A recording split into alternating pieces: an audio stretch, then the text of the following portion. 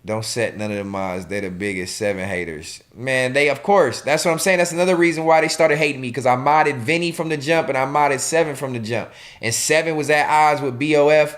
Vinny was at odds with other people from that world. And because I made them my mods, that turned people against me and had more narratives filled up. But I ride with the real ones. I don't care about all that favoritism ass shit. You know what I mean? I don't play into the narratives. I play into the what's real. I play into what's real. Facts 2026.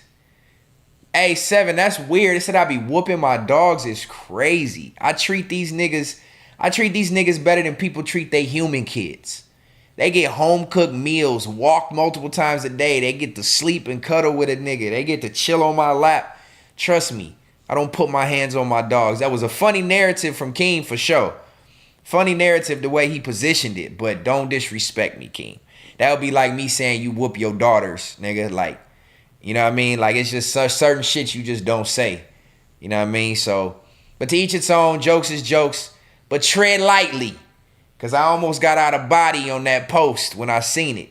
You know what I'm saying? I will yell at these niggas because they're like 2-year-olds. This nigga's 8, this nigga's 4, and the other one is 6. But they really 2 years old at all times. So they do get yelled at. You know what I mean? I will yell at these niggas, but we ain't doing no dog whoopings. My dogs ain't never even been in a kennel. Let's set the record straight. My dogs have never even been in kennels. I don't mean kennels like when I leave town. I mean crates, cages. None of these dogs have ever been in a cage. That's how well they treated. I moved into this house with all this backyard and all this lake space specifically for them. You know what I mean? So let's not play with the dog narrative because I'll die about these niggas. Straight up. Straight up. Let's see. Mac all content, don't take shit. Stuck in my ways. What's happening? Even though you be in other chats dick sucking niggas too, talking shit. I see you. Don't think I don't be observing. I think Mac is sober. Mac is definitely sober. Elijah the King, what's happening, my boy? Scooter from Hoover says, man, this space has gotten really boring.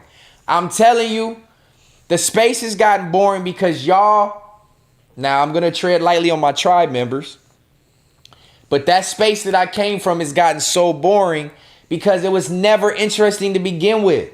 It was all just jokes and banter. It was never entertainment. They wasn't there to entertain the people. They was there to just laugh and crack jokes amongst themselves. Inside jokes, inside commentary. Spaces got boring because nobody has the intellect to provide good full-length sentences and paragraphs and good takes. Nobody does research. Nobody talks about topics that's worthy of educational information or worthy of good banter. They talk about dumbass same street politics. That shit is plateaued. No Jumper took a little hit for a second, and then they right back at the height of what they doing. They still getting 5,000 live viewers. Nigga, that other platform ain't got over 1,500 viewers live in months. Shit plateaued out. It's boring. You got a bunch of reject gang members with false narratives and bad jokes and inner beef to be like their guiding factor for entertainment. That shit old. That's why that pussy pun nigga, God marked him out a long time ago. You's a bitch. You's a bitch and all your content is weak and now everybody's starting to see it. That's why this space is getting watered down. It's the same, not even just them. A lot of people in this space, all them reaction channels and all them ganglands and all them fucking all that drama-based content, that inner circle beef shit, that shit is dead. Throw it by the wayside. Nobody cares. That's why I keep telling niggas, everything has hit its plateau. Everything is plateaued. Nigga, they hit a height, and then they just straight the whole way. Drop down a little bit, go back to that flat spot. No, there's no acceleration no more. They not getting new audience and none of that. It's all the same people entertaining the same people over and over and over and over and over. And even people that used to watch that shit on a faithful basis, they don't watch that shit no more. The narratives is everywhere. So that was my opinion on what Scooter from Hoover said.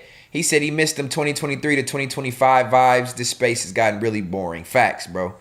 100%. That's why I don't watch none of that shit. I see clips and little shit people send me and I'm like, oh, really? Fair to say.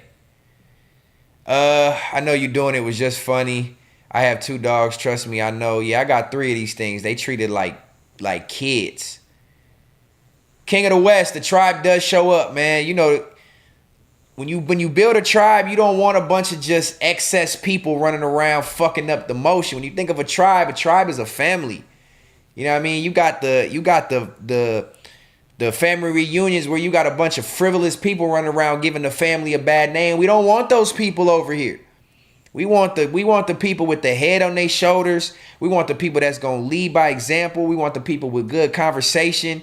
You know what I'm saying? We want quality tribe members. We don't want that bullshit. So shout out to King of the West.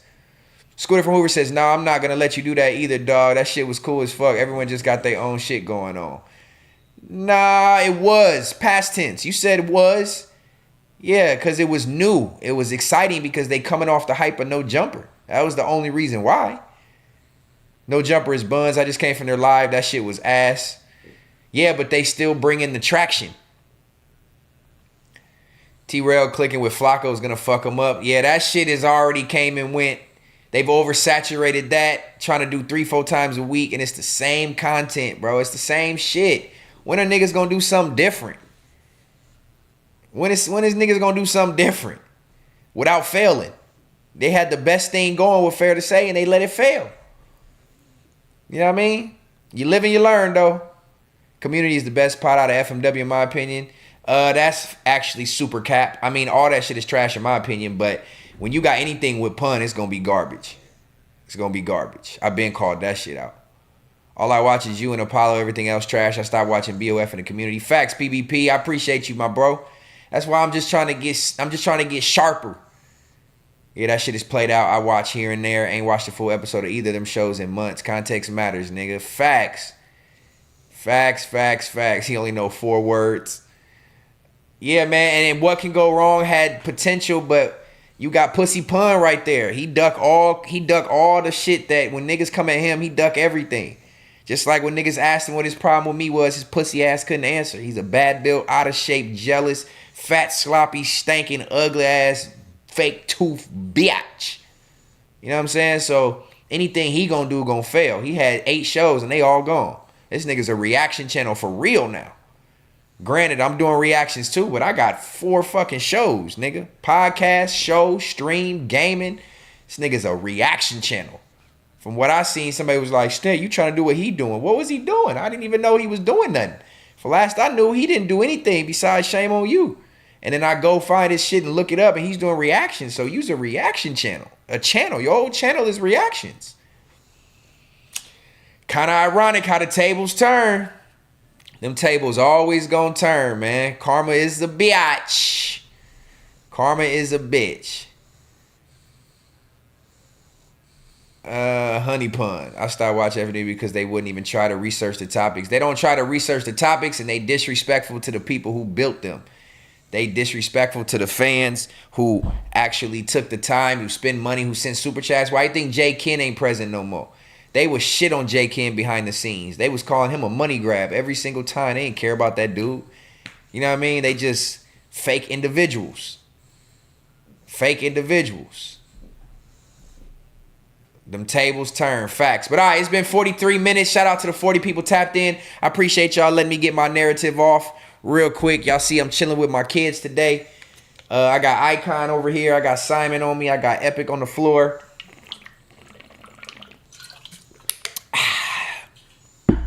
Now that I got that good alkaline in me, let's get this show on the road. Let's get this show on the road. 7, I added it to the list, but I don't remember which one it is. Let me go over what I got on the slate today. So, clear the slate and action. What's going on, my tribe? Welcome into the Third Law, episode 9. I appreciate y'all joining me on this Wednesday night. Every Wednesday night, 8:15. We have now been 9 weeks in a row with this live reaction stream, and I sure appreciate everybody for giving me your time as we sit back and watch some of the latest and greatest, the craziest, most reaction-worthy videos that we can find on the internet. And I got a good slate of reactions for y'all tonight. Hopefully. I'm going to do my thing like I said at the beginning of this shit. And hopefully y'all can interact in the chat and keep me laughing and keep giving good points that we can build upon as we react to some of this shit tonight. As y'all know, we got 3 things in the caption of the stream tonight. The title of the stream tonight. We got teen, what was it? Teen puts, let me see what I put it is. 17-year-old teen leaves body in the dumpster. We got Escort gets revenge. We got ATL's Wildest jail. That's what the caption is. So let's get into it without a further. Oh, police caught stealing money from detainee. I did see that, but you know what's crazy, Seven? Actually, today when I was queuing up my videos, I was like, what is this? I don't remember adding this in here. Now I remember you said that I added it in there with the link you sent me. I've seen that video. When the cop was inside the cop car and he was tucking the dude they arrested, they was tucking his money and he got found out. I had already seen it. So it'd be hard for me to react to it with a raw and uncut reaction. You know what I mean? But send some more, Seven. I appreciate your efforts, but I've already did that one. That one was crazy. He was like, I don't have your money. Wild as hell. But yeah, without further ado, let's go ahead and get into it. Let's get into it. This is episode 9 of the third law. We got some good reactions tonight that I know y'all gonna go along with me and make them even more interesting, like I've been saying. So the first one up tonight is Officer Caught in a Real Life Horror Movie. Officer Caught in a Real Life Horror Movie is the first one up on the slate this evening, followed by reaction number 2, which is a little bit longer. It's documentary style, but I love my jail documentaries. I watch them on Crime Channel. I watch them on Netflix, Locked Up Raw. I watch all kind of shit about jail shows, so I'm going to really enjoy this one. This one is Return to Atlanta's Wildest Jail. I'm excited to watch that one with y'all. Moving into the third reaction of the night, which is Escort lures man to brutal murder over unpaid services. That should be a cold one too. Moving into the fourth reaction of the night, she realizes $50 got her neighbor killed. Imagine somebody getting killed over $50 and you being responsible. That's crazy. But that's the fourth one, and then we're going to get into the fifth one, which is what is in the title. 17-year-old killer leaves bodies in local dumpster. Another dark one. So we got 2 really dark ones. We got 2 murders, and we got a jail stream. So W's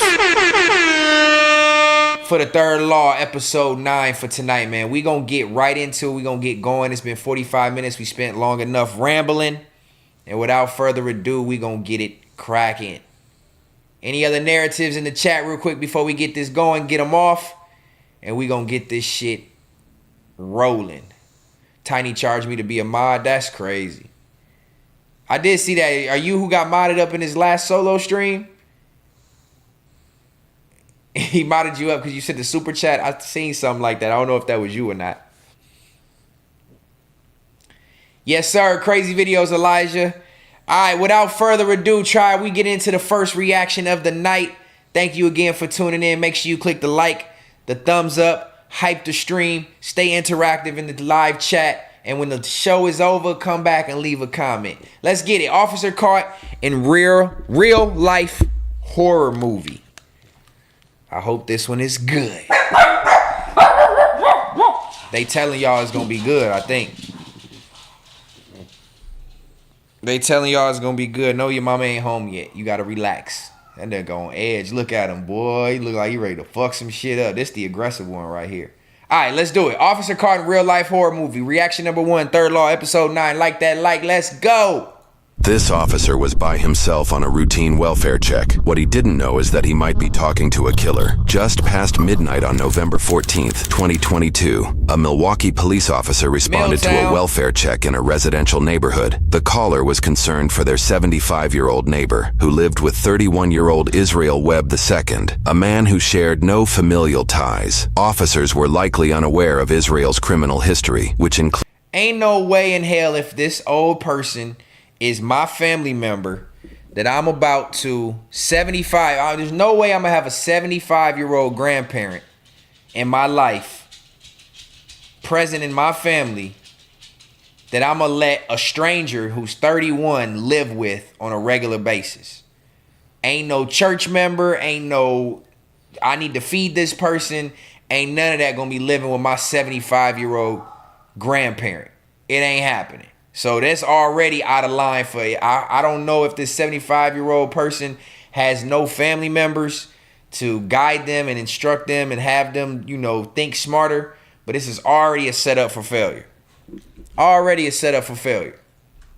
No familial ties. Officers were likely unaware of Israel's criminal history, which included armed robbery, carrying a concealed weapon, theft, and multiple disorderly conduct charges. According to a community briefing, upon arrival, Israel spoke through a window and agreed to let an officer inside.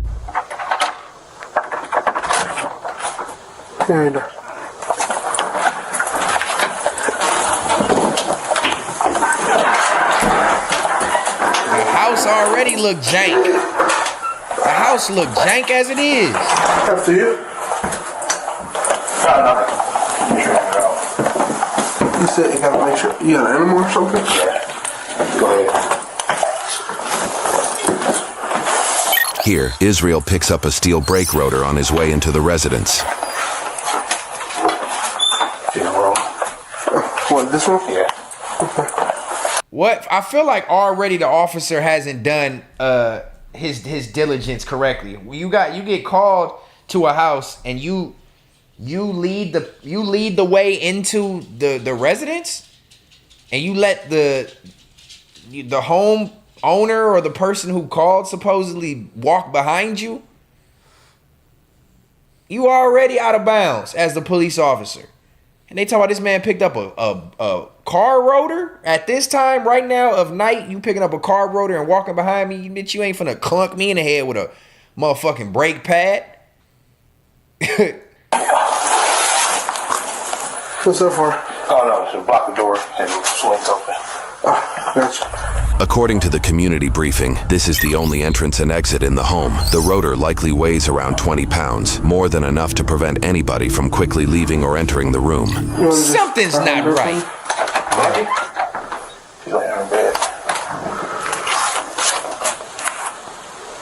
Why he being so strange? She's laying in her bed, go in there and just push the door. Why this nigga being so strange? Then he blocking the door. If I was the cop, I'm like, nah, let me detain you first. Something is already out of pocket. 15426 Dorothy! Where's your bed at? Yeah. After you. Yeah, after you. You. Got any lights there? Yeah. You got the lights on? I guess you can pay the bill. What the fuck? What is the point? What is the purpose of the call? Nigga done shut the door, ain't got no lights in the house, talking about she ain't paid the bill. She in there around the corner. What the fuck is going on? Hey, where's she going there? Yeah, no. What do you mean? She's right here. Oh. She's right here? Yeah. Dorothy?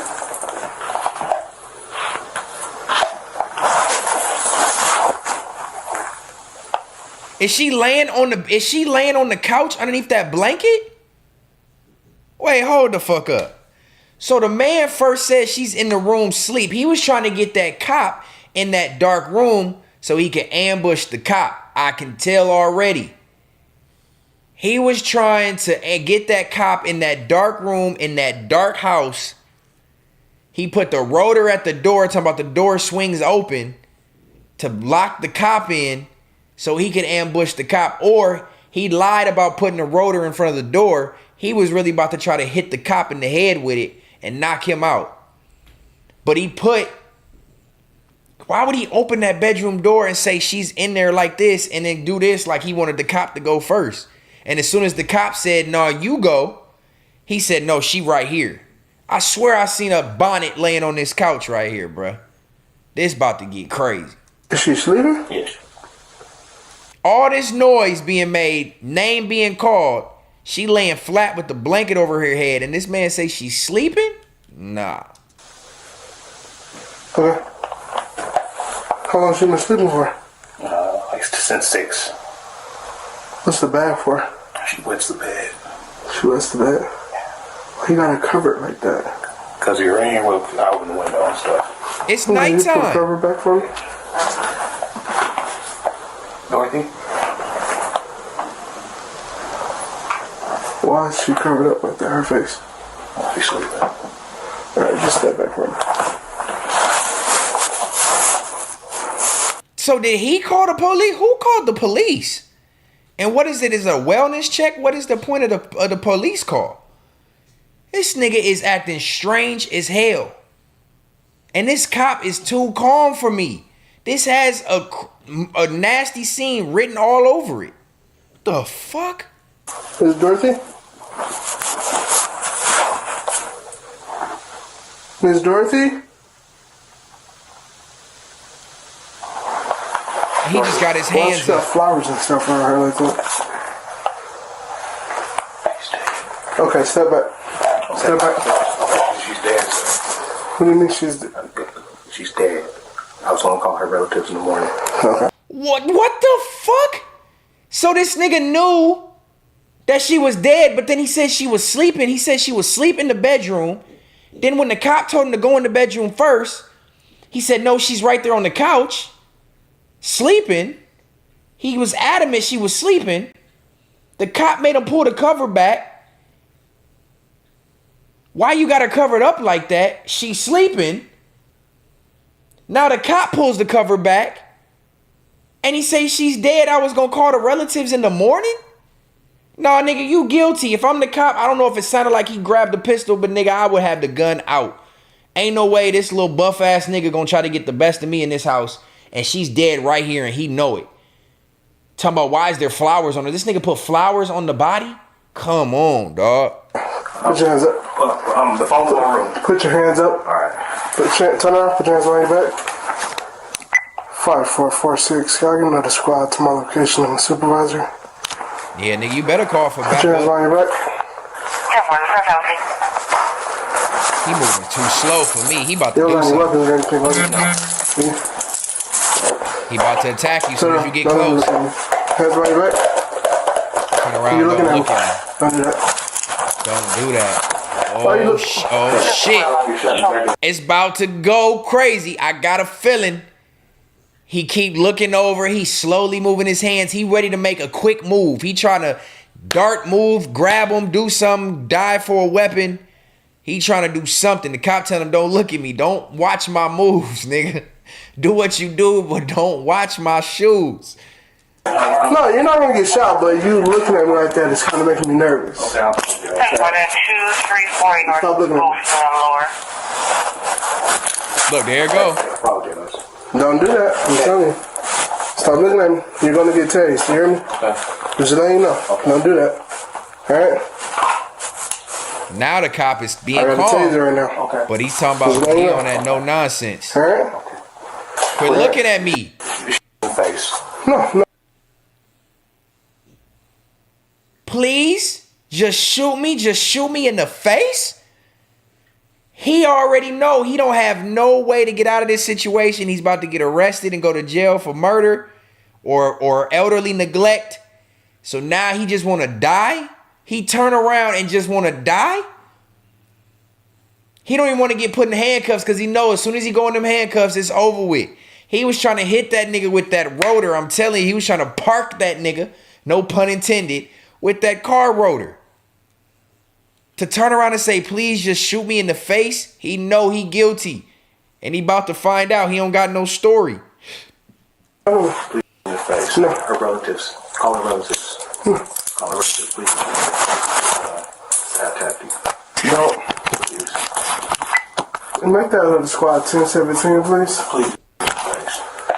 45372, but you also responded.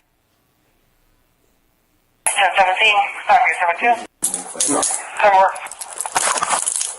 Man, tase this nigga, man. Just don't move. Put your hands up. 60, Because you're doing too much moving and you're making me nervous. 60, sequel for that. No. Man, Just don't fuck move. a taser. I got the pistol ready. If I'm this cop, I got the pistol ready. 340, show skull.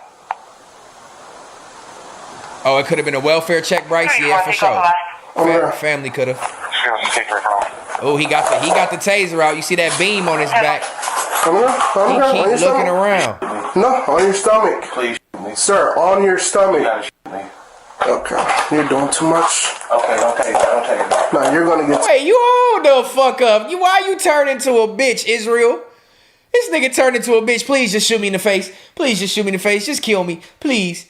And as soon as the nigga about to taser, okay, don't tase me. Don't tase me. So you'd rather get shot in the face or shot and killed and go through that pain than be tased? Nah, he's scared of the taser. You ain't really want to die, nigga. You was pump faking. You was pump faking, G. Okay, I'm down. Put your hands behind your back, now. Hands behind your back. Man, put your knee in his back and lock this nigga up. Put your hands behind your back. Put your hands behind your back. Metal pole. Put your other hand behind your back. What was the address again? Your other hand behind your back. Stop resisting. Shit. I'm not resisting. Put your hand behind your back. Your other hand. Yep, put it behind your back. Alright. Don't move. Keep looking back. He waiting for his option to strike. What you gonna do? Look, there you go. There you go. There you go. There you go.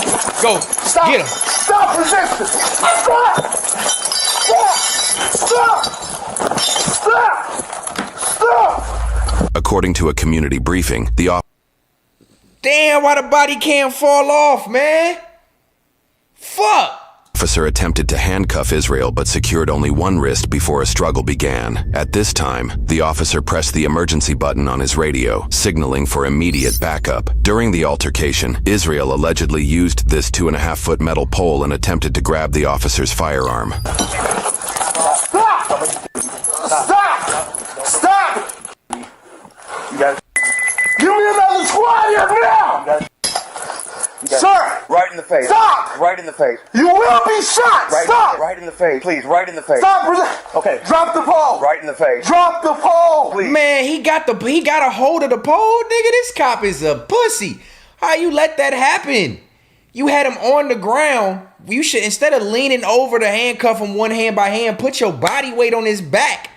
Nigga, put your knee in his back and then do it. Nigga, put the taser in his back. Let him feel it. You set yourself up for this. And he keep talking about shoot me in the face. He's asking you to shoot him. If I felt threatened at this point, I'm popping this nigga. I don't know about in the face, but I'm gonna give him a couple body shots. Shoot him in the kneecap. Make that nigga go down. I never understand why cops don't shoot people to limit their movement. You shoot a nigga in his knee, he not gonna keep coming at you. He gonna grab that bitch and fall. So why don't you just use it to your advantage? Shoot that nigga in his arm. Make him, you know what I mean? Make him buckle up. The cop, he telling you to shoot me and he's got a weapon in his hand, nigga. Goodbye.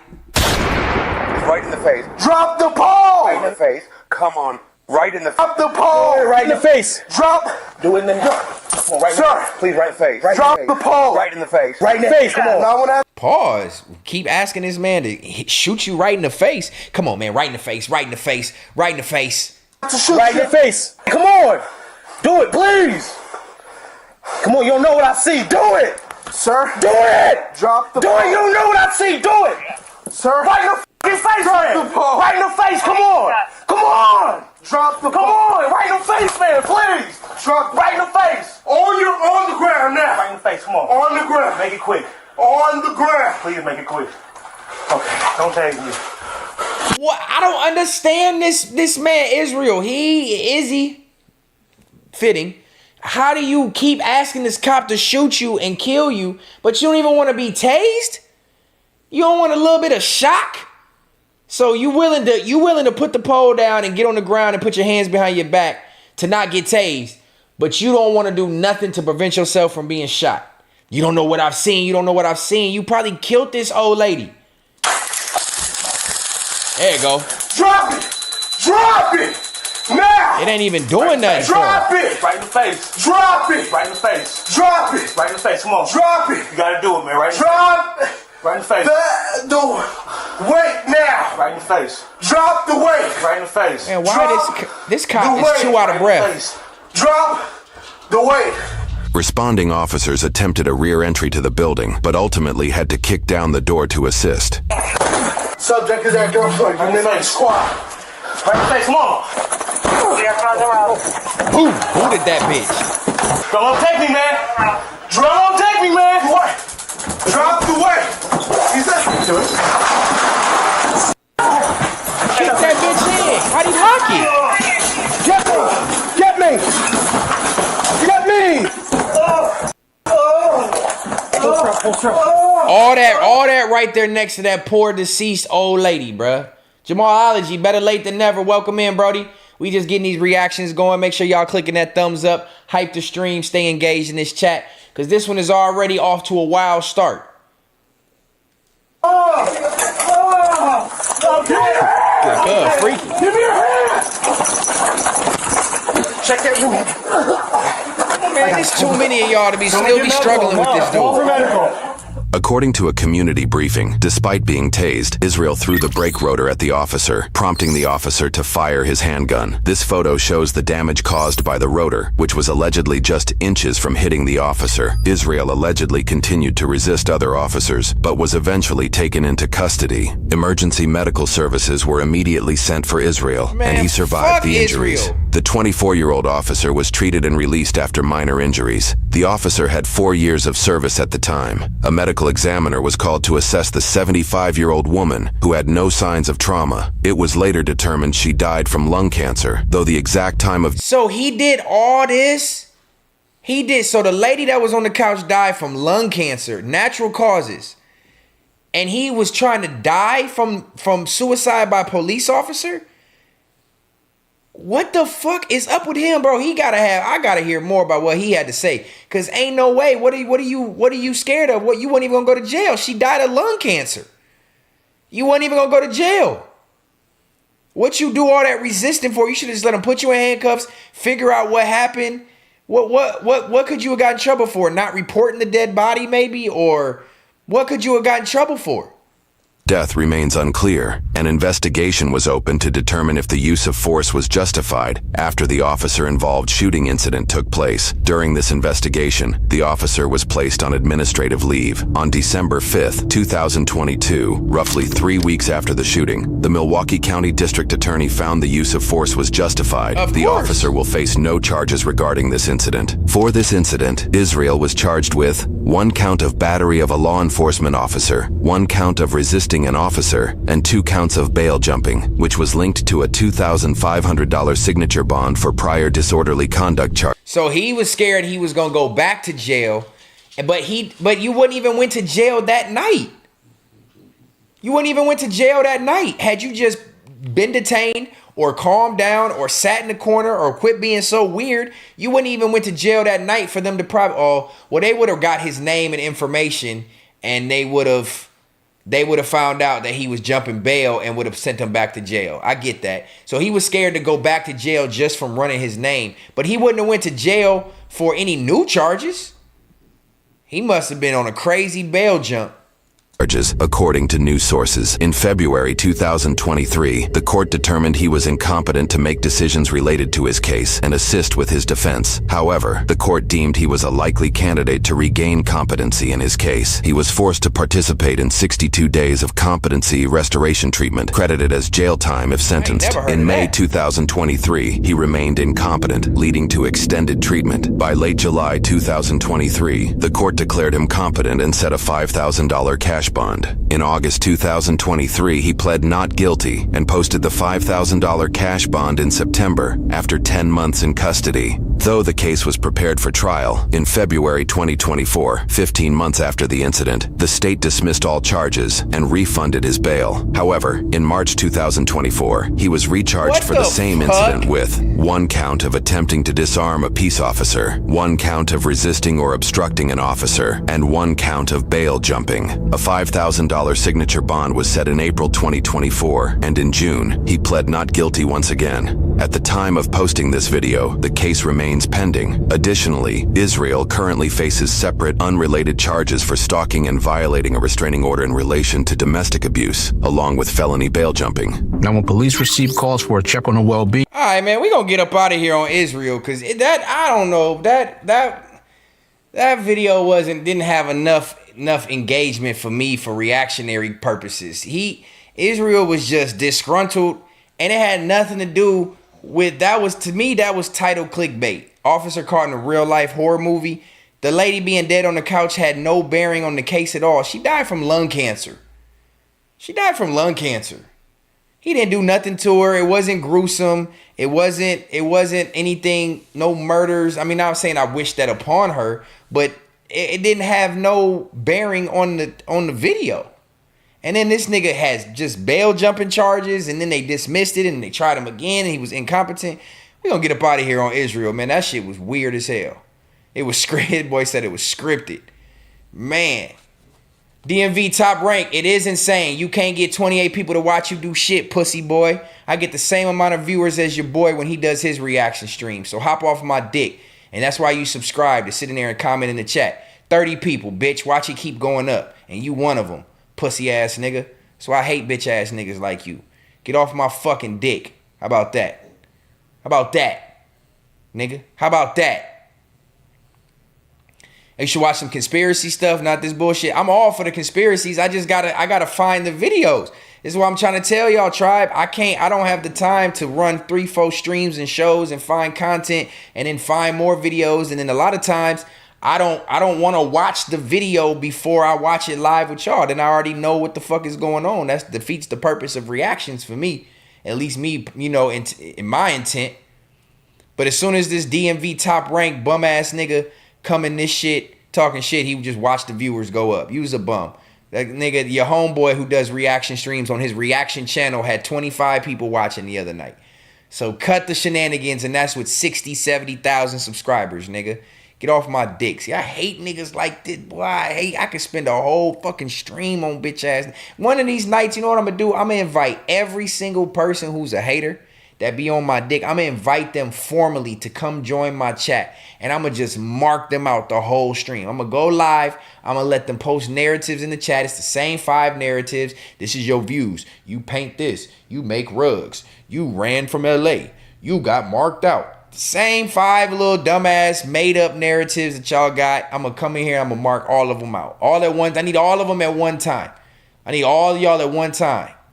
So I can just make an example out of you niggas and show you what viewership is really like.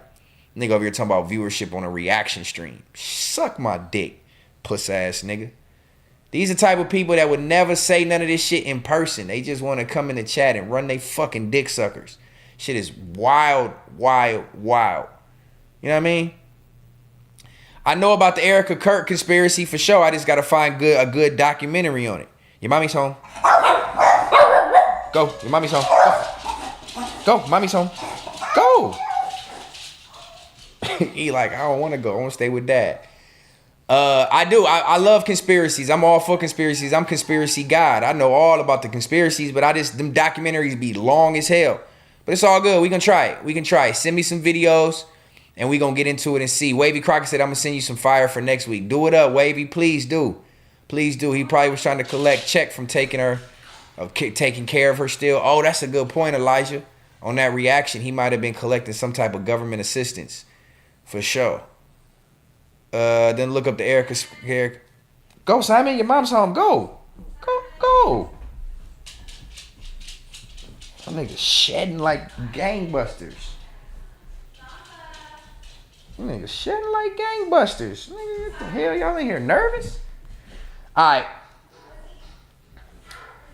But yeah, send me more videos, send me more clips of stuff that is like conspiracy based or anything. You know what I mean? I just grab these videos, the titles look interesting, and then we watch them. You know what I mean? That's how I do it. If we can improve, I'm all for improvement. That's the whole point of this. You know what I mean? That's the whole point of this. Big Deal said he trying to tap in. What you mean, Wavy? What you mean? 88 King, pussy pun. Nigga, shit randomly came across my shit. She had like 23 viewers. Viewership don't fucking matter. Time, people be busy, life be going on. It's not about the viewership, it's about the engagement. And all the streams end up getting the same amount of views when it's all said and done anyway. So anybody who come in here talking about what's going on live, tell them niggas to do it or shut the fuck up. That's what I want to say. Anybody who got a comment about viewership, you hop on this bitch and do it. If not, shut the fuck up. You know what I'm saying? Bro, Scooter from Hoover. I don't have no flaws. Not when it comes to this. My reactions, my takes, I'm going to respond to whoever I want to respond to. Who gives a fuck is right, but I love trolling. You got to understand something about me. I don't let people just say anything without being react. I love to respond.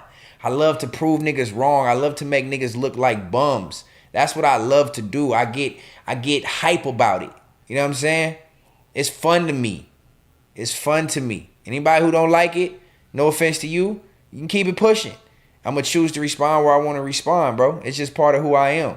I don't let nobody just say anything about me. Nigga, don't nobody just get away with saying shit. It don't work that way. Especially not on my own shit. Never.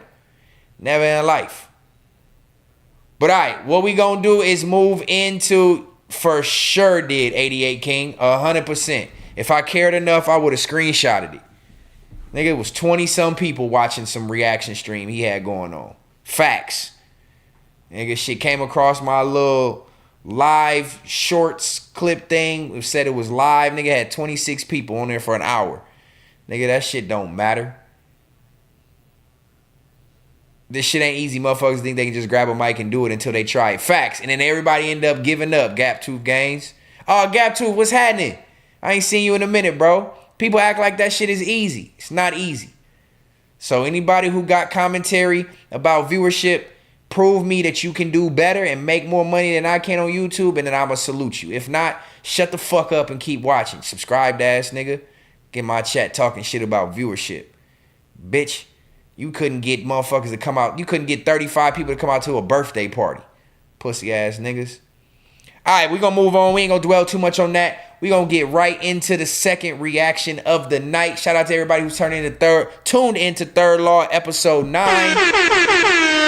Your presence is appreciated. Hopefully this one gonna be a little bit better. It's a little bit longer. It's documentary style, and I've been saying I wanted to watch this one just on my own time, but I saved it for Third Law to react to it with y'all. So without further ado, the second reaction of the night, return to Atlanta's Wildest jail.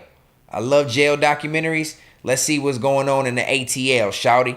Like that like, stay engaged with the chat. Run it up, tell old boy who's in here talking shit. We just added 12 more viewers to his smart ass comment. Run it up, tribe, let's do it. Welcome to Clay County, man. The worst is jail in USA. The Don't worst fuck around and die. The worst is jail. Here we go. Clayton County, baby. Ain't took no hot Facts, shower Gap Tooth. in so Salute long. to you I trying to hit got that madness on my 10K. mind. I'm ready to kill something. You will get stabbed by the phone? Stab, fight, and everything. So you can be on the phone and someone just runs up to you and stabs you. Look at them conditions. With no water. Press the button as many times you want. The sink does not work. I've been here for 3 months. How do you wash your clothes? That's how you wash your clothes? Bro, anybody who's out here committing crimes and wanting to do dumb shit just for the smallest, for your gang, for your clique, for the smallest type of shit, and are willing to risk their freedom to go live in this with a bunch of niggas, violent niggas, niggas with attitude problems, stanking, farting, shitting in front of you, beating they meat, pissing, shitting in the showers, nigga fighting, killing, stabbing. Like, anybody who's willing to go to jail and risk their freedom and act like it's no big deal and just come in and out of jails and prisons, you niggas have lost your fucking mind.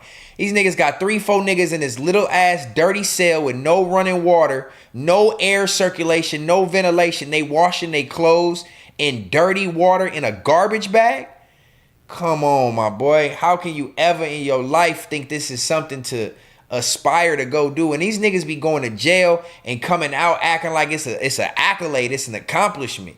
Shout out to Gap Tooth Games. And this is how, before I get back into this reaction, just like a point, because he just sent the super chat for $1.99. Thank you, bro. I appreciate the donation. I need to come over to your streams and return the love. This is a perfect example of when maturity is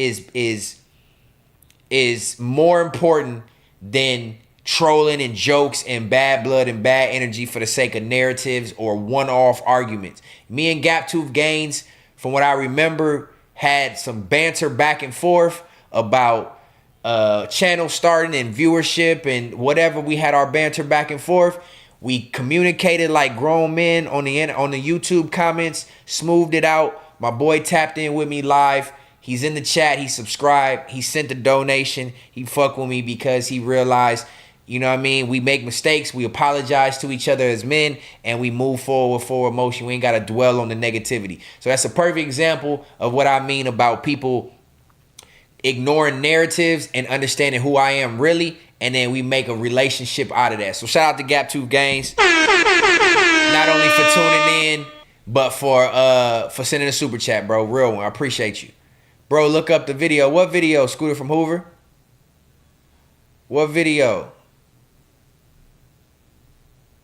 What video you say look up? All right, let's get back into this reaction. I don't want to take it too long. It's 42 minutes long, and I might want to clip it up again later on for a separate clip. So let's get right back into it.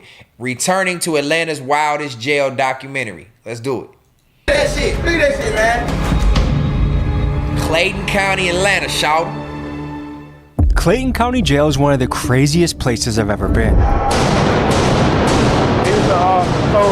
just mad. He's just mad. Are we gonna open this up so he can talk? They don't want to because he's aggressive.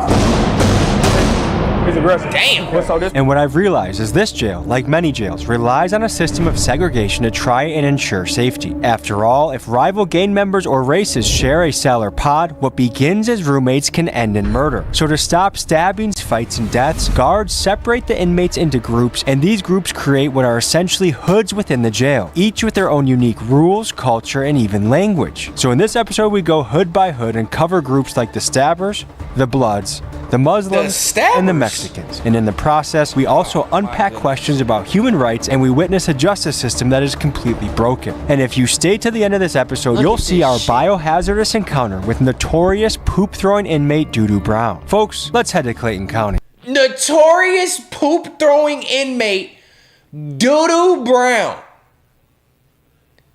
His name is Doo-Doo Brown because he throws shit in the jail. They got a clique called the Stabbers. This is where niggas want to go spend their time. You'd rather not be free and go fucking, I would go work at McDonald's before I take a chance on going to this motherfucker. My days of crime are over. My days of street hustling and doing shit that's gonna put me in jail are over. I'm 37. I don't have what it takes to go sit in jail no more. I'm the bitch, officer. I'm not going to jail. Because you got environments just like what we watching right here that let me know that the conditions are not for me and Doo-Doo Brown. This is out of pocket. We got the Stabbers, the Bloods, the Mexicans, and Doo-Doo Brown. The Muslims. This about to take a wild turn. Let's do it. This is crazy.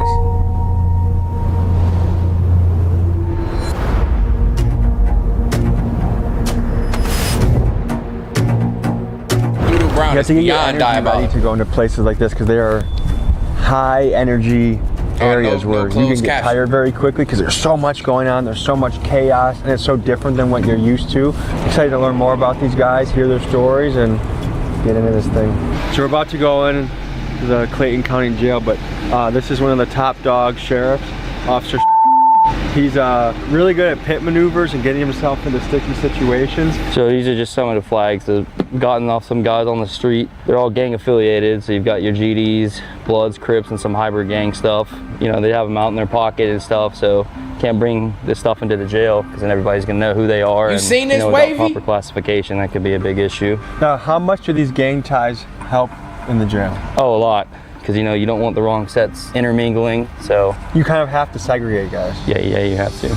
So it's kind of fair to say it could be each pod has its own hood in a way. Oh yeah, I mean they're tagging and everything in there. Do you think the cycle is getting worse or better? Worse. The age of people committing, you know, murders, carjackings, robberies, gun charges, dope charges is dropping consistently. 15, 16. Damn. That's young to be out in the field like that. It's that music. I'm telling y'all. They watch the music videos. This is what I be trying to tell niggas from day one. When I talk about music and the type of music that's consumable for the youth and for the generation, and He just said it 3 seconds before I said it. Soon as he said the age of people committing these crimes and doing these things is dropping and dropping, I said it's the music. And what's the first thing this officer just said? SFS Trayvon, what's happening? I just said it. I literally just said it was the music. Watch, and this officer knows what he know what he's talking about. He sees these niggas on a daily basis. Dope charges is dropping consistently. 15, 16. That's young to be out in the field like that. Mm-hmm. The music's changed. They watch the music videos. I told you. They see guys with guns and drugs and want to live that lifestyle until they see what it really is. Brainwashing reality music. Hits you, and it's not what you thought it was. Appreciate you. NBA young boy ass niggas, bro. Shit is wild. In June of 2025, county commissioners voted to cut nearly 40 staffing positions and $5 million from inmate medical care. In response, Sheriff Allen sued county commissioners because he says this cut prevented him the proper funding to staff more guards, provide better medical treatment, and expand the jail so there would be enough space to house all the inmates. Folks, we are looking at a jail that appears to be severely underfunded. Here we go. Morning. How are you?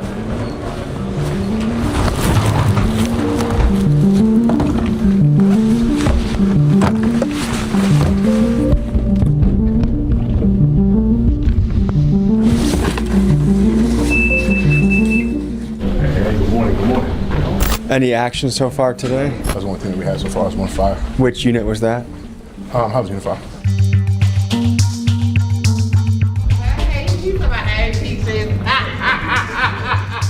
I've been in jail for a year straight. I ain't got no court day. My boy $10,000. That's the Jana man. Please help me. We ain't got no hot water. Please, I need Neil, go on down in the kitchen and stop playing. What's up, man? What's up, Tim? How you doing, bro? How you feeling this morning? Good, man. How you? Good. Yeah. Peaches wanted us to say hi to you. He said like winky face. No, call her she. She wanted me to say like thank you for the extra hands-on last week. I don't know what that was referring to. Yeah, I don't know what she talking about. My name is Doodoo Brown. I throw shit. And they call me shit them down. Push.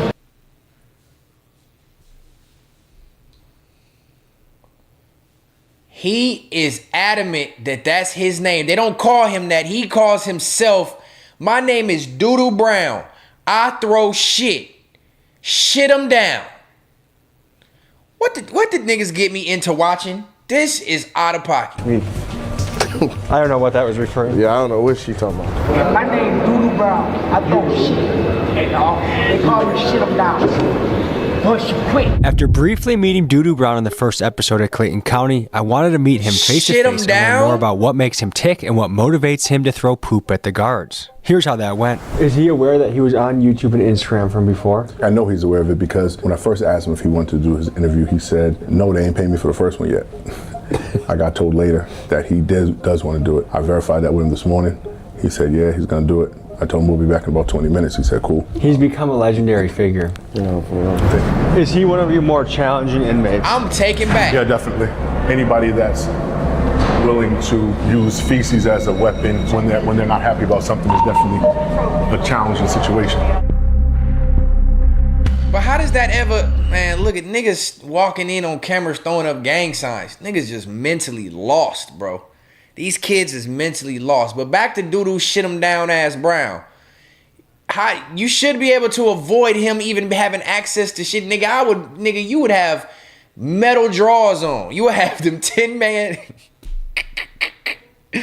You would have 10-man drawers on, nigga. So where you gonna have to shit on yourself, nigga. You don't have no chance to throw shit at no officer. How the fuck did that even get to a point? When I come into your cell or when you come out of your cell, you will have your hands up high and they will be wide open. And you will come at me palms first to make sure you don't have access to no shit to throw on nobody. You would be in the hole 24/7 if you was throwing shit in my jail. That's crazy. Shout out to Glock Dookies. That's wild. Is there poop everywhere? No. I'm actually a little bit nervous. Yeah. What you want to do, man? You want to talk? You good? All right, so here's what we're going to do. I'm going to have you just back up and then you can answer whatever questions you're comfortable answering, and then they'll be out of here. All right? Oh, they Sound ain't even good? letting him get it in I'm about to person. mic Doodoo up. Doodoo Brown. Doodoo Brown. Oh, they let him in. Can I mic you up? Did you shake his shitty ass hand? Hey, my family, how y'all doing? Sisters, brothers, my aunts, uncles. I love y'all. Be home soon to see y'all. How are you, brother? No, Doing you okay? won't. Yes, sir. Shitty back ass nigga. You like it better here? I'm rather safer here in this cell than being out there in population and I get hurt or something. That's the toilet and Squatty it's potty. your squat call. That actually helps get it out quick. Nah, it don't. It's better on the seat. And could you imagine jail shit too? Like all shit is the thought of shit is nasty. Like we know that, right? That's the obvious. We don't even need to speak on that. But could you imagine, you know what they eat in jail, them spreads and all that junk food and fast food and chips and noodles and honey buns and Nutter Butters and all that nasty, terrible, bad for you, stomach ache ass food. And he grabs that shit and throws it on you.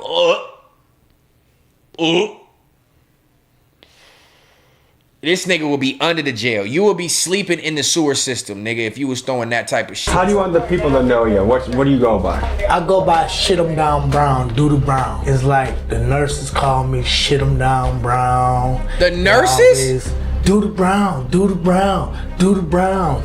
It's like, oh my God, y'all making me famous, you know what I'm saying? Can I ask, what did you even come here for in the first place? Violate the probation. When you throw the poo, what are you trying to accomplish? It just takes stuff off my mind. Cause I sit in it sometimes and don't let them know I did it. I might spray it on the wall and you don't let them know I did it. It's like discipline to me. But it's also letting them know that I need what I asked for. Like if someone offered you a bed in a mental health facility, would you want to go? Yeah, I'll go. Cause I done been to Georgia Regional or whatever. Would you say that, like have you ever had a diagnosis or do you think, hey, I might have a condition? My diagnosis is depression. Natural shitty smell, just radiating from it. Schizophrenic. How was your home life growing up? It was fun. I had been around a bunch of animals, pigs. I raised pigs. You grew up in a farm kind of area? Yeah. Did you like that? That explains why he don't have no issue with shit. I also want to float an idea past you, and if you say completely no, shoot it down. Nigga, shit him down, shoot it down, Doodoo Brown. If you even get a little bit of doodoo on your finger when you wiping your ass, I'll be ready to cut my motherfucking finger off.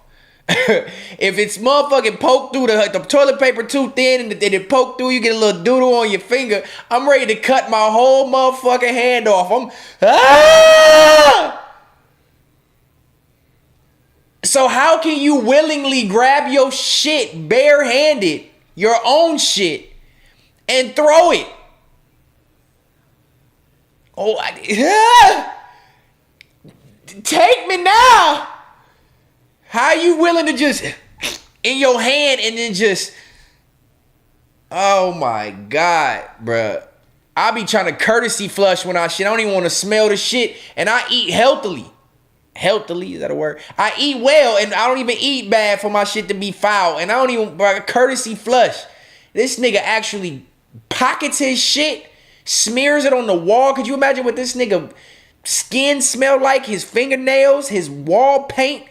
That's disgusting, bruh. That is okay, all right? A t-shirt, a Doodoo Brown t-shirt. I would love that. You love that? I would love that. And a portion of it can go to your books. Yes, sir. You think that's cool? Yes, sir. My line's open to you. I want to make sure you eat good. I'll get money on your books. I'm ready to leave here out of Clayton County because it's hell in this jail. Look at his teeth. Folks, the official site to send inmates money is so broken, I had to Cashapp. Look like they was smearing shit on his teeth. You see this, man? Doodoo Brown's sister just to get him money. But folks, let's try and do some good here. We are launching a Doodoo Brown t-shirt. Logo it's secret, really what's awesome. that? And the cool Ain't no motherfucking way this nigga got a t-shirt. And ain't no way there's somebody in my chat named the SF907 talking about he's Taser Gang. You's a fucking forgot. Taser Gang? That's the name of your clique that you are repping. And I'm trying to copy somebody who copied somebody. Shut your bitch ass up. Shut your bitch ass up. Shut your bitch ass up. You fucking dick hugger. Get your pussy ass out my chat, nigga, and go with the taser gang. We taser gang and we roll hard. Shut your stupid ass up. Fuck out of here talking about copying a nigga like I ain't been watching DJ Ghost for a year and a half. Fuck, nigga, shut your bitch ass up. You fucking forgot. This nigga in here talking about taser gang. Taser gang?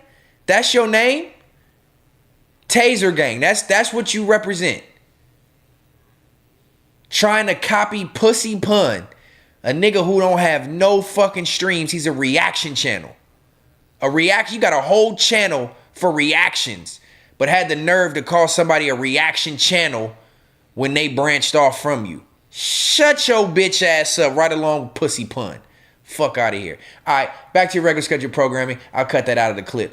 But what I'm saying is, was this inmate get so much more traction, which I get it, it's a crazy narrative. The man's name is Doodoo Brown and he throws shit. They made this man a shirt to put money on his books. Tommy G Records, Doodoo Brown, bust you quick. The shirt says Doodoo Brown, bust you quick. Who would wear this? If this nigga is selling merch, I am dropping the ball and I need my merch to launch immediately. You got a man that's in jail who is known for throwing shit, busting down. Doodoo Brown is selling merch. They selling merch for him to put money on his books. I am flabbergasted. I am flabbergasted.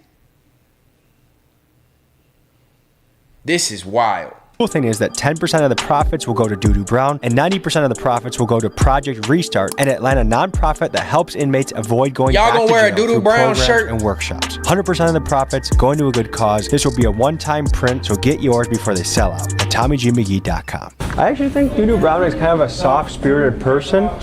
Like, I think he seems like he has some inner turmoil and trouble. I actually think in the right environment, he's kind of just a soft, sweet, kind of kind guy. I know that might sound crazy to say about him. All right, folks, we're gonna go head into the men's jail now, really get busy, really get active. I think they're very excited to see us, so we have a lot of that in our favor, but these are unpredictable people with a history of violence. You just have to be ready to go. We were on our way to visit the guys in the blood pod, but first we got a call about a non-compliant inmate fighting with the guards in the Stabbers unit. So we sprinted to catch the action. The fact that the jail has a unit called the Stabbers unit is beyond me. So you just take everybody who stabs people and you put them all in one pod? Like, here, nigga, it's a shank for all. You have a jail and it's called the Stabbers pod. I need to understand why my mic is off of. Hang on 1 second, try it. Cause I don't know why I can't change my bit rate. But I feel like my mouth is off of my audio, but I could be wrong. I just feel like it's a little off. It even looks a little off when I'm talking in the camera. But nonetheless, we'll figure it out. We have a pod called a Stabbers unit. In jail, how does the jail even allow it to be called? It's like promoting it. I want to go to the Stabbers unit. I got my shank. What the fuck? That's a wild ass name. Here we go. Clayton County, baby. Look, we got Trevor ass excited as fuck. Someone trying to jump?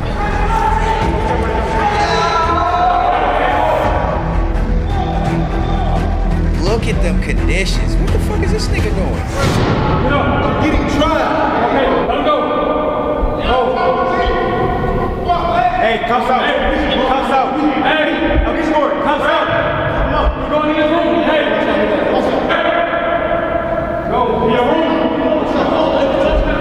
Look at the fucking conditions. Look at that wall.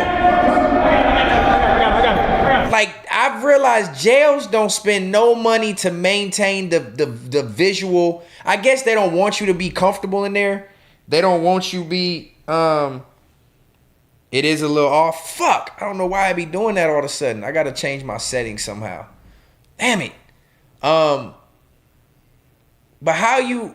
I guess you don't want to make jails comfortable for people to feel like, oh, this looks nice. I can stay in here for long term. You want it to be nasty or a little off, but they ain't painted and touched up shit, cleaned up nothing in these jails for years. And it's the environment that they want people to live in and think it's a rehabilitation situation. It's not rehabilitation. This is not how you rehabilitate people. This is like the way to make sure they come back, because they mental is so fried when they in there that they don't get no room to mentally mature or grow. You got to live through these conditions. Look at that. Look at the fire marks on the damn doors. Niggas done lit fires in their dorms, and so these are smoke damage, and they still house people in here. Look at that shit. You know these pods gotta fucking stink, bruh.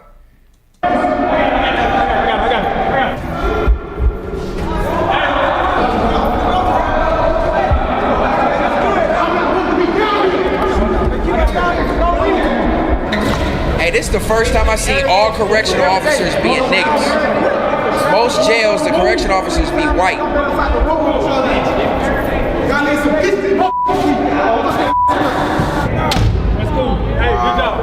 This nigga, this cell right here, 613, it don't even got no glass or nothing. The hole is broke out. Dog guy, what's up, my boy? Appreciate you tapping in. It ain't even got no bars or no glass over where the window's supposed to be. It looked like it was on fire just today. But this the first correctional facility jail that I've seen. I watch a lot of jail documentaries and shows. This is the first one that I've seen that it's all black correctional officers. It's the first one I've seen. Man, that shit gonna make me mad. Good job. Keep doing what you're doing. Real simple. This nigga got a shiesty on. I ain't living shit, but a phone just call my hoe or a bank just take a nigga stove. You know how that go. Nigga wanna fade, hit the flow, and the flying nigga break a nigga nose. I dunk then I pose. Bust a nigga, I can't close. He went and got a grievance, then he told. That boy he a hoe. Anyone thing you must know. 2 weekend ain't going to no dope. No Clayco flow. Is this a normal day? Absolutely. Absolutely.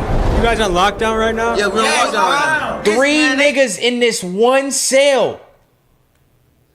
3 niggas in this one cell. The window is bust out and there's fire damage on the door.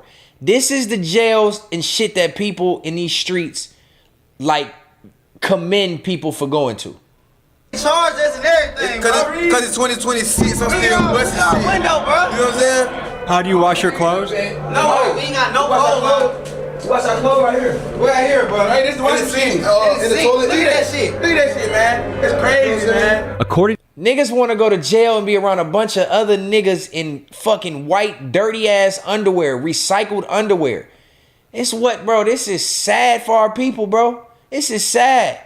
to jail policy, these inmates are kept on a 23-1 schedule in which they are let out of their cell for 1 hour a day, and it's in that time that they are provided a cooler of water to drink from. Is this basically solitary then? Yeah, it's basically solitary. The disciplinary is solitary. Just to give people an idea, what are the charges you guys are here for? Man, we all got murder charges. Everybody got murder charges. I've been here since I was 19. That's what shit ain't done. I'm accused of murder charges. I done shot a lot of shit, man. That was his stab wounds from Frank County Jail, man.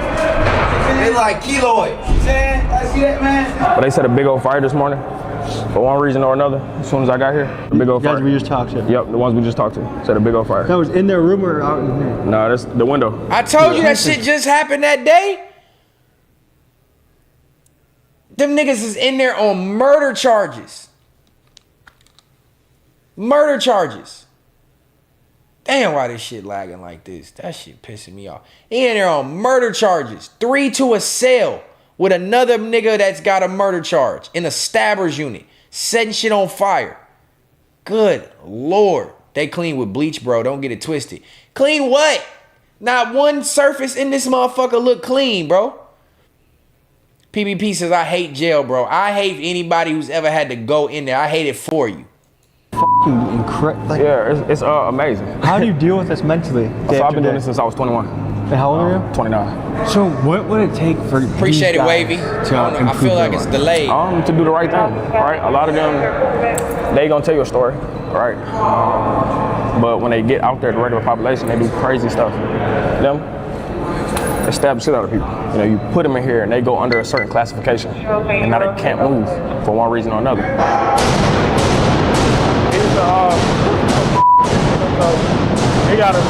Folks, I'm about to show you something that is extremely dangerous, but first a quick word from our sponsor that could help a lot of people watching this video. Folks, I don't care about your quick word from your sponsor. But what's tripping me out, you know what something with me is I can't deal with repetitive noises. Constant barking dogs, constant crying babies, beeping smoke detectors, niggas blowing their horn over and over in traffic. That shit drives me insane, bro. Like, I'm a peaceful person. I can't deal with repetitive noises, alarms blaring, sirens just over and over and over, constant noises. So to have to be in jail and not be able to control the sound environment, the environment that you're in sonically, like people banging on doors and screaming and singing and rapping and laughing in all hours of the night, would put me in an insane asylum. That's one of the, all right, Bryce, appreciate you, bro. Tap back in. Get that workout in. I can't do, Elijah said I'm like that too. I can't do the repetitive sounds, the lights. You can't control the lights. You can't control the noise. Niggas don't shut up when they want to. Then when you tell a nigga to shut up, now you got smoke. It's like, bruh, I cannot do this shit. Niggas pounding on the doors for no reason. It's the least of your worries in there. No, that's one of the food. I tell my girl all the time, the food and the sounds, I'll be cool with the fades and the danger aspect of it, watching your back, knowing what you got to do, being honorable, you know what I'm saying, not being no snake ass fraud nigga, that's one thing. But the repetitive sounds, up all night, and the food, take me now. Take me out now. I'm ready to jump off this motherfucker, this balcony head first. And I need peace too, Logo. I can't That's more. So it's just mad. How many of these guys should be in a mental institute? All of them. And why aren't they? I don't know, man. That's Georgia, man. Georgia gotta have. So Georgia region don't have a lot of space. See? What is he saying? He talking about free time. How long you been in there for? 4 days. Sir, I have no water in this cell. I have no running water in this cell. This is illegal. Does he have water? Does not work. They probably don't, because a lot of the toilets messed up, but they mess them up. So we do give them like cooler. You gotta be doodle brown shitting me. Drebo! What's happening, brother? I gotta get to your website and buy your album, bro. Quick little pivot from what we watching. Shout out to my brother Drebo. He just dropped his Ogden Drive album, and he did it direct to consumer, which I salute wholeheartedly. Salute to you for not dropping on DSPs and you making people go actually spend their chili and support the movement. I'm gonna go spend my chili and support the movement. Anybody that's 37 people in here, anybody who not already aware that Drebo dropped this Ogden Drive album, make sure y'all go cop it. I don't know what it costs right now. I ain't went to the website, but I've been seeing he's getting a lot of motion online, doing his shit. Visuals, A1. Production, A1. Bars, A1. Shout out to you for tapping in, man. I'm fucking with the movement heavy. Keep going, keep pushing. I'm going to come over and support tonight when I get off. If not, first thing tomorrow, I'm going to come buy the album. 100%. Support who you support, fuck with who you fuck with, and let people know, give them they flowers. $15 for the digital download, say less. I'm going to be over there in the morning. I'll probably get off late tonight, but I'm going to get over there in the morning and buy that bitch. Support who you support, man. Give people they flowers now, because I'm telling you, when you doing shit solo, out of your pocket, doing everything on your own, you can get discouraged fast. I don't care how talented you are. I don't care how much motion you think you got. Support goes a long way, and shit gets tricky when you doing shit solo. So shout out to Drebo. I'm going to keep supporting you for sure. Forward motion. Appreciate you tapping in. You know we're doing that react to that react. We watching this crazy ass Atlanta jail. So if you got some time, I know you got your little one over there. I hope everybody doing good with the family. I don't even know where you moved to, bro. I know you relocated, but I don't even know where you at. But I hope everything is good, going good with you and the fam, bro. But yeah, if you're watching, we doing this reaction shit. This is Atlanta's Wildest jail. And I just had to pause it for a second because the CO said everybody in this motherfucker is supposed to be in some type of mental hospital. And there's no way that they should be in prison because prison's only making you worse. These conditions, these lockdowns, 23-1 is making these motherfuckers go even more mentally insane. So you mean to tell me that if you in jail dealing with these conditions, shitty food, shitty environment, no running water, no toilets, you got to worry about dying in that bitch from niggas stabbing you, niggas setting fires in this motherfucker, and you expect these people to get out of jail and be level-headed when it comes to dealing with shit on the internet or in real life? Ain't no way these people gonna be level-headed. They gonna be even more fucked off. That's why the jail system in America is not rehabilitation. I don't care what nobody say. 90% of jail facilities in America are not rehabilitation ready. They are meant to harbor people and fuck them up even more. Then they get back into society, fuck up again, make the country and these private prison owners even more money the next time they go back in to jail. So it's the whole system is fucked up. But listen to what he just said. Listen to what he just said and what the prisoner is dealing with right now. He talking about free time. How long you been in there for? 4 days. Sir, I have no water in this cell. I have no running water in this cell. This is illegal. Does he have water? Does not work. They probably don't because of... I've been in here for 4 days. I have no running water in this cell. This is illegal. He asked the CO, does he have running water? Dude said, probably not. It be problems with the toilets and nigga, what? What's the PNW, Drebo? I don't even know what the PNW is. Scooter from Hoover, you boring, nigga. Get your puss ass out of here then. You got all this shit to say negative. You ain't saying nothing positive. If it's boring, why the fuck is you watching? Click the little X button and go about your motherfucking business, weirdo.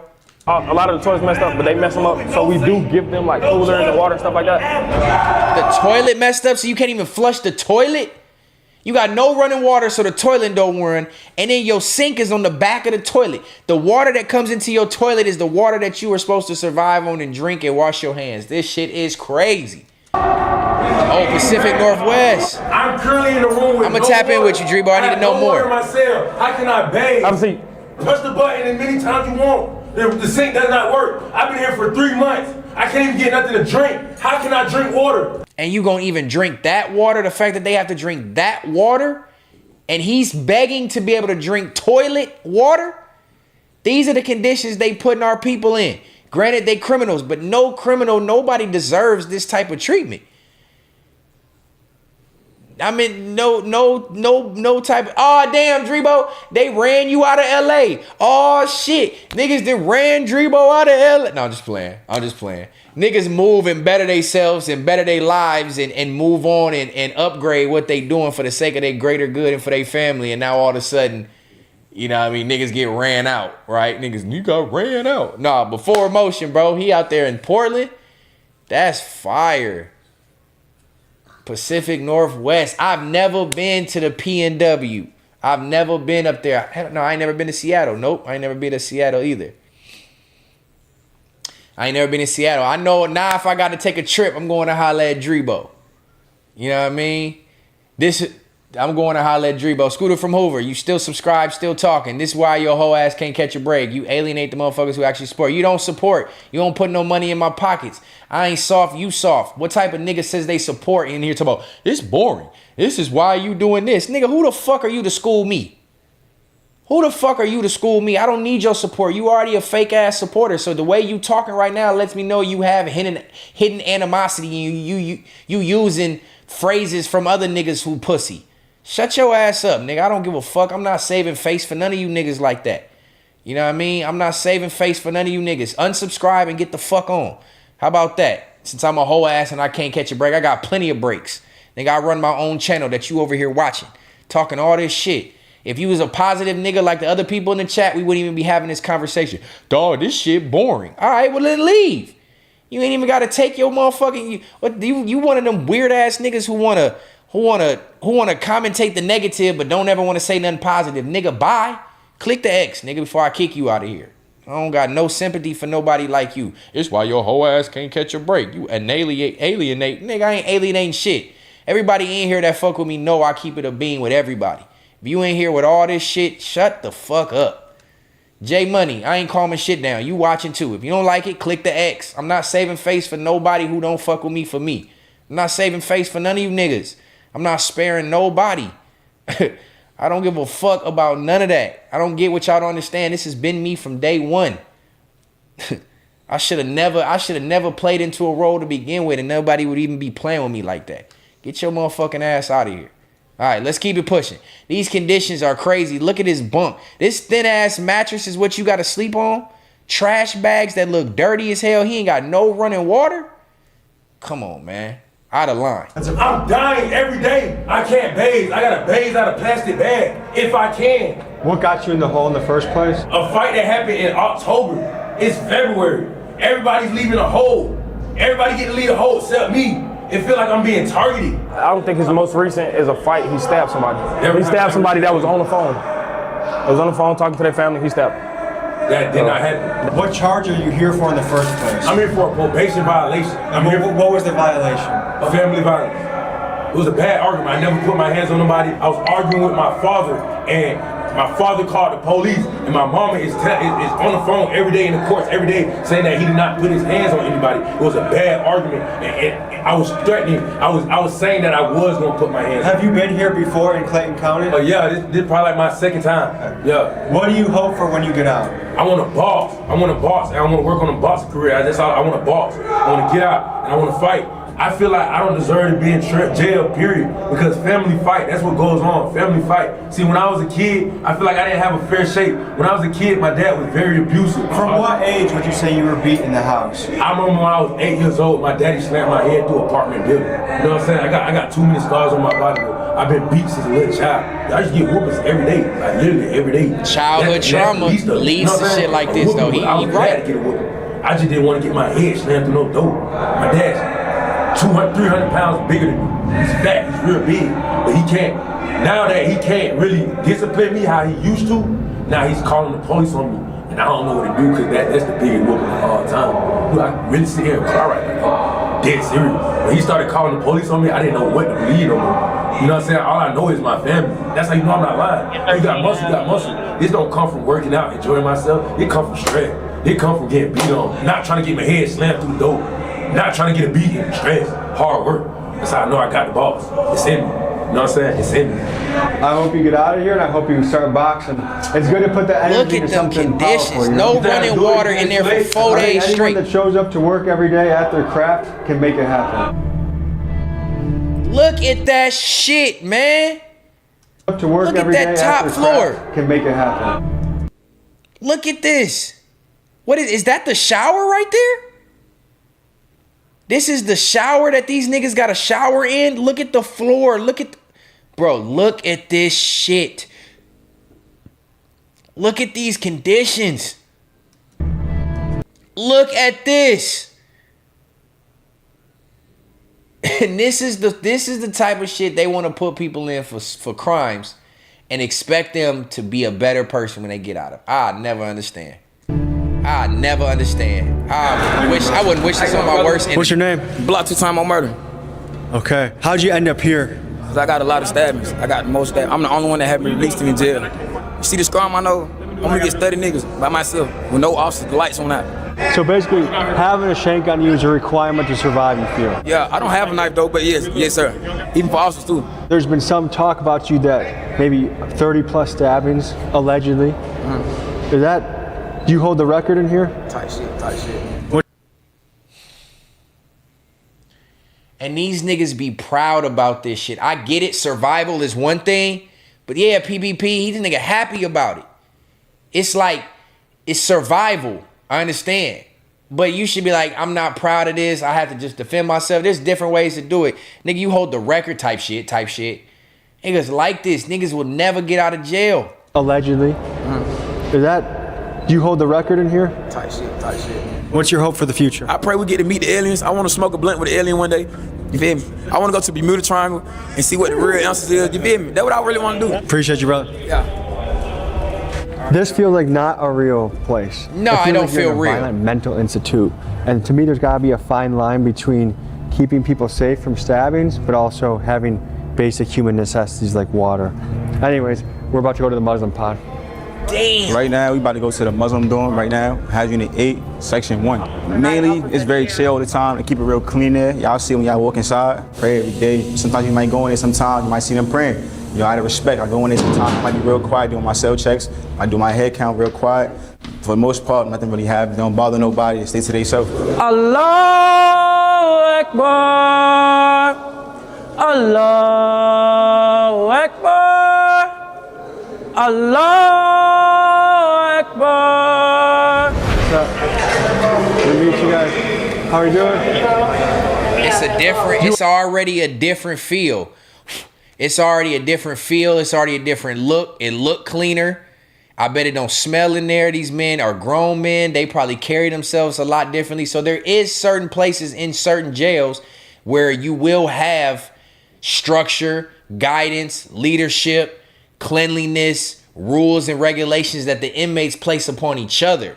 You know what I mean? Those are the jails where it's like, all right, jail is hell no matter what. But if you're going to be in any jail, you want to be in an environment like this. They follow a religious scripture. They pray faithfully. I'm sure they keep everything clean. You know what I mean? I bet they got running water and toilets. You already see the difference. You want to take us around and good to meet you. You want to take us around and show us? We're in the Muslim dorm, right? Yes, sir. First thing that caught my attention was the set of rules. Yeah, them the rules. All right, these set of rules are the first things that any new inmate that come in here that is Muslim, because in order to get into this pod, you have to be Muslim, and you have to know your Fatiha, your five pillars and 6 articles of faith. And once you're in here, you need to know it's no stealing, it's no oppression, jumpsuits on in the day room, no extortion, mandatory showers every 3 days at least, clean up after yourself, and keep the day room clean. These are cleanliness is next to godliness. They say this in every scripture there is. No matter what you believe, cleanliness is next to godliness. They're literally telling you the 7 rules they have in there. Nigga, wash your funky ass. Don't be around this motherfucker stinking. Clean up after yourself. X, Y, and Z. So when you have leadership in these dorms and rules and regulations, you are better off. And this is a better way to rehabilitate, because you probably got in there people speaking game to you. You got people speaking life into you. You praying every day. You praying that you get out to hope that you have a better option. This is the type of dorm that is something that if you go to jail, obviously everybody can't get into it. You probably can't just go to jail and be like, I'm Muslim just so you can get into this dorm. But if you got to be in jail, this is where you need to be. Structure. So which one is the hardest, you think, for people to follow? I'll say no oppression, because oppression comes with attitude and arguments, and you we all argue. There's a difference between this pod and most pods out there. You can feel it in the air. There's more privileges. Right. It's more relaxed and calm. Yeah. Right. Did you guys come in here Muslim, or did you become Muslim in jail? Before I came to jail, I was already Muslim on the street. I'm born with a Muslim attribute. My family is Muslim. I was raised Baptist until my 30s, so I came into jail Muslim. Does anyone want to show me around? Yeah, okay. Okay. You want to go to the longest? He's a veteran. MTV Crib. That's right. It's still gross though. Golly. It's the living room. Yeah.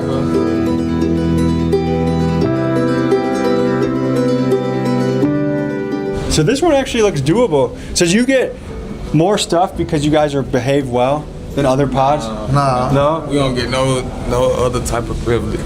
They give us the same stuff. We just know how to take care of ourselves. Yeah, I've been here 3 years. How long you been here for? I've been through 2. Okay. I've been locked up 4 years though. Why does your case keep going so long? What is it? COVID. That feels illegal that it's taking that long for you to have a case. It is illegal. But they do what they want because they said it's a private jail. What does it say right here? Before we pray, we do something called wudu. Cleansing yourself, ready to go worship Allah. And you say, Allah, make me among those who turn to you in repentance, and make me amongst those who are purified. That's the Arabic translation right there. It seems like as far as how things going here, this is like as good as it can get. That this is pretty top notch. Well, you know, it depends on how big of a commissary you have. Yeah, really, for real. But I do everything that I can to remain in here before I go any other place in this jail. When you felt what you felt coming in here, I knew you would because it's a great aura in here. You don't feel that oppression, you feel the air is clear, you see the TVs working, and the brothers are not tripping, and that's what I really respect. And the officers, they are the same. Do you guys pray soon? It's actually time for Salat right now. We can be quiet and we'll stop this and let you guys do your thing for a little bit. Yeah, y'all can stick around though. Y'all want to see us pray? We finna pray right now. We finna get ready to pray right now. Okay. We got a brother doing wudu. You got to cleanse yourself before you actually pray. When I went to, obviously, I know this is pretty common for anybody who knows anything about Muslim faith. But when I went to Dubai, it was my first time out of the country. I had been to Mexico, you know what I mean? But I don't really consider that out of the country because that's part of America. But when I first time out of the country, I went to Dubai, and it shocked me that not only do they have like sirens that go off every so often when it's time to pray throughout the whole city, but like we were at like these flower gardens and at these different places, and when it was time to pray, there's all these different like public washrooms, not just like a regular restroom. It's like places where you go wash your hands and your feet, because you go into these rooms throughout the city and it's just prayer time. You lay your carpet out, you face a certain direction. I don't know which direction it is. Forgive me if I'm wrong. You face east or whatever it is. Wherever you're at, you face that direction. You wash your hands and your feet before you even say prayer. So the fact that they're still doing that in jail lets me know they got their head in the right, in the right direction. Yep. Wash your hair, your hands, your feet.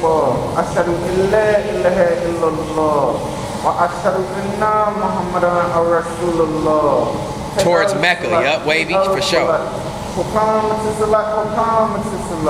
Allahu Akbar, Allahu Akbar. La ilaha illallah.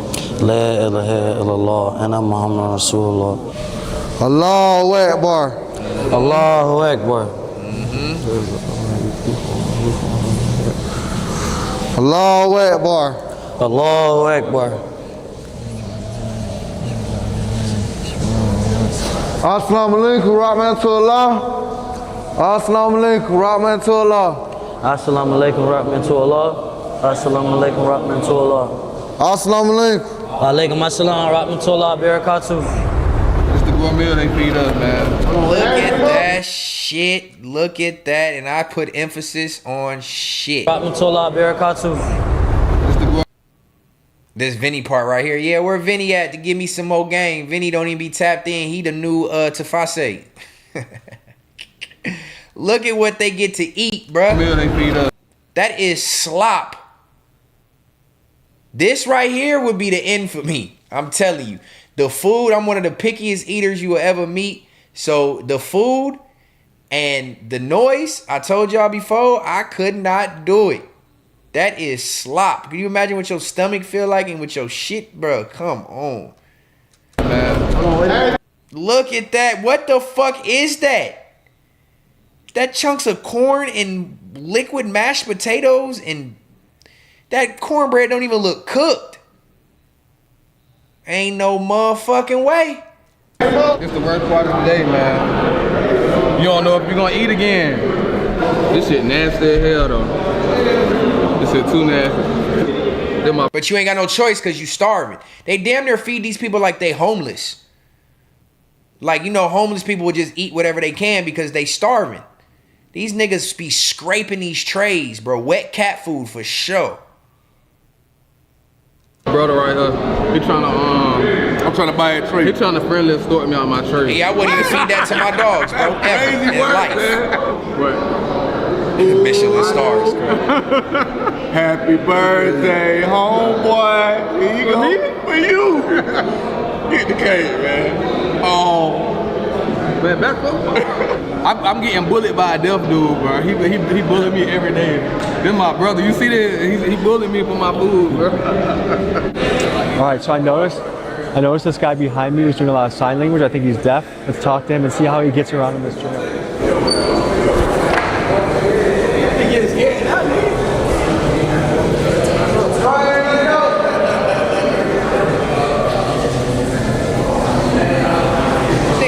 gotta translate. Can anyone interpret? He said his name is Justin. He said he been here 5 years. In this jail or 5 years? In this jail 5 years. As a Is deaf it difficult surviving as a deaf person? He used to be bad. He used to be bad? He got accused of false charges. He said him being in the Muslim dorm helped him. How did that help you? He said Allah got his back. He said God got his back. And the only special thing that go on for a Muslim as far as food, you just sign your name on the Ramadan list. And like right now, when Ramadan start, we wouldn't get our trays right now if your name on the list. They're gonna bring our trays when the sun go down. If you don't got no commissary, you gotta eat that sack. You gotta eat that tray and this sack. And that gotta last you all the way till 5, 6 o'clock in the morning. MTV Cribs, man. That's crazy, bro. Can you imagine all the people that's in jail with no commissary, no money on their books, no family to support them financially, and you get to eat one slop ass tray during the day, and then you can't eat again until 6 in the morning? You eating every 12 hours type shit if you don't have commissary, and then what they feed you ain't even hearty? Unfortunately, this is where I've been living at for the past 28 months of my life, you know what I'm saying? So they had the trays down there. On too much eating trays, I come in here and I put me some refried beans together, put me a little soup in there, you know what I'm saying? Some squeezed cheese. You know it's bad when you lay out your food in like chronological order of how you gonna eat it. This is what our fellow American citizens have to deal with when you go to the penitentiary system. You laying out your noodles, bro. Can you imagine even being free? Can you imagine eating noodles every day? Every single day you making noodles and putting chips in it and cheese and beans and trying different ways to make it good. Maruchan ramen noodles is what you got to eat every single day. 3 different flavors right there. 3 different flavors of ramen noodles is what you got to eat. Summer sausage, things like that. We just mix everything together, basically, man. You obviously got making spreads. Money on the books. Oh yeah, man. This shit overly loaded, man. We overly loaded. And you're fighting a triple murder. I got 3 murder charges. I got 2 felony murders, and I got a malice murder. And what's the difference? Malice murder, they say like it's worse. You know what I'm saying? You got capital murder in other states, but malice murder in the state of Georgia is like the worst murder charge you can have. I heard you want to say to the young folks out there, I'm 17, I'm locked up for murder. 17? These niggas be looking 28, aged way too fast, bro. 17 in jail, locked up for a murder. The other nigga a triple murder. You niggas are never getting out. I don't understand why street life is appealing to people. It's one thing if you hustling to feed your family. If you get caught selling drugs or if you doing something quick to try to, as long as you ain't putting other people in danger, I guess granted selling drugs is putting other people in danger, but as long as you're not committing violent acts of crime, it's different if you go to jail. I'm not saying I have sympathy for it, but you can't really judge them people who are trying to better themselves financially and just cutting corners to do it. But once you start playing in the street life and you committing murders for the sake of clout and hats and for the sake of your gang, that to me means you fucked off. There's probably no turning back. You know what I'm saying? That there's no, like, once you get to that level, I feel bad for these kids, man, who feel like murdering and crime and violence is your way to make it through life. You're gonna end up there, like everybody always say, these gangbanging niggas, you're gonna end up dead or in jail. Dead or in jail. There's no other end goal. Now I get it, product of your environment, certain circumstances put certain shit in front of your face that you have to deal with throughout life. But you don't never have to be a killer. You can defend yourself, but you never have to be a killer, bro. Killer is a surefire way for you to never get out of prison. If you gonna go to jail for a murder, you might as well been a blue collar or a white collar criminal and be scamming niggas for some and make some chili. But to go to jail and live in this type of environment just for the sake of to look big and bad and tough and not be able to lower your ego, man, this shit is a sour ass way to live and a surefire way to never see the freedom, the light of day touch green grass, have fresh air ever again. Putting your family through this. That shit is a lost cause, bro. CT Packy said, I knew a dude who made a spread every day for lunch. As a free man? Oh, no, see, they institutionalized. This is not rehabilitation. This is institutionalism. This is not made to rehabilitate nobody. This is made to keep you in that course of action. Back to jail, out, back to jail. It's a private prison. So whatever billionaire owns this prison gets paid every time somebody checks in. Why would you want to rehabilitate somebody? It's just like the medical system. Why would I want to cure your disease? I want you as a customer. Everybody that's in jail is a customer to these billionaires who own these motherfuckers. Elijah said, niggas be younger than me, looking older than me. I think all that shit. Man, that's what I'm saying. I'm 37. I look younger than this nigga. He's 17. I got 20 years on this man. And he look older than me. And I got a full face. I got full facial hair. I've been through hella shit too. I think it's the drugs they be on now. Drugs and the food, the hormones. It's aging everybody faster by plan. It goes all back into the conspiracy of big pharma, medical. They want to age your organs, age your body. They want you to age faster. I'm 37 with no gray hairs. It's niggas that's 27, 30, 25 with gray hairs. It's what you eat. You are what you eat. That shit is cancer. All that processed sugars and all that meat that niggas be eating, that shit is aging your organs faster to make you sicker faster to where you have a shorter lifespan. All this red meat and shit, bloody meat that these niggas be eating is making your mental fucked up. All by design, bro. Wavy Crockett said it's a cycle that was purposely put in motion by those in power long ago. It's hard to break the cycle because most of these men probably have kids who have no father and repeat. Facts. By design. It's by design to take the black man out of the household. The black father figure out of the household. And then with this music, the way they act, niggas having kids out of wedlock, just popping out babies. Now those babies are going to have no father figure like Wavy just said, and it's going to repeat the same cycle. There's going to be no end to this. That's why I said we're doomed. The world will be over by 2050. There will be no normal life, and that's pushing it. I damn near think we ain't going to have much going on by 2030, but most of civilization will be gone by 2050 because we're going to be living in a post-apocalyptic type society where murder is the norm, crime is the norm. These kids that's growing up are going to be fucked up. They fucking up. Can you imagine Gen Z's kids? Can you imagine the people who are Gen Z age and Gen Alpha, their kids? Can you imagine what life is going to be like in Earth, especially America, by 2040? The next 14 years? Nigga, we are doomed. And they going to end up in places like this. We going to have concentration camps by then. It's going to be all, you go to jail, they just going to kill you. They don't even going to care. You run this type of life, they not going to house you. They just going to kill you. Sometimes you don't have a choice, but I know everything don't got to end in a hat. Facts. Sometimes you don't have a choice, but you don't got to be a murderer. You don't have to be an armed robber.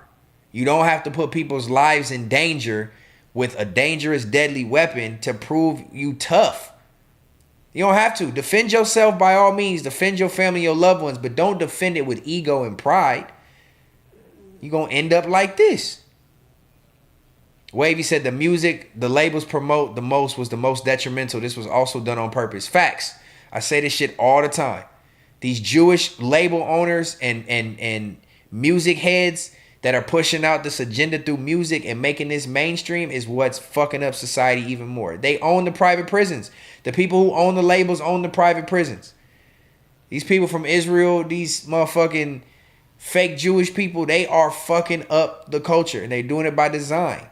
They don't care about black people. This is all by design. It's why when you go to the hood, you have certain type of food restaurants that you have access to. The food is trash. The corner store snacks are trash. The music that is programmed is trash. Everything. Government assistance, everything. The churches on every corner. The liquor stores on every corner. All by design. Biscuit, what's happening, my brother? Appreciate you tapping in, man. I'm Gen Z, but the oldest part of Gen Z, so I got the game. I ain't green. Facts. But if they don't have their head on their shoulders like you and they start having kids, we doomed, bro. We doomed. All right, enough of my rambling. Let's get back into it. We got 15 minutes left in this video. I've been gone 17 months and shit. I just want to say, on the street, it's easier said than done. I'm gonna stay out the way. I'm gonna do this and do that. But you gotta have that mindset, like Aunt said. You know what I'm saying? Like you said, a lot of your folks gonna forget about you. A lot of the bros you hang with, shit, you gonna be free bro, free coin, free whatever who you with. You know what I'm saying? When you're here, you ain't got nothing but your mama, your grandma. Did anyone that you were roaming the streets with, does anyone put money on your books? Nah. That's crazy. I'm not even a street nigga, but one of my day one, the man who is responsible for putting me in the entertainment world is unfortunately in prison right now. He just got sentenced to a hefty bid. It's a touchy subject because I've known this man since I was graduating high school, and I would give him 50% responsible for the man that I became in entertainment. If it wasn't for him, I wouldn't even be in entertainment, met the people I met, had the access, signed the record deals. You know what I mean? It was him taking a chance. And he's in prison right now. And we didn't do no crimes together. You know what I'm saying? He's in there for at least 6 years. And I put money on his books. You know what I mean? And I couldn't imagine going to jail and knowing somebody, or going to prison and having relationships with friends and people, and they just forget about you. Can you imagine how cold that would feel? Your family, you run out of things to talk about when you get on the phone. They don't want to really hear about the outside world, and if they do, it's like sad. You got to think about how they feel about it and shit. And these people turn their backs on you as soon as you go into the jail system, bro. So I promised myself, if I ever had a friend, a loved one, or a homie have to go through this type of pain, I would never turn my back on them. I'm going to always be present for a phone call. I'm going to always put, if it's $10, $20, $30 a month, whatever I can afford, I'm putting money on my homie's books. And you know, all you can do is support the best way you can. But this is a perfect example. Old boy just said, ain't nobody that he ran the streets with ever put money on his books, bro. And these are the niggas that go to jail claiming these sets and these gangs, and this my twin, this my brother, this my, you know what I mean? Nigga, that shit has gotta hurt your heart that you do a crime for the sake of these people, pretty much, or for the acceptance of these people, and they can't even throw a few dollars on your books. All they do is get on YouTube videos saying, free my bro. Shit is sad, bro. Shit is sad. PBP said, hey, Stet, I'm Gen Z. We all not like these niggas. Some of us was raised right. I know that. Anybody, that wasn't a shot towards the Gen Zers in my chat, because I ain't gonna lie. If you the tribe and you fuck with me on a regular basis and you can align with me in the content that I put out, I know you got your head on your shoulders. I know you got your head on your shoulders if you part of the tribe. That's why I don't stud my viewership of certain people wanting to come over here and fuck with me, because I know they not aligned spiritually. They're not aligned mentally with me and my motion and what the message I put out there. So if you Gen Z in my chat, 9 times out of 10, I trust and believe you got your head on your shoulders. So that wasn't a dig at you, but I'm just saying how fucked up Gen Z as a whole is. That generation having babies is going to be scary. You know what I mean? That's gonna be scary. He said, some of us was raised right, even though I come from the streets, I know right from wrong. I'm not a young crash out. I keep a sharp mind at all times. Facts. Salute to you, bro. Being able to differentiate between street life, knowing how to separate the two and still be a good, solid, well-rounded, mature individual, bro. Especially for us black males, minority males, Latino males. You know what I mean? If you got any melanin in you for real, that's key for our survival, bro. So salute to you. Tommy G from Yo City Burger Shot. This is my first time hearing about Tommy G. I'm gonna have to start watching some more of his documentaries. Where are you from, bro? Where y'all from? Elijah King said, damn, free your bro. 6 years ain't forever though. Nah, but he's 45. And he's got kids that are in high school. So you doing a 6-year bid, you gonna miss their entire college. You know what I mean? That's detrimental to a man who puts pride in his child and his kids. And you gonna miss their whole college life. You gonna miss their whole academics and sports careers. You know what I mean? And 6 years ain't no punk time. I don't care where you at, what you're doing. 6 years. Think about 6 years. COVID was 6 years ago. That shit feel like forever ago, but it feel like it was yesterday. So could you imagine sitting in these environments for 6 years? Not jail, prison. I mean, my niggas in prison. It's never your homies, only women and family. Facts. Got some homies never coming home. That's good. He has a date, especially him being so impactful in your life. You right about that. At 45, damn, exactly. At 45, bro. So he not getting out till he 51 years old. His kid's gonna be graduated college. You know what I mean? And so it's a tough situation. He put himself in that situation. He was guilty. He did what he did. I'm not going to speak on it. But, you know, free my brother GC. Hopefully at some point he might be able to get some good time served or something. Hopefully he's doing better in there. But this ain't no place for the weak-hearted. I'll tell you that. Listen what he said. You ain't got nothing but your mama, your grandma. Did anyone that you were roaming the streets with, does anyone put money on your books? Nah. Just got out of the Muslim dorm. I like it in there. I like the discipline. I think men need to live a life of structure and discipline to be effective in this world. And that's what Muslim life is it's about. obvious when you look at their dorm compared to other dorms that the discipline helps them majorly. Inside and outside the jail, that's what hurts these guys, is lack of discipline, lack of self-control, lack of personal accountability. But I think in the Muslim dorm, they demonstrated what is possible when the guys get together and make a set of rules and stick to it. So I enjoy that. I think the next one, though, we're going to, is going to be a lot. I didn't want to pause this, but don't start spamming. I'm going to let you live in here. This nigga changed his name to Stetsen 17. Hey, Stet, love the beer today. Thanks for being a loyal ally of the trans folk. We love your content. What is the OnlyFans? What? Okay. Y'all got it out. Shout out to y'all for deleting it out the chat. Tread lightly, bro. Like, I get when you want to troll in here, and I do have love for my LGBTQ community. I don't have no hate, I should say. I don't necessarily support some people's actions in there. Shouldn't matter if I support it or not, but I don't hate it, and I don't judge, and I don't discriminate against. But tread lightly when you coming in my chat just talking off the wall now. You know what I mean? Go take that over there to the genre man. I don't, all the extra trolling with it. But yeah, salute to them. Crazier than that, so stay tuned. So we're about to walk into the blood dorm. Oh shit. Right. The gangbangers. In my experience from the research I've done in the Georgia prison system, Bloods are the most dominant, aggressive, violent gang. Right. Would you say that's accurate? Yes. You ain't one of them, they ain't allowed you to be in there. Guys went in there that was regular guys and they put them on the door. Sometimes you hear a lot of extortion. Some inmates may say, oh, they try to make me pay rent, I ain't want to do it, so they stacked them up or something like that. That's what I've heard, is the Bloods are famous for their extortion campaign. Yes, sir. This is a blood dorm right here? Yes. Here we go. Twist up inside of your football, I tear, no catching about it. You can already tell the situation, bro. You can already tell. This is my point before I'm going to let this whole clip play. I know we've been doing a lot of talking, but it's a documentary, so this is a little bit different than police videos. I'm gonna talk a little bit more, and this is near and dear to me. This type of shit is really interesting. But this is the sad part about this, is you go to jail for your actions that you do on the street, and then you bring it into prison, into jail, as if it's cool. This is the reason why you being a blood 9 times out of 10 is the reason why you're even in Clayton County Jail in the blood pod. So why would you be okay? I guarantee as soon as this clip starts, you're going to see niggas throwing up blood, saying gang signs, doing all this, acting like it's cool. And this is what's got you in here. Why do we pride this shit in the community? Shit is wild to me, bro. Hey, read about it. There it is. Nigga. I swear to God, bro, for certain shit, I ought to be a psychic. The first thing I just said, as soon as this clip progressed, you going to see niggas in here throwing up blood. You in jail for this activity. Why are you in here promoting it? Nigga, you never gonna get out. You never gonna be nothing better. Like, I literally just said this shit. I call him about it. I don't give no fuck about it. Fuck out that poppin', I pull out that chopper. I won't shoot that bitch at your body. I do not fuck with nobody. I do not care for nobody. I walk around with that 40. I'm on parole and probation, so I ain't got no time for you motherfuckers faking. I don't need motherfuckers faking. Picked up the pace by that pace and let hating for my niggas in prison. They're looking at Pause on your name, Sharps. I'm gonna just call you Sharps. Pause.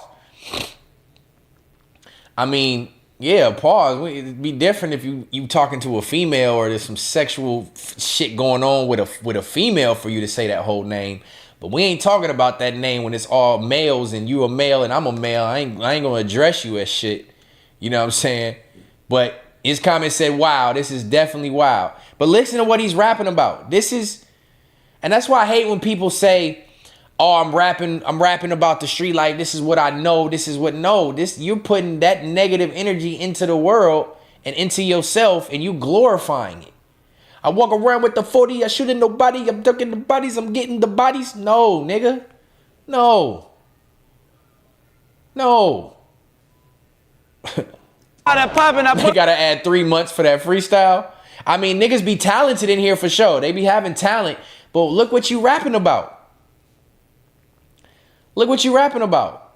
Psychic them lottery numbers. What you mean? Oh, psychic them lottery numbers. We don't even play the lotto. What you over there talking about? Start playing the lotto and maybe we might hit some. You know what I mean? Start playing the lotto. We gonna be rich and we moving out the country and then we gonna just stream from out the country and go crazy. Go dumb viral from Thailand or South Africa or North Africa or the UK or motherfucking Dubai or, you know what I mean?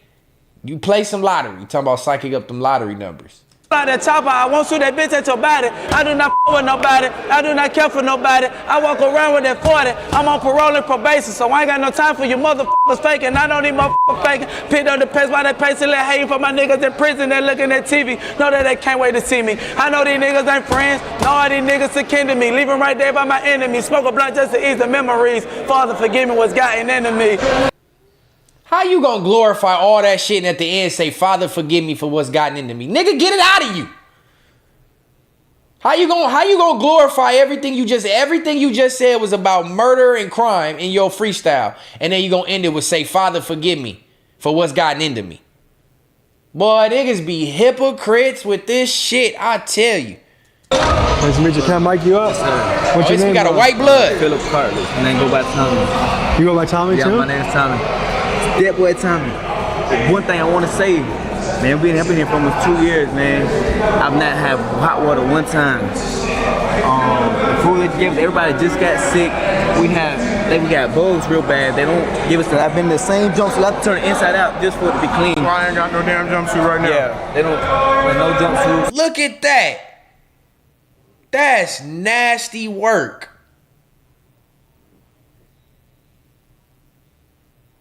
That's nasty work. Sharp's Monster says we need to stop the foolishness and come together in a circle while we play with our feet. What? Ah, come on, man. I thought you was about to give some real knowledge, bruh. Until you started with the playing with your feet shit. You was on point, my boy. This nigga here trolling. He said he smokes blacks to ease the pain. Oh, man. Ooh, Black and Miles. Gross. Albino blood. Alternate universe Tommy G. They call that nigga albino blood. That's funny as shit. Albino blood. They talking about no hot water in 2 years. They got bed bugs.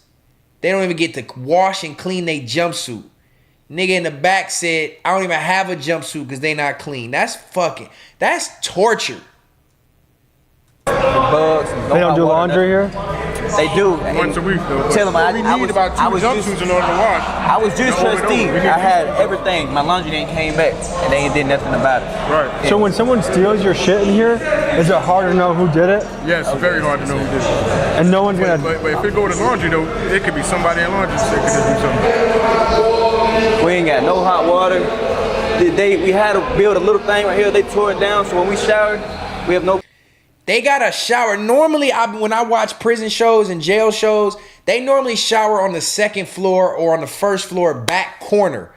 These men, this is where men want to go. Y'all want to glorify street life and be gangsters and gang members and do all this crime for the sake of a gang. And y'all go into jail and have to shower ass fucking naked in front of 40, 50 other men right in the middle of the day room? They don't even let you wash your ass off in the corner. This shit is right in the middle of the day room. Look at this. Right in the middle of the stairs. And then you got to shower in cold water? Shower in cold water? We ain't got no hot water.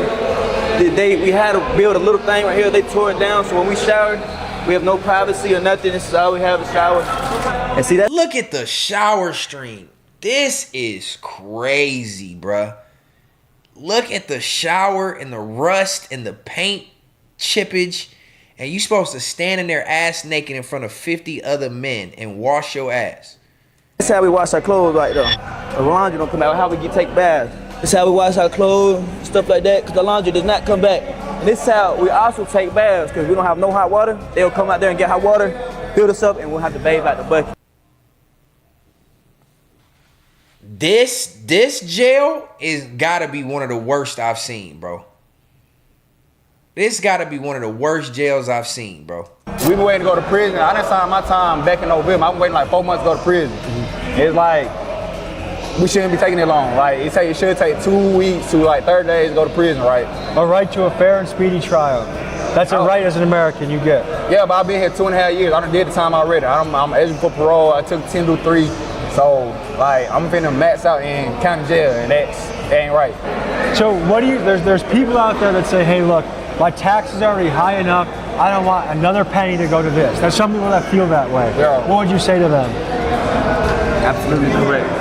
I understand that, but living like this ain't the way to live. So it's either you at in all. court. You know, I don't honestly, unless you like.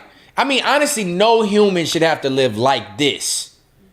Like, you should be able to have the bare minimums: hot water, somewhere to lay your head, a blanket. Like, you should be able to have the bare minimums, and you can't even live. I don't like some of the worst criminals. Don't deserve to live like this. You know what I'm saying? Visionary star, you know what I mean? You got to focus on that posture. Health is wealth. Your spine controls everything. But no, all bullshit aside, this velvet seat sits up very vertically.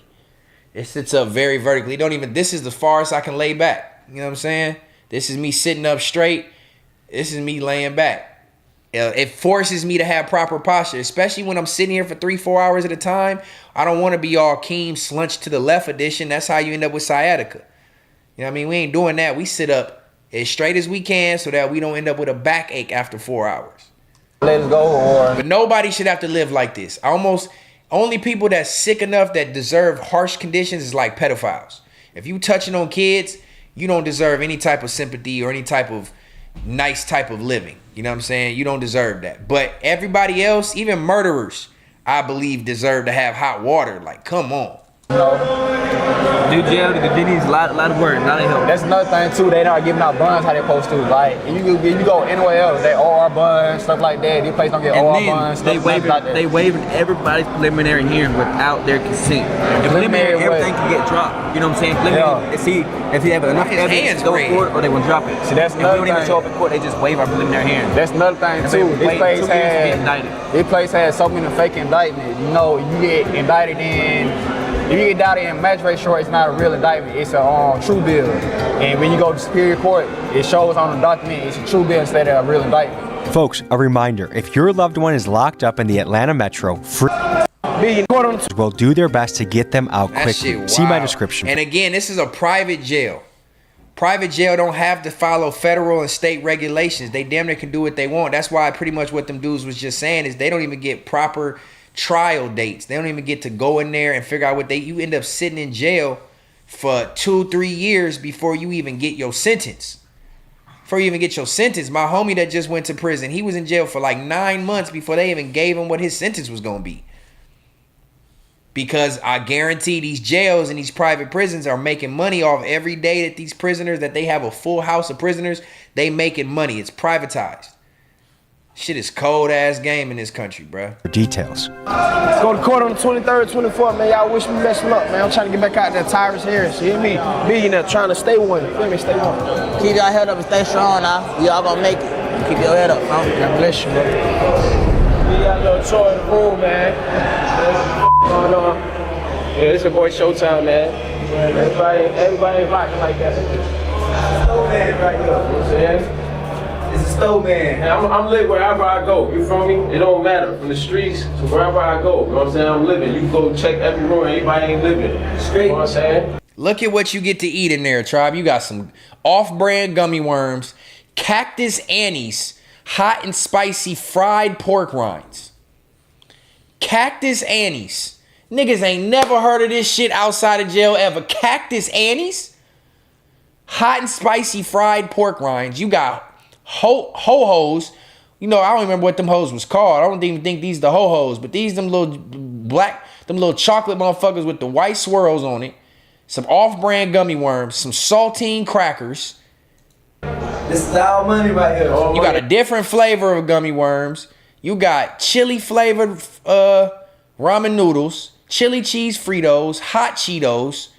You know they stomachs is fucked up. They farts and they shit is tearing down that goddamn building. And you gotta dorm and sleep with these niggas eating like this? They stomach, this all cancer. They just eating cancer. They just cancer. Welcome back, 7. Well, you might have still been here. Hostesses. You might have been in here, but I know you're done with your class now. Wavy Crockett says, YNW Millie has been locked up for 7 years and trial hasn't been completed. Yeah, I know. We might talk about that on Sunday under Context Matters. They talking about he might be able to try to get a bond finally. That's some crooked shit going on.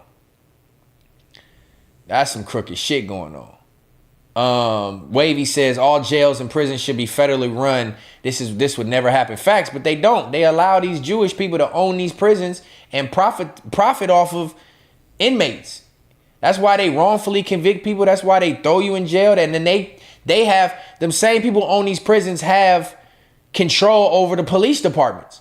So the police departments are taking certain people to jail for dumb shit or just finding a way to send people to jail, stacking up crimes, X, Y, and Z just to keep people in this jail to make money, bro. This shit is a sad, sad world we live in this country is out of pocket. Straight Cashapp. You know what I'm saying? Loaded for the stock. Cashapp or Apple Pay. You feel me? You know what I'm saying? I got my future cars on the wall what I'm gonna be having, what I'm gonna get, you know what I'm saying? Back to where I'm living, how I'm living. Some people die, some people live, you know what I'm saying? I'm living, you know what I'm saying? I'm gonna keep living. I'm striving to get a lawyer and get up out of there, you know what I'm saying? And this is how I live, this is how I try to make it. Stay positive, work out, look good, you feel me? And make it back free, you know what I'm saying? And we appreciate y'all guys coming in here and letting them see what's going on. That way they can see what's really going on and they can help us, because we need help in here, man. Could you walk me through these drawings that you've got on here? Well, right here, we got all the different gangs, all the different struggles, you know what I'm saying? That's what you really see. Drawings is ass. God damn, all that time in jail, nigga, you drawing like you 4 years old. What the fuck, them hands? Those are your hands? Those are hands? God damn, nigga. This is your world? Talk about fuck the ops. That's your gun? That shit look like a dildo. That's supposed to be a dog? What is that? The fuck is that supposed to be? What type of nubs are these? Good Lord. People who've been through here, been the same struggle, same pain. You feel me? What have you all put up here? I ain't put anything up there. I was always taught. I learned from the older generation. They told me if you write on shit, you know what I'm saying, you coming back. And I ain't trying to come back, so I don't write on nothing. That, folks, was a look inside the blood dorm. Now it's time to head over to the Mexicans. You want to be around niggas throwing up gang signs. This is what you are in jail for right now, sir. And you want to be in there with a bunch of niggas, musty niggas, throwing up the same gang signs in y'all fucking underwear and slides with y'all toes out. This shit right here gotta stop, bruh. This shit is sad to see our people like this. And because the cameras in the jail, you still throwing up the same gang sign that got your stupid ass in here. Oh, man.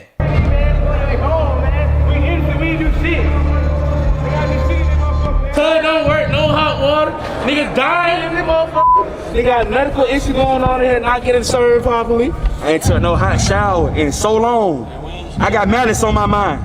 I'm ready to kill son. I'm ready to kill son. Okay. I wouldn't blame him. I wouldn't blame him. Let me stop that. I don't want that music to copyright me. I wouldn't blame him. That's what I'm saying. It's like when you go to a dog pound and you wonder why the pit bull that's in there is ready to fight every other pit bull when they get out. It's because, nigga, they're desensitized. They've been through harsh conditions and harsh situations to the point where now when you throw them back into population or they get around other people, they don't know how to act. They ready to fight. They ready to fuck shit up. This is like a fucking dog pound. So when you hear a nigga actually say, I got malice on my mind and I want to kill some shit, that's the type of anger that these situations provoke out of these men. It's like you don't want to fault them, but how can you expect them to rehabilitate when you treating them like this? Shit is wild, bro. Hot water is a luxury. He ain't been to a third world country. I mean, to your point, you are correct. I wouldn't necessarily call it a luxury. We live in America, though. We're not in the third world country. Hot water should not be a luxury. You know what I'm saying? And you're in jail, bro. This is federally funded. Every inmate makes these people $40,000-$50,000 a year. You can't make sure you fix hot water? That's just humane, like humanity. Jay Chill says, got to trick the COs, can't make it too obvious.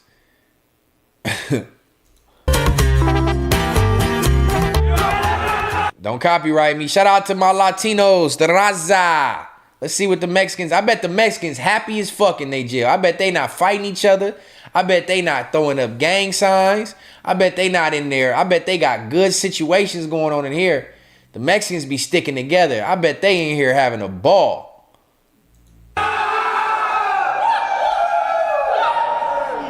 Good to see you. Thank you. Thank you. Have you been here a while?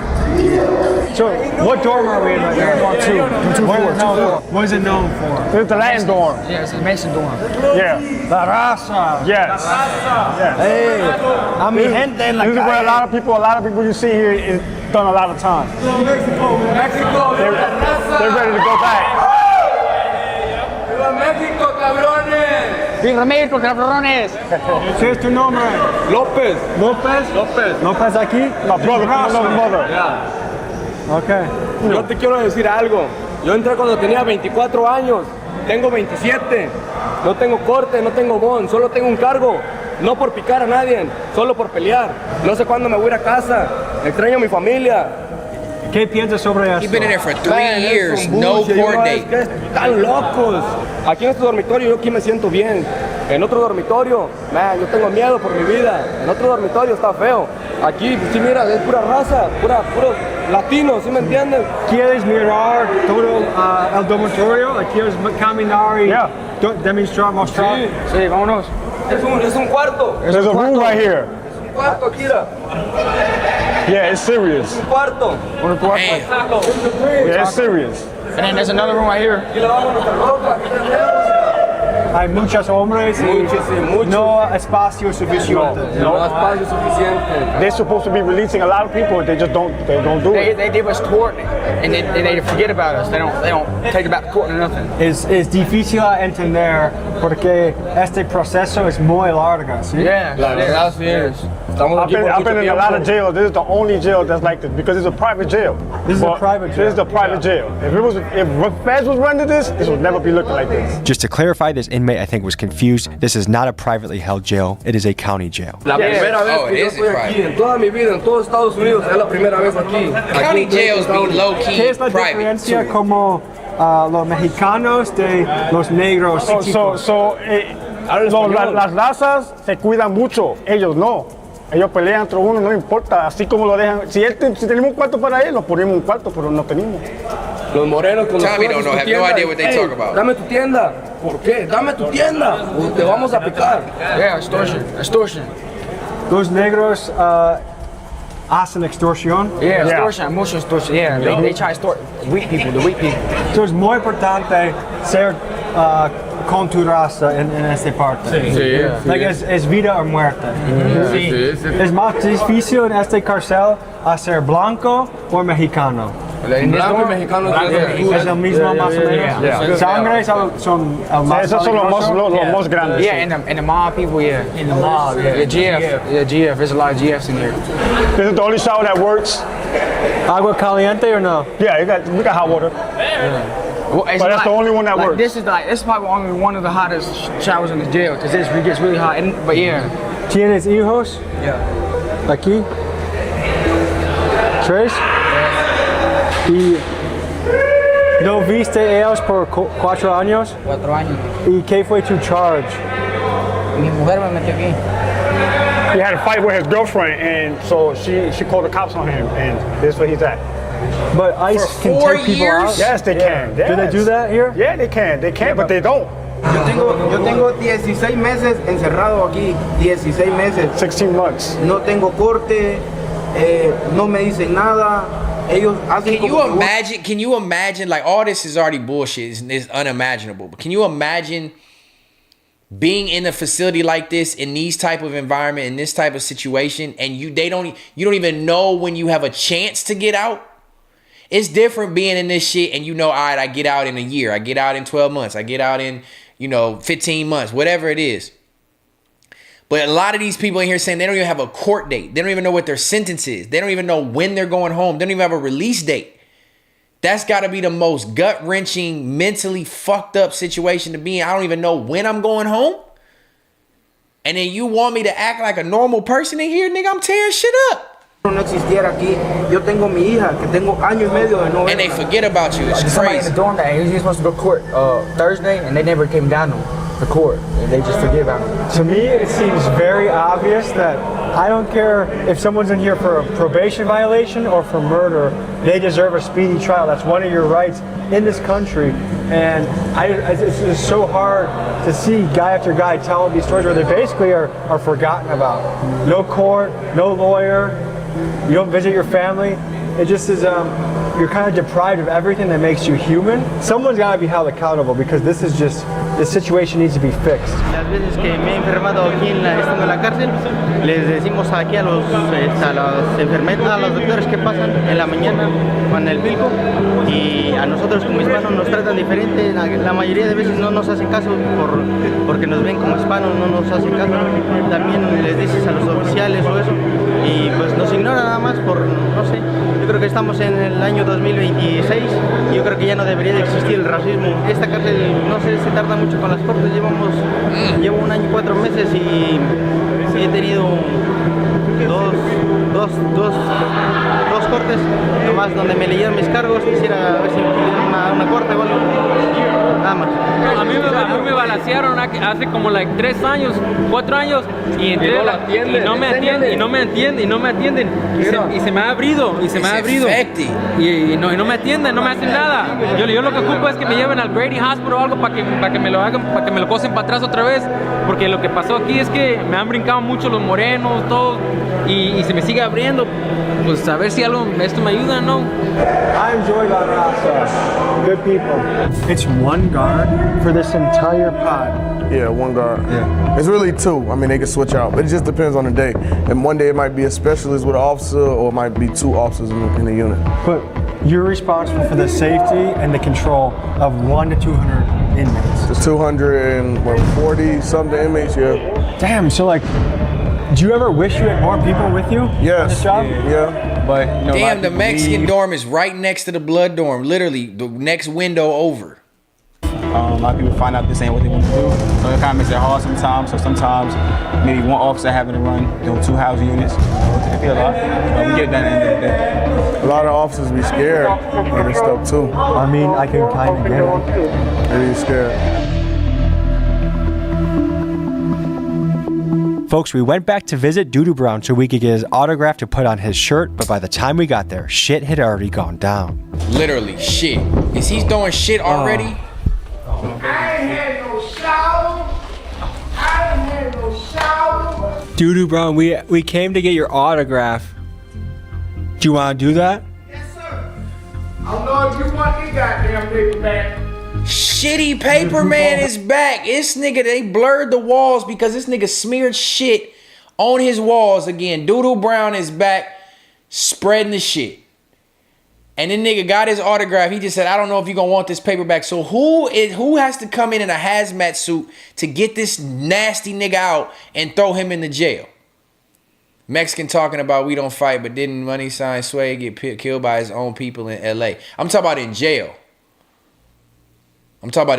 They have a lot that they just said they feel more comfortable amongst their own people. Shit, Doodoo Brown. Picture of it. You want this poo-poo back. That's me, Doodoo Brown all the way, Doodoo Brown. There's something that we can't show you. It's not fit for a YouTube audience, but if you use code DOODOO, you're gonna see some extreme shit. Is that fair to say? Literally, yeah. Yeah, he's a shitty guy, so. Is there poop on that? Yeah, just a little bit. Okay, well, if you want to see what happened in this part, use code DOODOO for 50% off your first month of Patreon. All right, guys, that was another look inside Clayton County, and boy, is this place something else. Something's got to change. Something's got to be different. Man.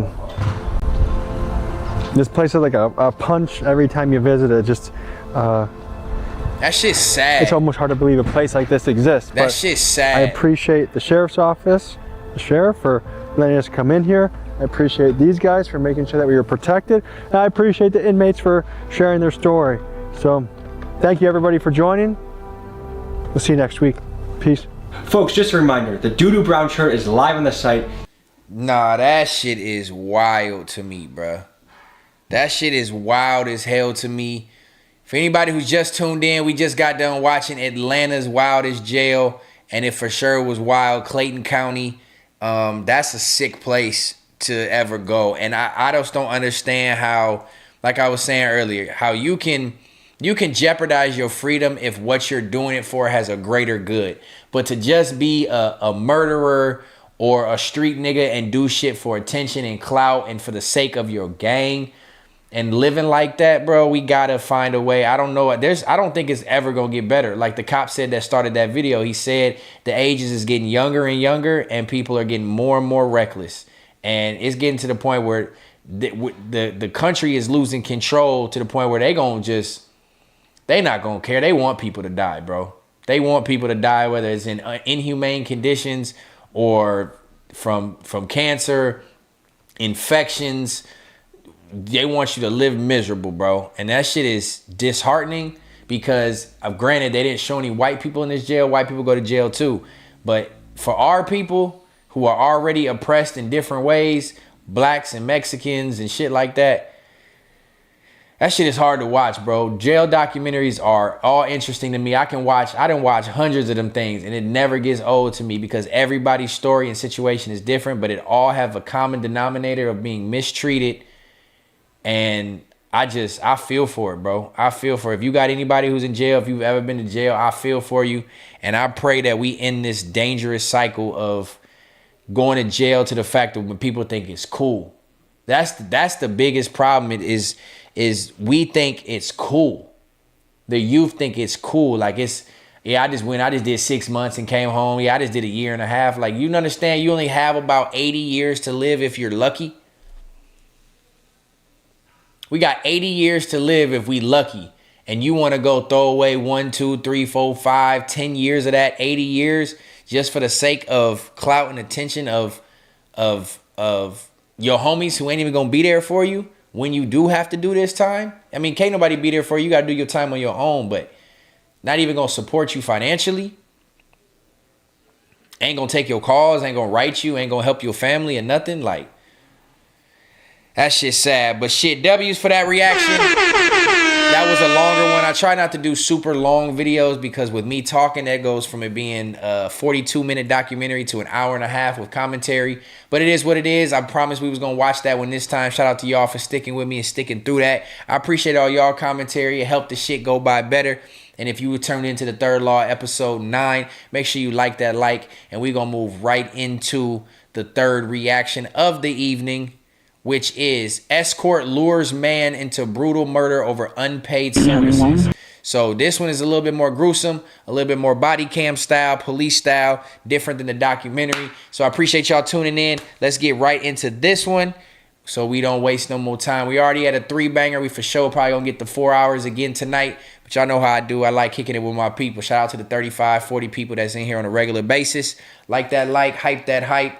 Sub that sub, turn on your post notifications, and we're going to get right into the third reaction of the night. What the fuck is a third law? Escort lures man to brutal murder over unpaid services. Let's do it. Where's your emergency? No, my friend is shot. With the other person is in the house with my friend. You say your friend been shot. I went to my neighbor's house.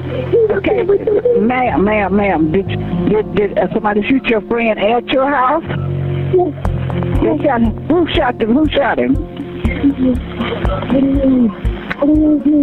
It's 11 p.m. at an apartment complex in Macon, Georgia, where police respond to a report of a shooting.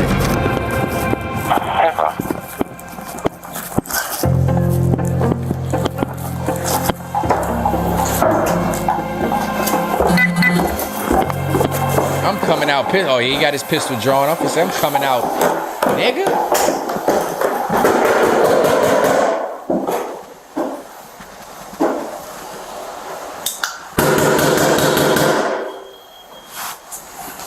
Dispatch, call him back and tell him at 208D.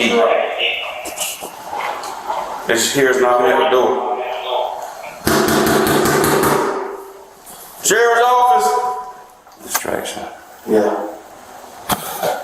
Dispatch, see if you can locate that call. This might be a distraction call.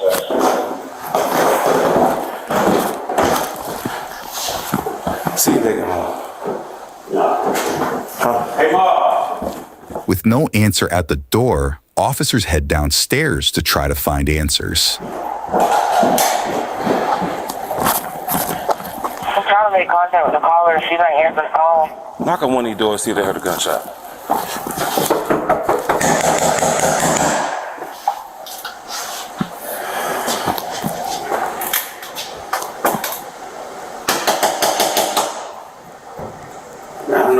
These folks would be packed out here. Something went down here. I was just ready to say, you ain't gotta ask. If it was a gunshot, they gonna be out the crib. Hey, you stay here? Yeah. Which apartment? It's upstairs, my friend. I think he's dead. Hold on, dispatch. We got a bounce with it. We got made contact with someone. I'm around the back unless you're gonna pick it up. Yeah. I'm sorry. We were just trying to make sure it wasn't you. We're sorry, man. So what now? Police later identify the woman, seen here, as 27-year-old Jada Johnson, their 911 caller, and soon-to-be suspect. How do you get into the door? The back door is unlocked, but the front door, I locked it. But when I ran and got my kids, I locked the front door. Where your kids at? They're with the neighbor right now. Okay, who's upstairs? It's my friend. Is he shot? Yes, he's been shot. I don't know if he's alive. I didn't get to check. I don't know. All right. Did someone come around back? You was just walking on the backside. They're not even treating her as a suspect. Okay. Jada tells police her friend had been shot in her apartment by an unknown male and leads officers to the back entrance. Show us which way to get in. We gotta go. Yeah, come on. Show us around. Nigga, y'all always say, put some motherfucking pepper in your step. Didn't you say the nigga was shot? What happened? What happened? It's the next one. Next one. What happened, man? She can't even tell him what happened. Y'all came inside? My friend was trying to fight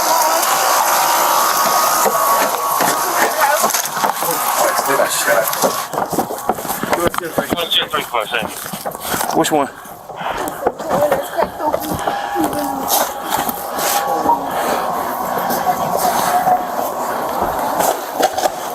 Sheriff's office. Sheriff's office. Damn, people really live like that.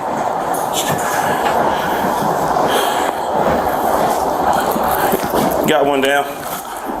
Inside, police find 39-year-old Waymond Danzy with an apparent gunshot wound to the chest, according to court documents. Waymond was pronounced dead on scene a short time later. Damn. Next, more backup arrives when all eyes turn to Jada for answers. Hey, who are you? You live here? Hey, what happened? Hold on. Stay back. What happened? What happened, dude?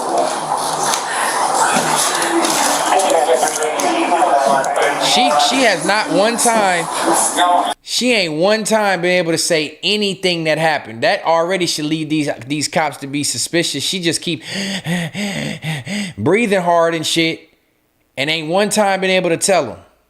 Damn, bitch, close your cabinets. Nasty ass house. All right, let's see if she actually has an answer to what actually happened. There's two rivers over here.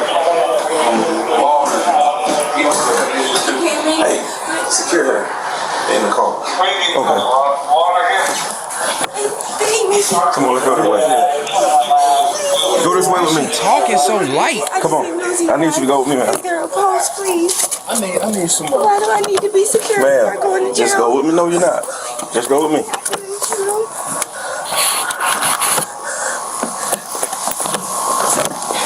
Please, just let me know. man. Just go with me, okay? Come on. Let's go this way. As soon as they come out with the ambulance, I'll let you know, okay? Walk this way so you won't fall.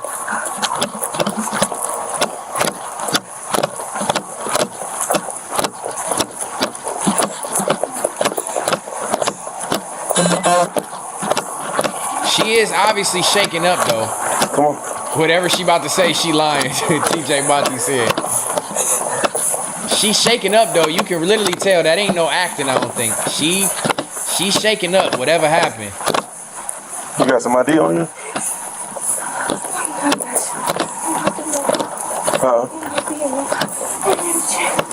It might be inside my house. Okay. She thinking of the lie. Jay Chills is on one. These motherfuckers be dumb asking her, why shoot somebody in your house? I mean, in this case, I think it was somebody she was prostituting with. Come on, man. Ma'am, come on, man. It's upstairs. They open the door. Oh, it's over this way. Damn, my bad.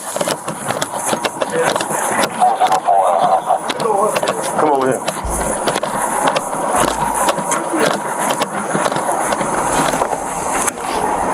Just have a seat in there for me, okay? Okay, can you close the door? Man, have a seat in there for me, okay? I'll roll the window down for you, okay? It just feels like I can't breathe. Bitch, I'm claustrophobic. Why you gotta shut the door? Alright, stand by right there for me. Jada is secured in a patrol car and escorted to the police station, Damn, they where took her we'll to the catch police up with station her later. already? Meanwhile, officers on scene continue trying to figure out what happened here. Like you hitting the chest.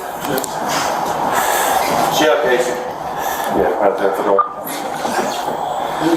10-4 dispatch. We got a shell casing. You might want to go ahead and notify the investigator the crime out. A big ass dent in the door in the wall.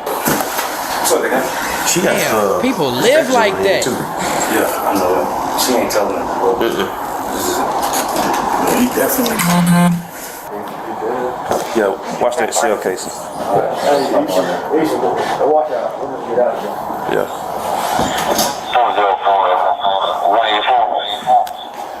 Yeah, 184. Yeah, he's gone.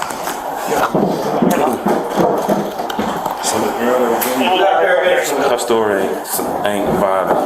So, yeah, they not.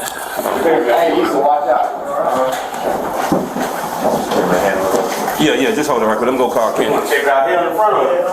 It's gonna be a crazy night. Next, a detective reads Jada her Miranda rights back at the station before questioning her further. From the beginning, tell me everything from the beginning to the end again. You know, there'll be more detail and explain everything, all right? What From the beginning, like when you met Wayman, to this guy, into what happened when you encountered with me. I wasn't really exactly looking that way, but I know it was Stetsen. Because I said because I had to pay the rent, and I was You paid rent in September? Yes. Okay. I paid rent in September, but it was late. Jada tells the detective she met the victim on an online dating site while working as an escort. Yes. Yep. He contacted me on me seeing my ad, and then we ended up having a conversation, and he had came by. But when he came by, I wasn't really dealing with a lot of stuff, and we were just talking. I was telling him just basically I don't know, I felt comfortable with him. Like, I didn't get a weird or, vibe from him or anything. So we just was talking, and he actually had left. I had someone else come by, and then he stayed out there. And then he ended up coming back. He actually took me to a gas station. He came back. We the same day when you met him? From there, he just, I'm not gonna say he wasn't obsessed or anything. He just, from that day, the moment he met me, he said he could tell that this is not, he could tell I was different from the other girls. He just was, at this point, he became he was a guardian angel for me. He was wanted so to make right, sure I Jake. was She okay. shot her sugar You daddy. know, if something was wrong, call him. Even if he just had met me in the car, to sound crazy, he might be, I don't know, but he wanted to make sure I was okay. Jada explains how her and Waymond had grown close in the months leading up to the shooting before delving into the details of another client, who she says sparked an alleged revenge plot after the mystery man refused to pay. The first time when you said, tell me how, you asked for the money. You said you got vision for the Cashapp.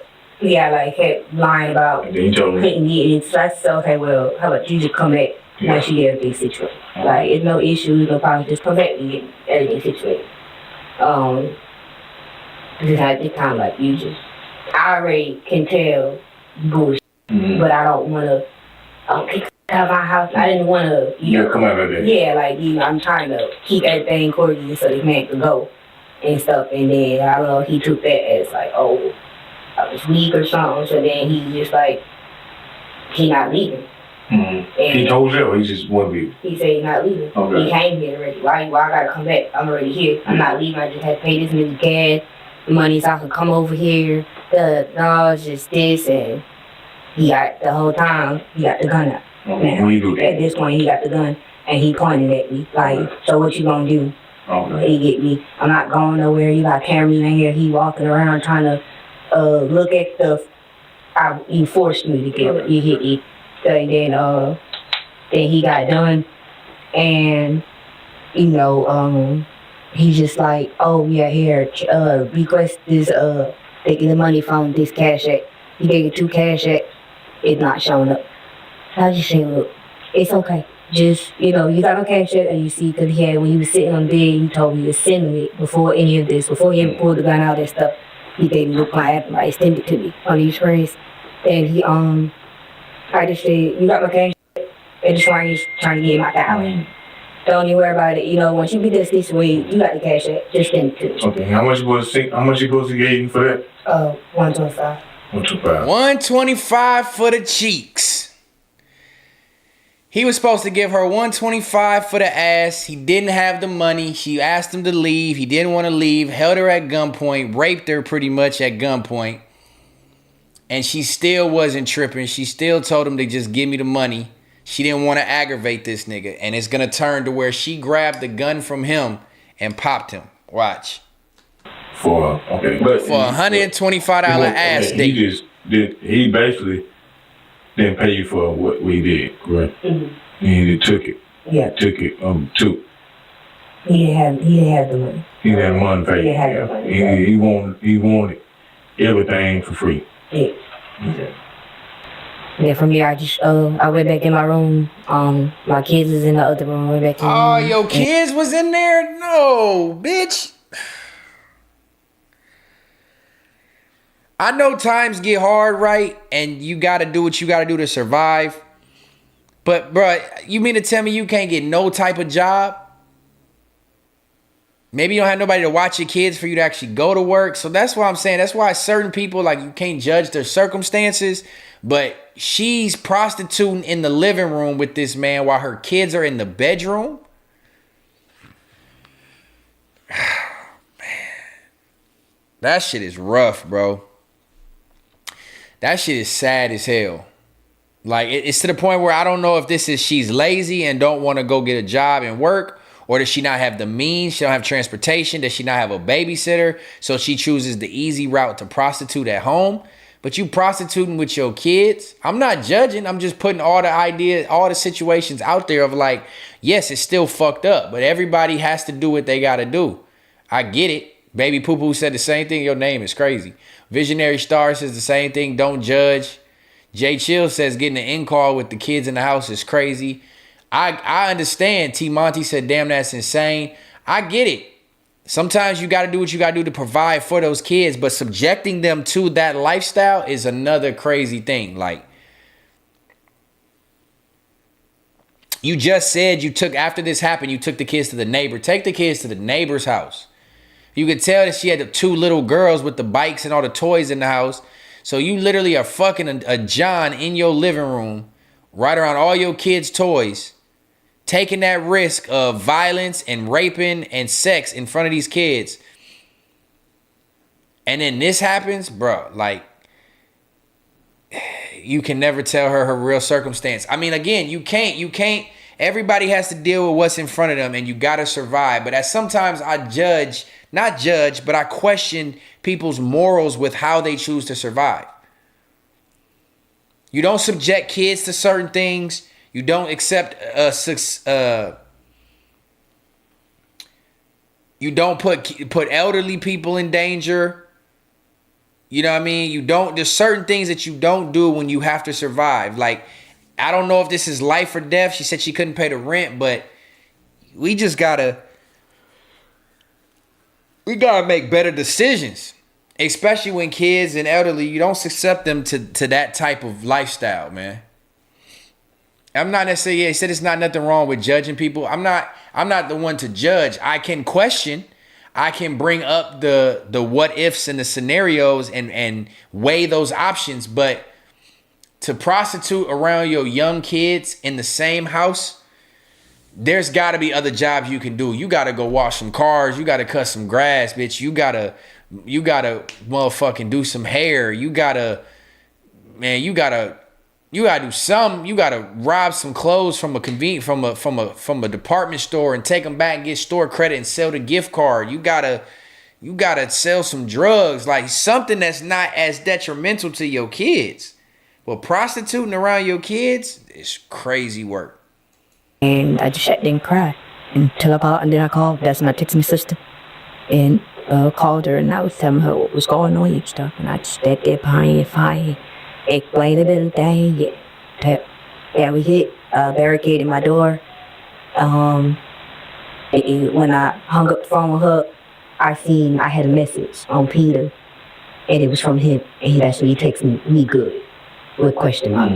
I didn't respond. I heard him call my sister back. I'm like, he just called me. He just texted me. And that's when I went to barricade the doors. You heard that right. Jada says her alleged assailant sent her a message saying, quote, "We good?" So the assailant, the guy, the John, the one who ended up murdered, once Jada went after the whole rape situation happened at gunpoint, she went in the other room, called her sister, and while she was talking to her sister, the John texted her and says, "Are we good?" No, nigga, you just raped me at gunpoint. So technically, no, we not good. But then she goes and locks the door so that he can't get out. After the incident, a message she says she later showed to Waymond before the pair allegedly decided to get even. Oh, okay. That's when Wayne, because Wayne got mad. Oh, okay. So when the text message started coming in from him, like everything was okay. You know? So you showed why I'm telling you. I'm like, he keep calling me, he keep texting me and stuff. Like, I don't understand why he's And then what did Wyman say? That's Wyman, like, okay, well, he thinks shit's sweet, so I'm gonna show it. That's not. Wait, am I confused? Did y'all catch something that I didn't catch, Tribe? Because somehow she's saying that there's somebody else named Wayman involved. So Wayman is not the John? I'm assuming she's telling somebody else what happened about in this situation called Wayman, and Wayman is the one who comes to the crib? Am I missing something? I'm going to let it play out, but I don't know if I'm missing something. And what did you say when you said that? I said, what was you saying? I ain't say, they ain't worried about it no more. You try to say they ain't worried about it no more, it's so weird. No, I said that yesterday when he was supposed to come with 5 o'clock. I told Wayne, like, I'm not worried about that. You know, at the end of the day, if you do something to him, it's not going to be just that. It's going to be a lot more that come with it. You get me? He got his feet, like, someone dropped him off before. You got to, how they gonna look? His friend, you feel me? They shot their partner off and the partner don't come back out. He said, that's when he said, the friend came, he said that he's gonna go out there and draw down on them too. He was gonna take everything they had. Rob them? Yeah, he was gonna rob them. He was gonna make them pull their pants down to their ankles. He had a whole plan. Yeah. So did he tell you to go along with it? He did. You know, he said that when that was supposed to take place, he wanted me to So is this happening the same day?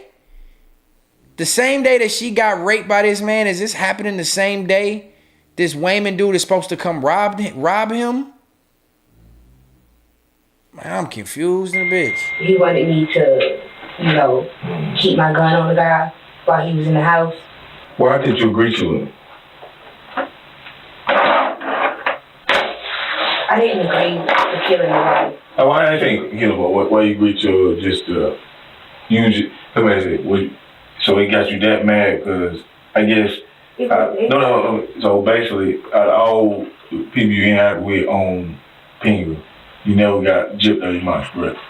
You never got paid, correct? I just didn't They actually care about the money. So you just, how he did it. How he did it. It made you that mad. It broke me and it had me feel paranoid, lose my mind. It was. I don't care about the money. All right, With the alleged robbery plan in mind, the detective reviews messages Jada says she sent to the intended target to allegedly lure him to her apartment where Waymond would be waiting for him. Okay, all right. So now I got it. Makes sense. Glad they summarized that. So what happened was, this happened previous on another day. She was raped at gunpoint by this John. He ended up leaving. And she was so bothered by it, she texted and talked to this Waymond dude and told him what happened. And their plan was to lure him back to her house for another episode. But this time, Waymond was going to be waiting for him to rob him and take him and the guy who brought him to her house, rob both of them. And that was their plan. So this happened on a separate day. I'm trying to come over there. You know that. What time is it? Okay, 7. Then he said, you still didn't send me that cash out. Okay, can you wait till around 9 so I can put my kids to bed? And he said, all right, babe. And he said, that way we can Netflix and chill. All right, so at the time, you said you called Wayne and said, so take me to Wayne and said, he called me. He called. Mm-hmm. So and then he said, okay. I don't know, this girl is naive or what, but the fact that she's sitting here complicit in setting up a murder is crazy to me. You talking too much. I don't know if you feel like talking is what's going to get you out of this or make you not guilty for the murder, but you are telling this detective that you are setting this man up for an armed robbery. And then if he dies in the commission of the felony of the robbery, you are guilty for murder.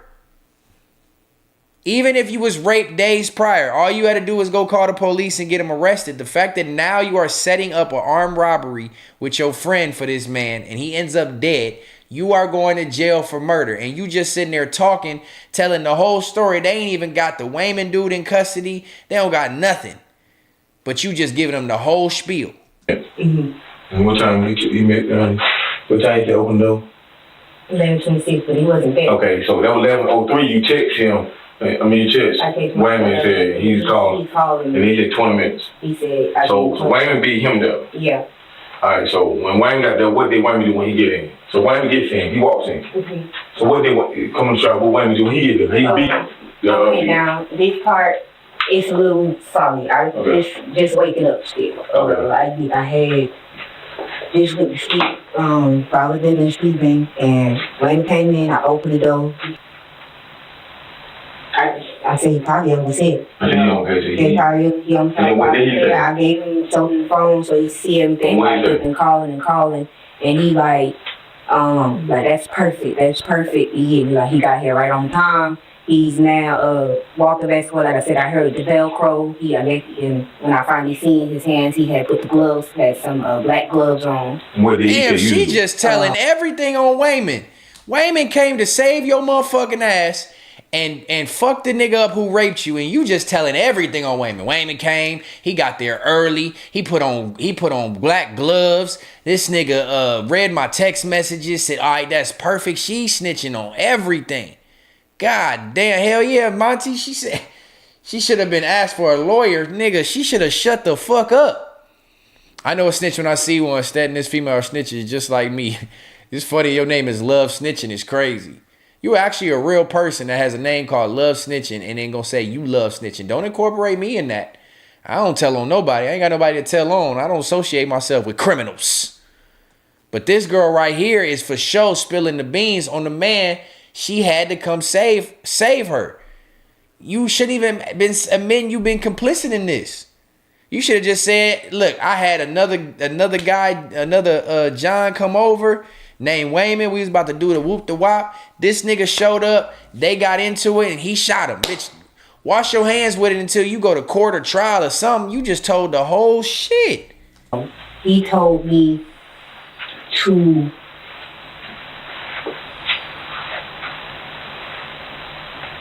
he said, when you open the door, he said, have your gun on you. And he said, no, he told me to have my gun out. Like, when I opened the door, he wanted me to just draw down on him or something. Draw down already? Yeah, like, and I'm like, no, like, I'm not doing that. He like, yeah, no, let that nigga know you don't play that shit. You mean business, like.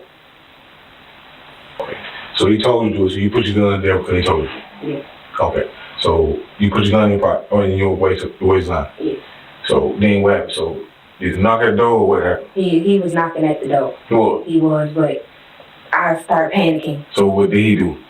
He's staying right here with the kitchen did we down and I'm trying to do what am I supposed to do? Yeah, I don't know what am I supposed to do. Go open the door. And what did he do? He was standing right where the walkway is to go into the room. Bedroom right there. And I'm like, man, if I open that door, he gonna see you. It's a bright light out there, you know, like he gonna see what you gonna do. You just gonna start shooting as soon as I open the door. Because he was telling me before, all you gotta do is just duck, and I'm just like, no, like I'm gonna get shot in the process. So like, he was gonna kill him. I guess so. No. I'm gonna ask you. Man, this is wild, bruh. She is spilling all the beans. Nigga said she talking so much they didn't even have to feed her. They ain't have to do nothing. She's giving it all to them. She's telling on the Wayman dude. She talking about she's scared. He got a plot already to murder the man. At this point, he don't even want to rob the dude no more. He just want to kill him. Some dude taking up for her want to just kill the man. And he's standing in the hallway. The door is up to the left about 11 o'clock. He's standing in the hallway. She's supposed to open the door and get out the way so that he can just start shooting from the hallway. You don't even want to, you don't even want to lure the man in? You don't even want to lure the man in?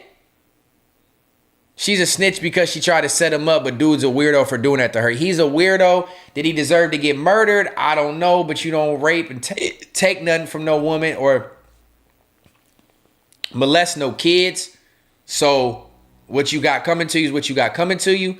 But she's fully complicit. She's fully complicit in this already, just off her story alone. Have your gun on you, point it at him, open the door, get out the way. Crazy. What did he tell you he was gonna do? He told me he was gonna make him pay. He didn't say I'm gonna kill him, but he said I'm gonna make him pay. Okay, he said he gonna know. He said he was gonna know to never fuck somebody ever again. Oh yeah, she's snitching for sure. They're snitching because she was complicit. He not gonna be able to just walk away from you. He said you walk away, he don't come back. Okay, so you pay, you freaking, and you standing towards your bedroom and your kids' room in that little dark area. At first we in the kitchen area. So what did he tell you to bring? Did he tell you to leave him somewhere, or did he just? He went. That's when he went further by that. He came behind the walls, and now you can't see him. Because. And he told him to open the door. You just want. Okay. So you didn't want to get shot, person, but you wanted just him to get shot, but you want to put him in a position to get shot only him. I didn't. Everybody's trying to know that. I want you to explain what was the purpose? What was his purpose? What was the purpose that arranged? I didn't want him to see Wayman, and he pulled his gun out on me. Who did? Who pulled his gun on you? I didn't want the guy to pull his gun out on me. Jada explains how Wayman allegedly hid in a hallway area, planning to rob the man as he arrived. But what she says happened next didn't exactly go as planned. He ducked out in the dark way. In the dark way. Yeah, she backed up a little bit. So I opened the door. What's up, man? Show me. She demonstrating the whole shit. Golly. I said, my kids sleep, so don't be loud. He walked to the kitchen. In the kitchen, he in the kitchen now. Not. Well, he in here like where the stove and stuff is, but he right here next to the walkway. Of the hallway. And so you told me you had no water. I didn't have no water. And then he goes back now he's back in the walkway, but my room door is closed. So you didn't tell him to go back there. Is he walking? No, he just went to the room. Okay, so then tell him, so this walk like he's going to your room. He walking, and my room door is closed. He's in his phone doing whatever he's doing, and the light from the phone, when he look up, he turned and he just start backing up. And that's when he told me to get down. And what you do? I'm backing up, because at this point he's stepping all on me. Okay, you behind him. I'm behind him, he's stepping on me. Okay. And I back up and I go towards the kitchen. Mm-hmm. And all of a sudden, they in there tussling, throwing each other into the wall. That's what that dent in the wall was. I knew it. And women already gun draw down. Yeah. And then what happened? So he, I don't know how they even started tussling, because he had the gun drawn. Mm-hmm. I don't know how it is. I think maybe the guy like jumped at him or something, or maybe Wayman wanted to beat him up or something. Like I don't know. I just know when he was in the corner by Christian Street, I seen Wayne punching him a couple times, punching him. And now while he was over here, dude was saying, because Wayne was talking to him, like, you heard it, he like, I got the money for you, I got the money. I came here to bring you the money. What that the dude was saying. And Wayne was like, no, mine, you wasn't bringing her no money. You told her saying her kids was here. So they keep talking to him. They talking back and forth while they fighting. But now at this point, they all over the house. Holes in the wall. They just all over, knocking over everything. And I guess once Wayman felt like he was getting the best of him, that's when he told me to shoot him. What did you how you did? He said, shoot this. So she's the one who shot him? No, I didn't know that was about to happen. I thought Wayman was the niggas gonna shoot. So Wayman came over there with all this energy that he was gonna strip this nigga, rob this nigga, make him pay. He was gonna shoot him and kill him. Got gloves on, tussling with him. And because he's into a tussle match with the John, he tells her to shoot him. So she's the one who pulled the trigger? Oh my God. She's the one who pulled the trigger?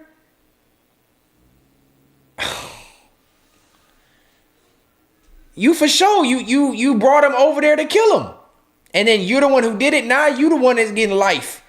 The Wayman dude might get a lot of time too, but now the roles is gonna reverse if you the one who pulled the trigger. Yeah.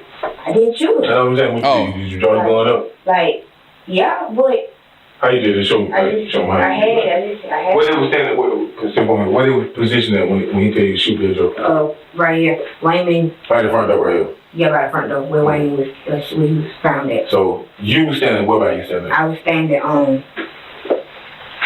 at this point, this the living room. So what did you already gun out or you had to put it out? I had my gun out the moment they started fighting. Oh, okay. Because I didn't know what was gonna happen. Like, I didn't know if he was gonna knock the gun out of Wayne's hand and pull his gun out. So I just had my gun out so he wouldn't shoot it. Mm-hmm.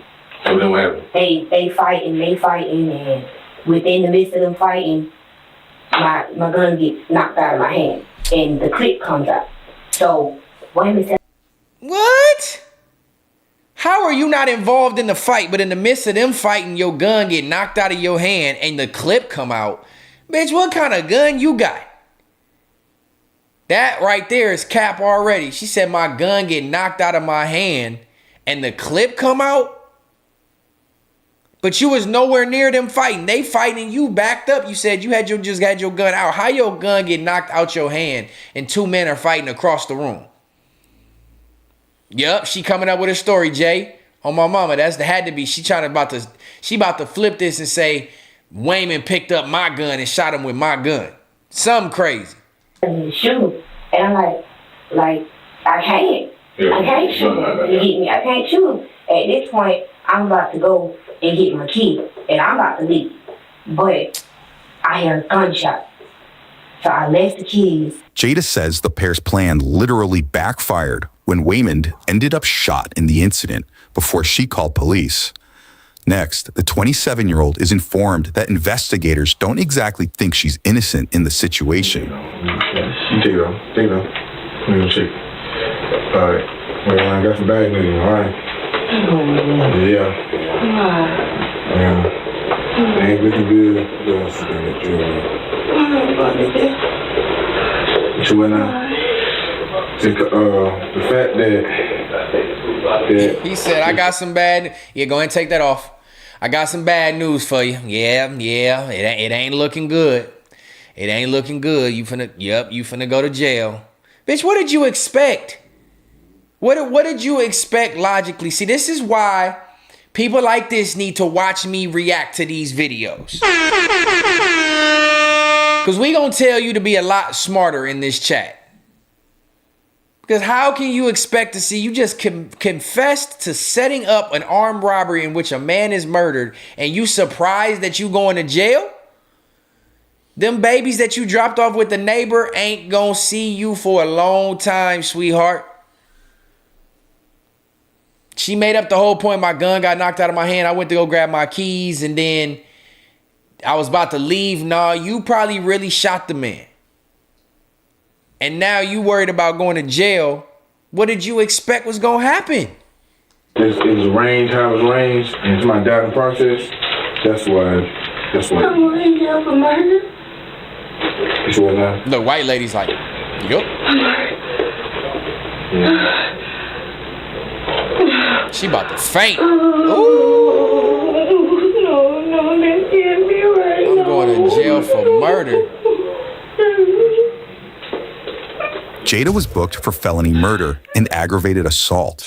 As part of a deal, prosecutors later dropped the murder charge. What? While Jada... What? Wait, hold on. How they dropped the murder charge? Visionary Star said, I feel sorry for her. I mean, let's see. We'll summarize that when the video about to be over. Pleaded guilty to aggravated assault, court records show. The 27-year-old was sentenced to 5 years behind bars, followed by 15 years of probation. But the question remains, who was the mystery man who allegedly pulled the trigger? At last check, no information on possible suspects has been released. Yeah,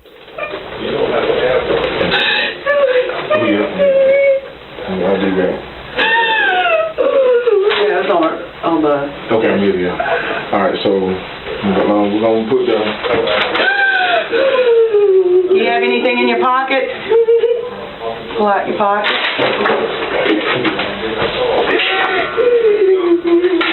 I wouldn't have been picking up shit, but you want to jail for murder. I wouldn't get what? I wouldn't even be picking up my bag for what?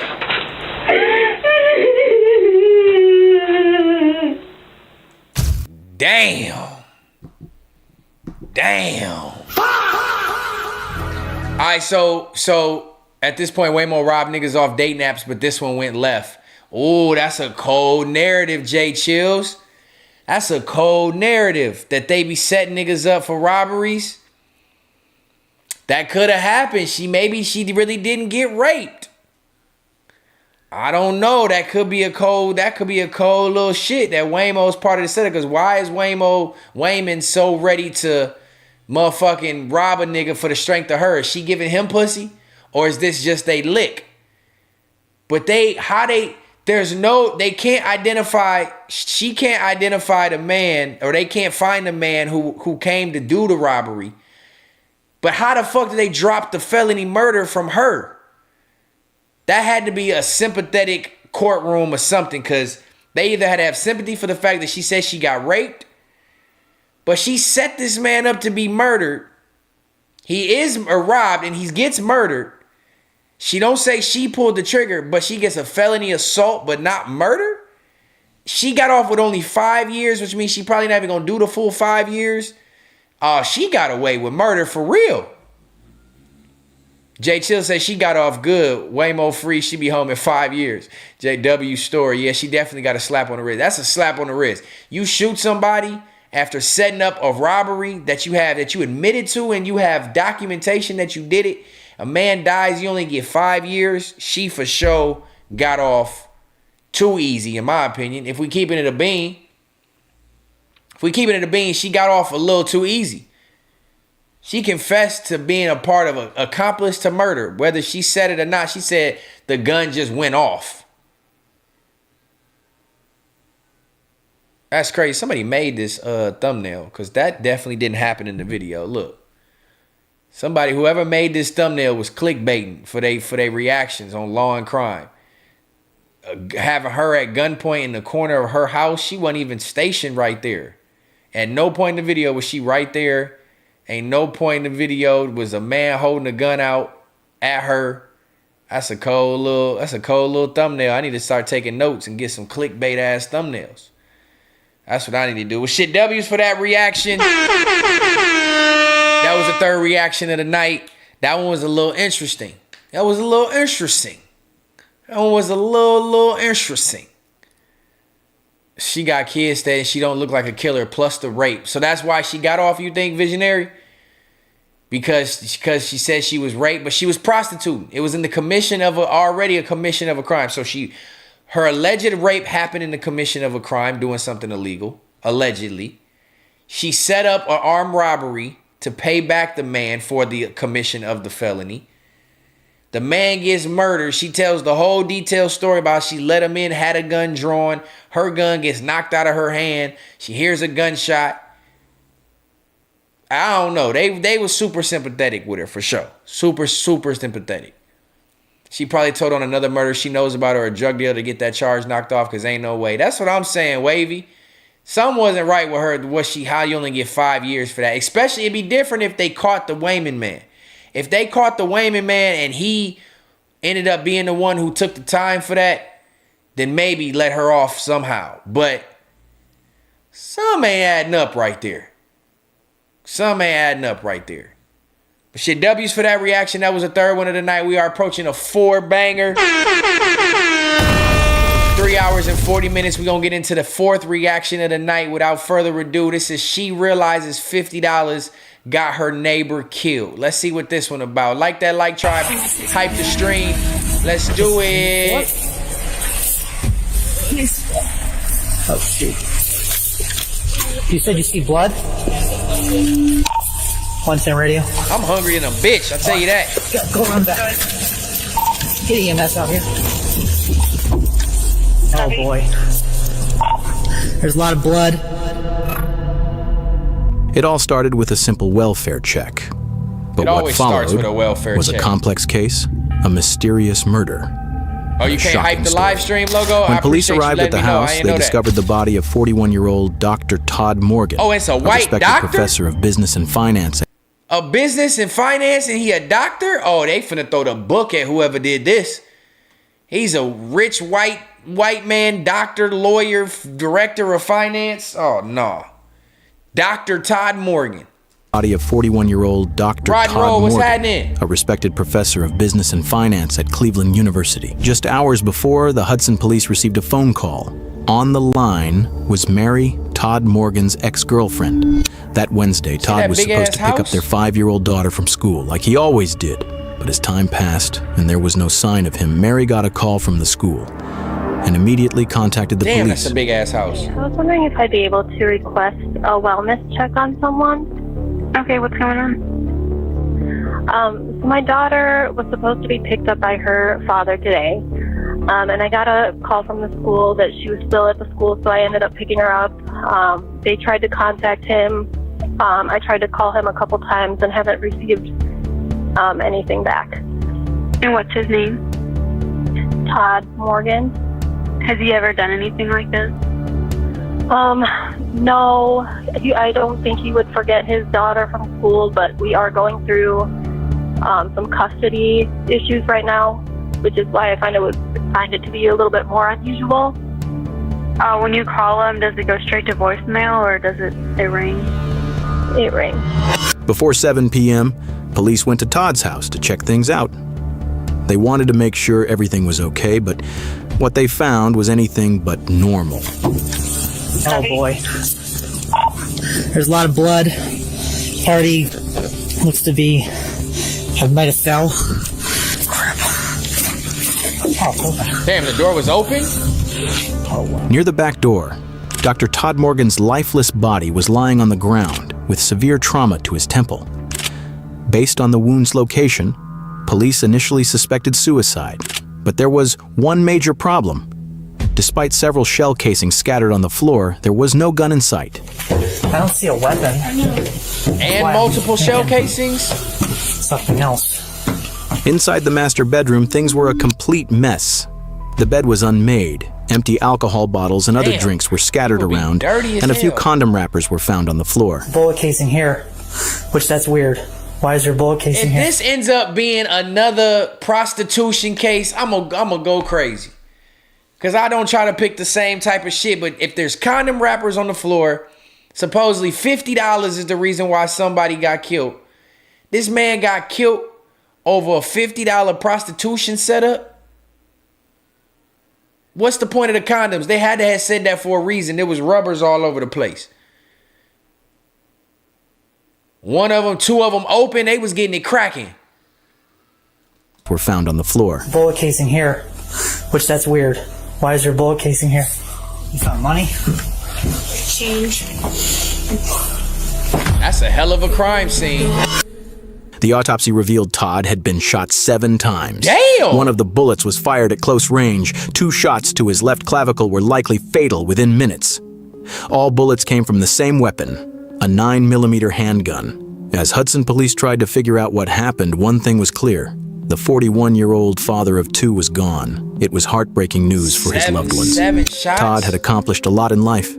He earned his bachelor's and master's degrees in Cleveland, then got his PhD from Kent State in 2015. He taught at universities in Massachusetts and Michigan before returning to Cleveland State 2 years before his death. But more than anything, Todd loved being a dad. He was known as a smart, serious guy, but with his kids, he was full of life. Damn. He'd play games, have dance-offs, take them to the park, and go on adventures. On the day he died, his daughter waited at school. Sure, her dad would show up like always, but this time, it was her mom who came, unsure how to break the news. At that point, even she didn't know what had really happened. Back at the house, detectives launched a full investigation. So he's laying on his back with a gunshot wound to the head at the back door, and it looks like the door was forced out, as in out to the door. So I'd like for somebody to come out and take a look. There's shell casings all over the place, and just to figure out exactly what. Near Todd's body, the back door looked damaged. Part of the door frame by the lock was missing, like someone had forced it open from inside. A broken piece of the lock was found on the deck just a few feet away. There was blood spatter on the inside of the door, and police also spotted bloody footprints leading from the house onto the deck. The trail went down the steps toward the driveway where Todd's Porsche SUV was still parked. It seemed clear someone had left the scene in a hurry.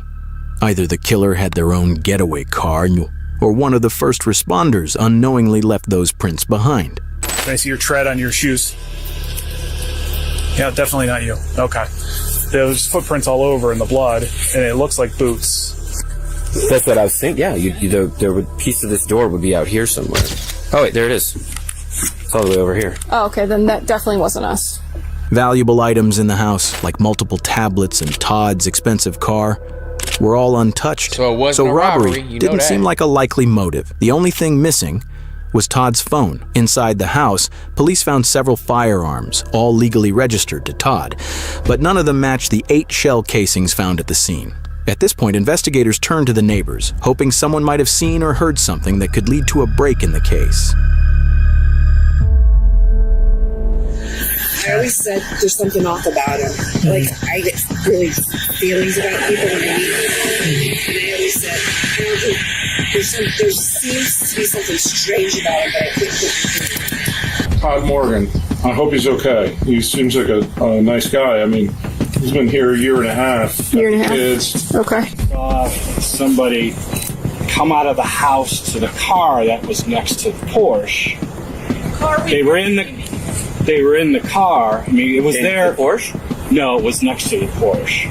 Okay. And it was there when I woke up this morning at 5 o'clock. Nosy ass neighbors. How you recall all that? Just seems weird. He said he worked from home. What the fuck does he do? He drives a Porsche.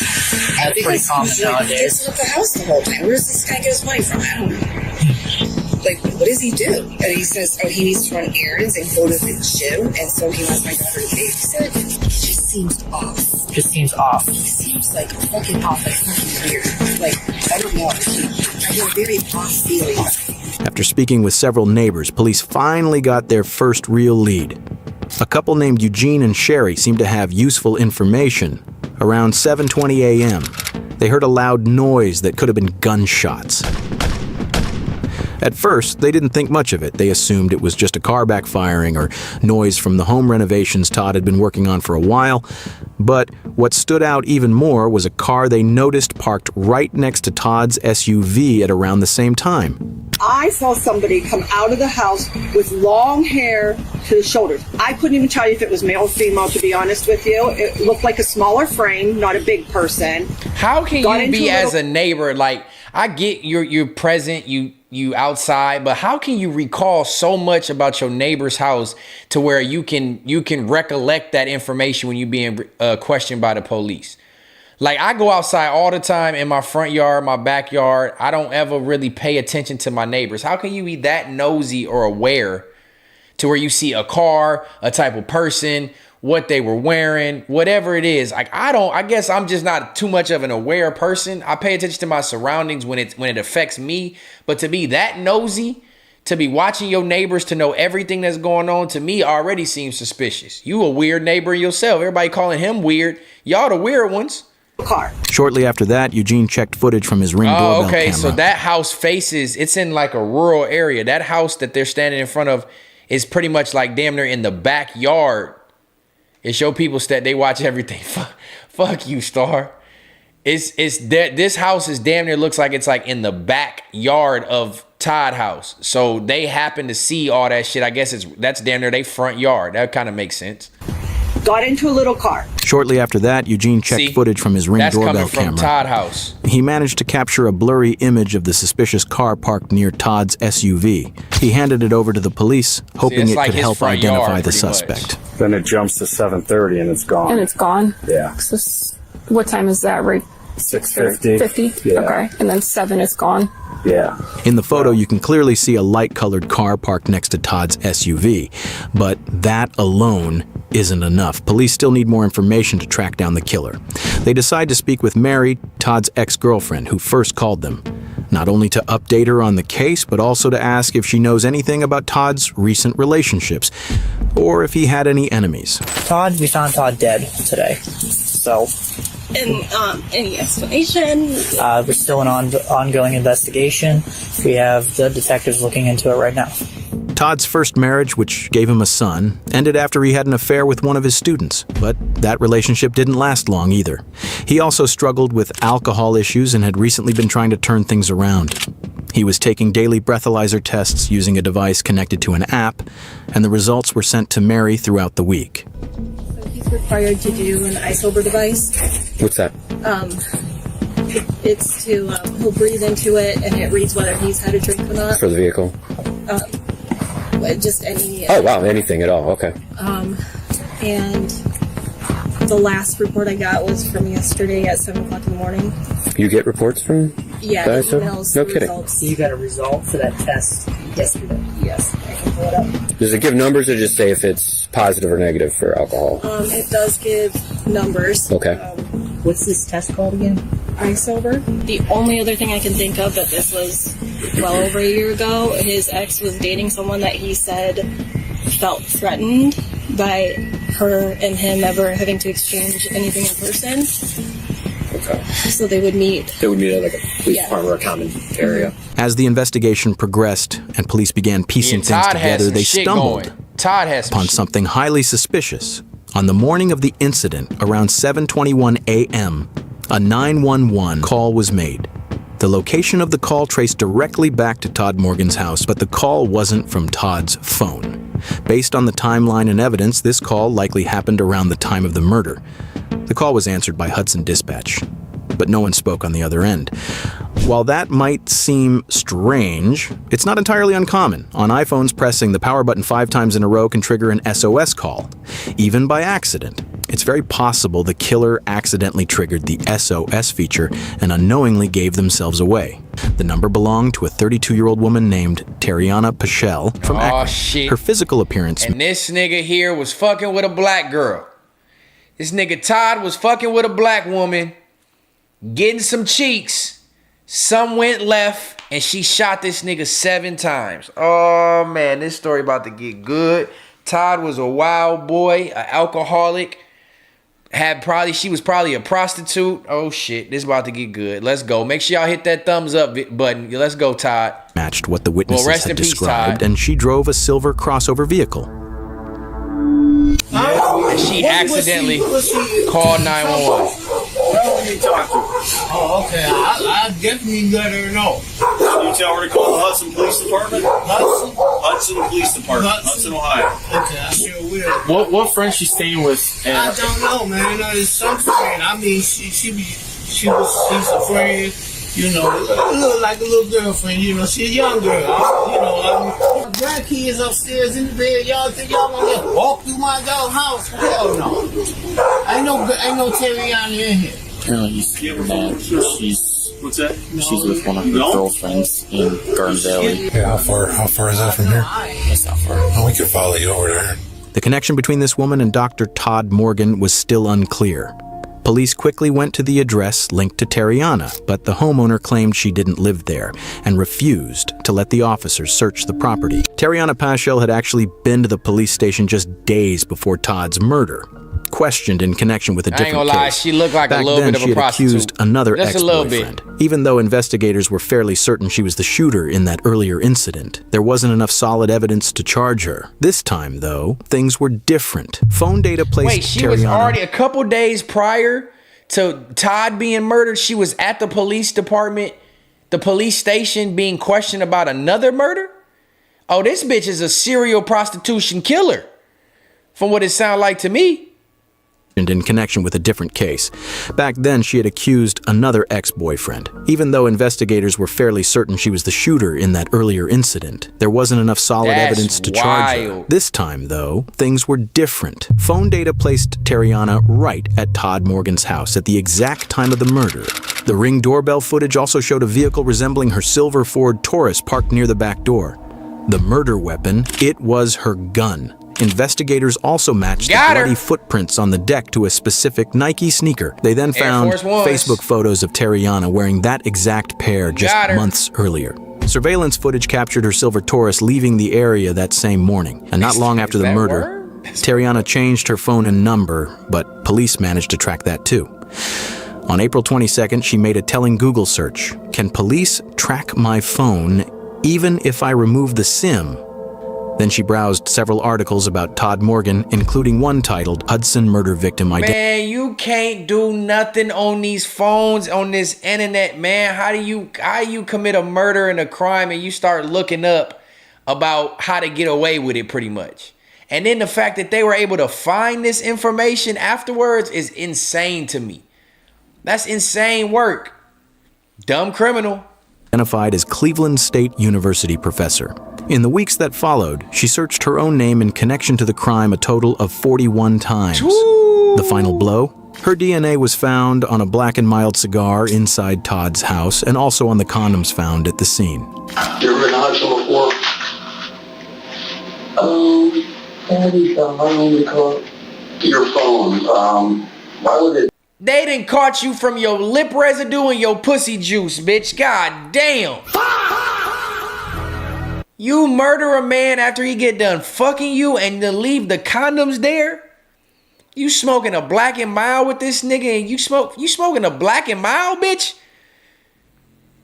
You's a dirty bitch. You getting fucked by this man. You leave the condoms at the crib with your coochie DNA on it. You smoking Black & Milds with your lip DNA on it. Your car is there on security camera footage. You call 911 from your phone on the premise. You got this Glock is registered to you. Goddamn, bitch, you didn't give yourself no chance to get away. You didn't give yourself no chance to get away. It's a white doctor and you a black woman. He was trying to get some black cheeks. You gave him the cheeks and end up killing this man. Oh my God. Dial 911 on April 19th. My phone? Yeah. I don't know. Okay. So here's what's interesting about these two photos. Okay, these two photos were actually on your phone. On my phone? Mm-hmm. Well, they weren't on my phone. You actually typed in a search for this guy. And you viewed this image on your phone. Boy, I tell you, boy, this just get crazier and crazier. She not only searched the man up that she murdered on the internet, she searched her name 41 times in the weeks after. She searched the guy she killed's name and saved pictures of him in her camera roll. Saved pictures of her in the camera roll? Yeah, you tripping. What is you doing? Save pictures of him in your camera roll of the man you just murdered. You are tripping, shorty. I think some people just don't think that you can search these devices up and the cops can get access to everything you done searched. But then to save pictures of the white man in your phone that you just claimed you've never been to Hudson. You don't know why their phone dialed 911, but you got the pictures of the murdered man saved in your phone. Bitch, come on, bruh. Dropped you crazy. That nigga back to back with two crazy jokes. You also did a search for 321 West Streetsville Street. And you searched for the address? On your phone. God. Bitch, you were the detective for yourself. I'll give you an opportunity here to. She pretty much prosecuted herself, Tribe. She prosecuted herself before she was even arrested for the man's murder. This bitch right here. She prosecuted herself. She did all the shit for herself. Okay, and I'm telling you, I don't know what's going on. Well. Now, with all the phone data in hand, Tariana had no choice but to face the evidence. It turned out that she and Todd had originally met on the dating app Bumble. Let me make Their conversation quickly moved off the app and continued through text messages. Chocolate Hershey Drop was her name? Hold on. Bumble. Chocolate Hershey Drop, ready to melt all over you. Slim, petite, and flexible. Clean and fresh. No law enforcement, no cheap men. White guys spoil me the best.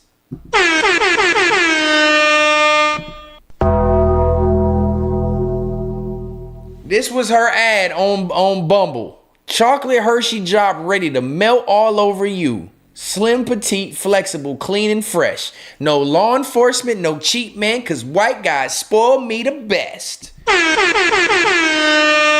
She had a whole little rhyme pattern to her ad. Goodness gracious. I can't believe we got two videos back to back about prostitutes murdering they John. This is wild. Conversation quickly moved off the app and continued through text messages. What kind of rate, babe? A lot of information. 200 roses, $200. We have video, we have phone calls, we have Bumble chat messages. Okay, we have shell casings, we have shoe prints. We've got a lot of stuff. Tariana's message history showed multiple conversations related to prostitution. In those texts, she made it clear that she only did out calls, meaning she would travel to meet clients. She even shared pricing details with them. On the day Todd was murdered, Tariana received a $50 payment from him via Cashapp. When questioned about it, she said people send her money through the app all the time, and there was no way to say what that payment was for. However, investigators discovered she had searched for Todd's name, his address, and news articles about his death. Yet, despite all of this, Tariana claimed she didn't even remember who Todd Morgan was.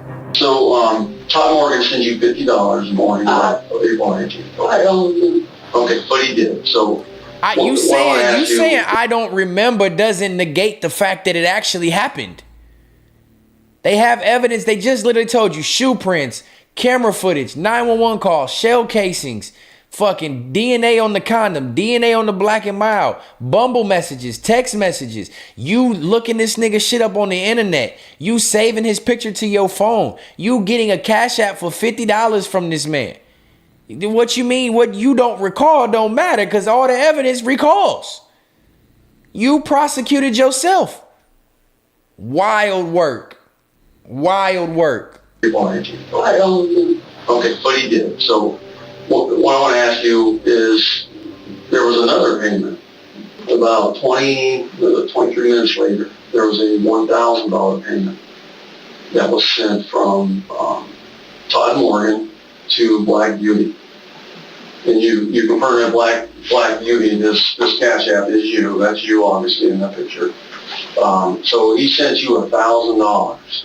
Now, Todd was paying for that black ass. Payment. You say guys send you random $50 every now and then. Okay, you guys send you random $1,000 payments? No. Okay, so it can happen. The second payment of $1,000 was never completed.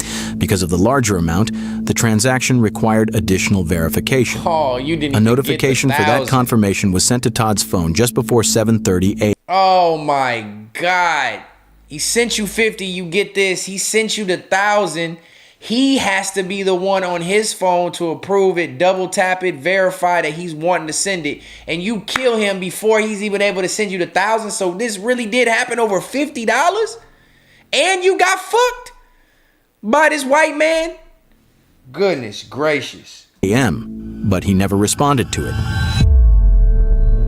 He wasn't able to because you killed him In September 2024, the case finally went to court, but on the very day the trial was set to begin, Terriana reached a plea agreement with the state. Yes, to his family, I'm very sorry, and I hope that one day that you can find it in your hearts to forgive me. She agreed to plead guilty in exchange for a sentence of 20 years to life for Todd's murder, along with an additional 3 years for the firearm charge.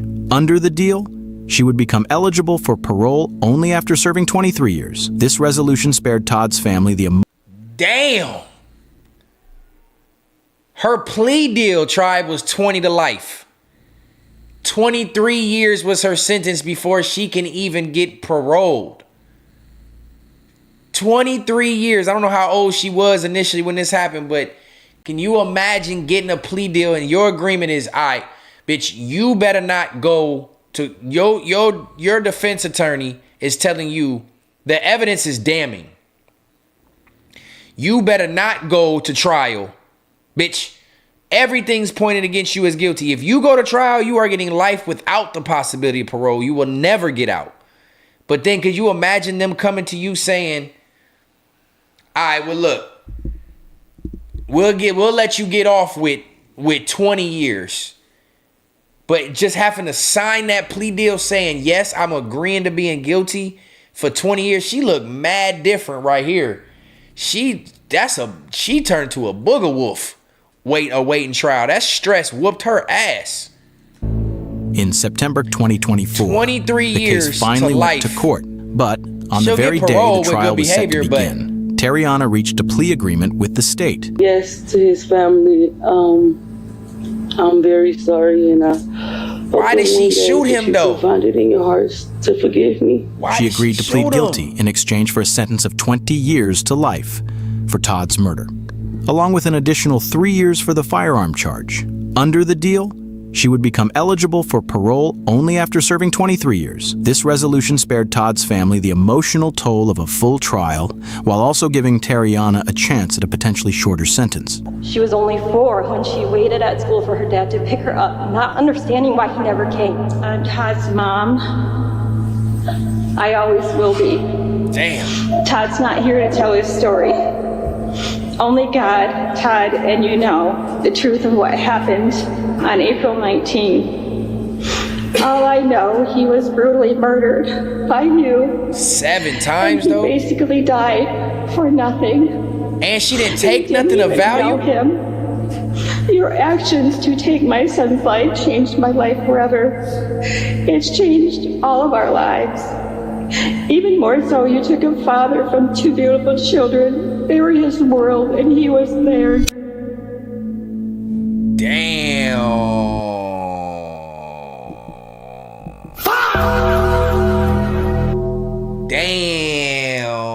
That's crazy. We just had 2 videos back to back with prostitutes killing a John. I just wish she would have gave more context to why she did it. Why did you shoot him 7 times? Did he try to rape you? Was he being aggressive? Well, you didn't rob the man. You didn't take his Porsche. You didn't take no tablets. You ain't take no money, no valuables. You just killed him, kicked the door out, and left. So you went to jail and you killed him for what reason? There's no... See, that's the only thing I hate about certain stories. You can never tell what the details are, but it's crazy to me that you would commit a crime of this caliber and attempt to get nothing out of it. What did he do? You didn't claim self-defense? Like what? You didn't even take it to trial. You just took the plea deal. So you just probably murdered him for what reason? You didn't even get the $1,000. For $50, you murdered this man. A white doctor as a black woman. You know they was going to try to throw the book at you. Even 20 years is crazy. That's a wild ass story. And I hate to be anybody, the family member of Todd. I hate to be her family member. Now she gone over $50. She's dead. This nigga snoring like a bear over here. That's insane, man. W's for the 4th reaction of the night. We still kicking at 4 hours and 10 minutes, and we still got 1 more to go. I promise 5. We gonna give 5. I don't care how long it takes. This is what I get for watching long documentaries. We pushing even further. Shout out to the tribe who's still tuned in on this late night. What time is it? 12:30 Central Time, 1:30 on the east side, 10:30 on the west side, and we still kicking. We ain't gonna delay. We're gonna get right into the 5th reaction and final reaction of the night. I appreciate y'all. As I always say, thank you so much. Click the thumbs up. This is Third Law, episode 9. Every Wednesday night, we go live at 8:15 p.m., and I'm here to give y'all that good entertainment. Let's get in right to it. The 5th and final reaction of the night. 17-year-old killer leaves bodies in local dumpsters. Another dark and gruesome story. And for a 17-year-old, this should take a crazy turn. I'm going to try to hold back on some of my commentary so we're not keeping everybody up too late. It's a 19-minute video. Let's see if we can wrap it up within 30 minutes. I love y'all. Let's get it going. Police are at the Morning Tree Park apartment complex after reports of a dead body in the area. Lakewood. Lying next to the dumpster is a body with multiple stab wounds so brutally beaten that it's nearly unrecognizable. You have a good face shot, the guy? Not a good face shot, because it's like, that's why I was associated. Officers immediately suspected that one of the tenants in the complex was the killer, but they would be horribly wrong. There's like blood all over the ground by the dumpster, and that his head looked like a smashed watermelon. Beat the fuck out of him and then stabbed him in the butt. That's when he started hitting him. He hit him a couple of times and then stomped him a couple of times. A violent, unpredictable teen killer was on the loose, and police needed to find him before he murders again. Step out of the apartment now. You are surrounded. Doors open. Police department! Oh, this one about to get gruesome. In the early morning of July 30th, 2023, Lakewood police received a call from the Morning Tree Park apartment complex. The caller reported finding something next to a dumpster, describing it as gruesome. Officers were quickly dispatched to investigate. So who was the one that saw him? Who called? You did, sir? Me. So what happened? What did you see? Like, how did this all... Okay, why she back up filming him like that? It was kind of like dumpster digging, right? And I see this red stuff, you know, leaking out of the dumpster. So I went in there, and I see his body in there. While dumpster diving, Ted had come across blood leaking out from under the dumpster. When he looked inside, he found an elderly man lying lifeless, bloodied and beaten until his face was no longer recognizable. Officers now needed to identify both the victim and the person responsible. Fortunately, there was someone at the complex who could help them with... Damn, my bad, tribe. I'm gonna pause this real quick just cause... Damn, my chat wasn't even moving that whole time? Damn, my bad, tribe. I'm gonna put a pause right here. I missed a lot of comments in this bitch. Rod and Roll, TJ Monty was leaving comments. If she would have called it, she probably would have got away with it. I try my luck. Freaky shit. Damn, Frogface, you freaky as hell. This is all about the last reaction. 50 is crazy. You can't make this shit up. She was working Todd ass. People want money so bad they think about the money, but not the outcome of the actions to get it. Now they can't even spend them. Damn, Damn, my bad, Tribe. I did not see none of these comments. I just had to refresh my chat. That's my fault, Tribe. That's my fault. 23 years is forever. Are you sure Todd might have had a secret stash and she took it, but she still got a chance at freedom? Damn. Shout out to y'all. I apologize for missing the chat. Everybody who still tapped in, much love. I'm going to get back into this reaction. Thank you for staying tuned in. Hopefully, I just refreshed the chat so I'll be able to watch what you got to say now. Don't think I'm ignoring you. As my apologies, but something told me right now just refresh it because it wasn't moving, and now I got a bunch of messages that I missed. So shout out to the tribe. Keep interacting in the chat while we keep this while we get this last reaction going. Much love, y'all. My bad.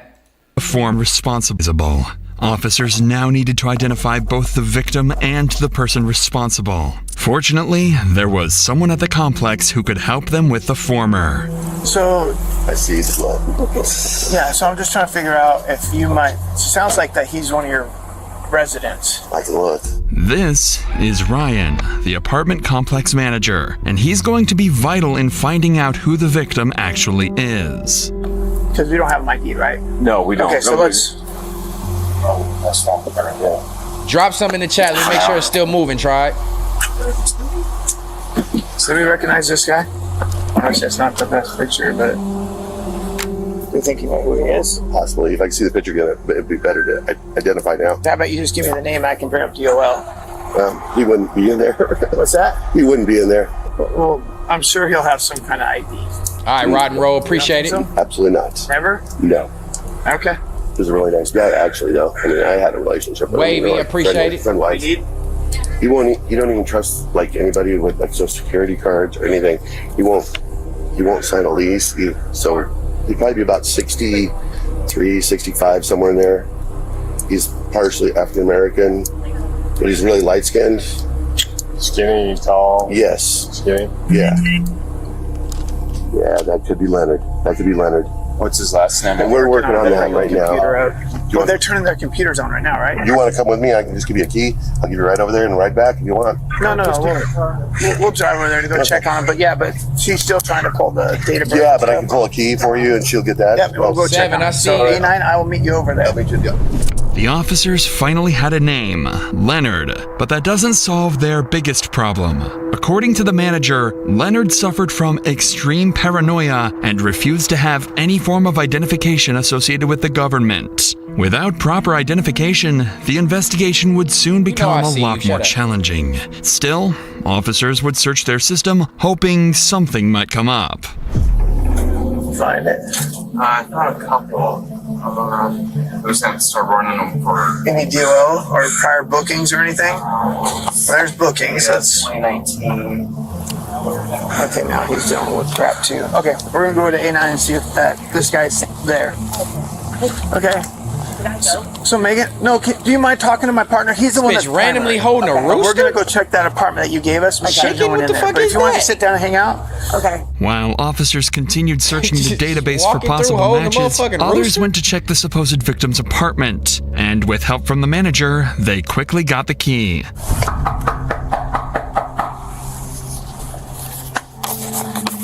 Leonard, Lakewood Police, we just need to know that you're okay.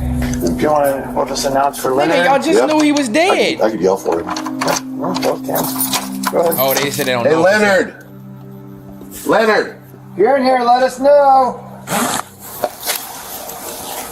After a quick look around the apartment, Leonard was nowhere to be found. At the same time, officers had just matched the victim's face to Leonard's image using police database. So there was no doubt now. The victim was 64-year-old Leonard Williams. Neighbors and staff described Leonard as a friendly and compassionate person. Although he often kept to himself, he was known to be extremely kind to fellow residents. But the investigation was far from over. Officers still had to determine who was behind the brutal attack and why.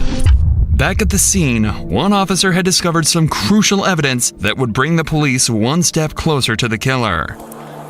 Okay, so if you walk that way, and actually, obviously it's dark at that hour, but if you walk that route that you just said, and somebody happened to shine their lights into the dumpster area, you would see him laying there. Was there any trash outside of the dumpster area, the path that you guys would have walked? this officer just picked up on something crucial. The area around the dumpster was extremely messy, and blood was leaking from it. Any person would have easily spotted that, let alone an officer. Turns out, just 12 hours earlier, police had been dispatched to that same apartment complex on a noise disturbance complaint. The call was made around 8 p.m., and the responding officer's dash cam shows him returning to his vehicle by walking through the side path, the exact one that leads up to the dumpster where Leonard was found. The officer didn't notice any leaking blood or hear suspicious commotion, which means that whatever had occurred had happened after the officer left. From this, the timeline of the murder was vastly narrowed. But more importantly, the disturbance call that the officer responded to had been made about a group of teenagers from the apartment complex unit J54. According to the manager, this group was well known for partying several days of the week and not paying their rent on time. However, little did they know that the police would catch on to what they were doing at last night's party and why there was a dead body just a few feet away from their apartment. It was one of the kids at the As apartment. this was the only lead that police had, a search warrant for Unit J54 was issued, and officers quickly arrived at the residence looking for any signs of foul play. Get the manager in the room. There we go. Hey, Granny, take it, please. Anybody else inside? So there was a 911 call the night before they found this guy dead. And I don't know if the 911 call was a noise complaint. I guess it was about this apartment with these teenagers. I don't know. They didn't say who made the 911 call, but it was about this apartment for whatever reasons, which I don't understand how these cops have the ability to search this house with a search warrant if all they had was there was a 911 call about this house prior for noise. So I don't know how that's possible, but ironically, it's going to tie them into the kid who decided to commit this murder. That's crazy. Yeah. Sit let's get over here for a second, okay? Who's all in here with you? Just me and two people. Where are they at? I don't really know. What are their names? Jaden. Jaden and who? Jaden and Ty. Jaden and Ty, come on out. Come on out. Ty, come on out, liquid please. Where's he at? He was to the corner store. What's that? He went to the corner store. You went to the corner store? When officers arrived, Alina and Jaden were found inside the apartment. One of the teens, named Ty, seemed to have fled when officers arrived and was nowhere to be found in the unit. His friends claimed he went to the corner store to buy some snacks, but officers would soon discover that was a complete lie. For now, though, officers decided to interview the group, unaware one of them was about to confess to the gruesome details of Leonard's murder. But before we continue, life can change in an instant. That's what happened in November 2021, when a father of two was tragically shot and killed while attending a pop-up party held at an Orlando business complex that there the family million you if it convert 6 initially slash the teens who remained said, let's get back to the investigation. Officers were about to interview the teens who remained in the apartment, suspecting they know more than they've let on. How would they suspect them to begin with? I don't understand that. Yep. Why would they suspect the teens? You know why we're here. 911 call earlier. Yeah, so I'll make it clear to you. You're not in trouble right now, but you're a witness to something. And so we need to talk about that, okay? I wasn't. I got video. You can say I was a witness, and I understand, but when I heard what he did, I did not walk down the stairs for a reason. What did you hear that he did? I heard that he beat up this dude for really no reason. He said that the homeless guy stepped to him, or the homeless guy asked for a cigarette or shit. Yeah. How well do you know him? Chubbs? Yeah. I've known him for like a month. So these niggas just telling already. Yeah, what happened? Tell me a little bit about it. Chubbs had a little incident. I can't. Chubbs had a little incident. Yeah, what was Chubbs' incident? By the garbage can. Yeah. You don't know? Well, I know what happened already, okay? Chubbs just would get mad, and people would say that he would do it, he wouldn't do it, and he'd just go on into do it. But so Chubbs definitely had an angry problem. Yeah, when he's drunk, he would get very violent. Okay. He would be very unhappy. The next thing you know, Chubbs flies open the door, and he looks at me, and he's got this smile on his face. I was like, I'm so sorry, but I did something really bad and I made a big mistake and I really didn't mean to do it. And I go, what'd you do? And that's when his smile completely shut off.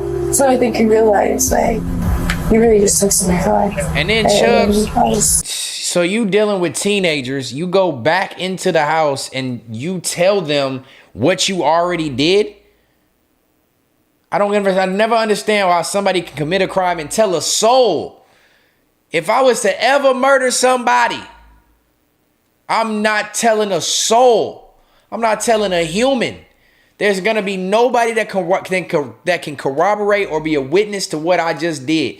So this dude Chubbs decides to go back in and tell these teenagers that he just murdered a man. Now you got people that are gonna get scared and nut up, and they're gonna be the witnesses and confess that you told them what you did. They gonna find this Chubbs nigga, you going for life, my boy. He's like, I killed somebody outside. Did he tell you how he killed him? How did he? He beat the fuck out of him and then stabbed him in the bar. This guy is laying down on the side of his face, like against this way. Mm-hmm. All you see is him, Chubbs is like down on the ground recording him, and then just starts kicking it. Like it's a joke. Recording him? With these two new crucial statements, police And now she had two witnessed it? suspects at large, Chubbs and Ty, with their primary focus being on 17-year-old Brody Chubbs Brownell. According to Alina, Brody had 2 bottles of tequila and was also high on marijuana the previous night. To make matters worse, he had a reputation for getting violent when drunk. At some point, he briefly stepped outside the apartment and happened to cross paths with Leonard in the parking lot. Leonard may have confronted him about the loud music, or, given his paranoia, he might have simply been talking to himself. Either way, Brody likely saw him as an easy target, and Leonard became the victim of his violent outburst. Alina was also the first to mention something even more disturbing. Brody had recorded the entire thing on Snapchat. He filmed himself beating and stabbing Leonard to death, then sent the video to friends at the party. Get the With fuck Brody as outta their here. prime suspect, officers remained on high alert. Get the fuck out of here. Dog, what is wrong with these kids in social media, bro? This nigga beat up an old man bloody and then stabbed him in the throat while filming it and kicking his head and sent it to the people in the party. You gotta be out your motherfucking mind, dog.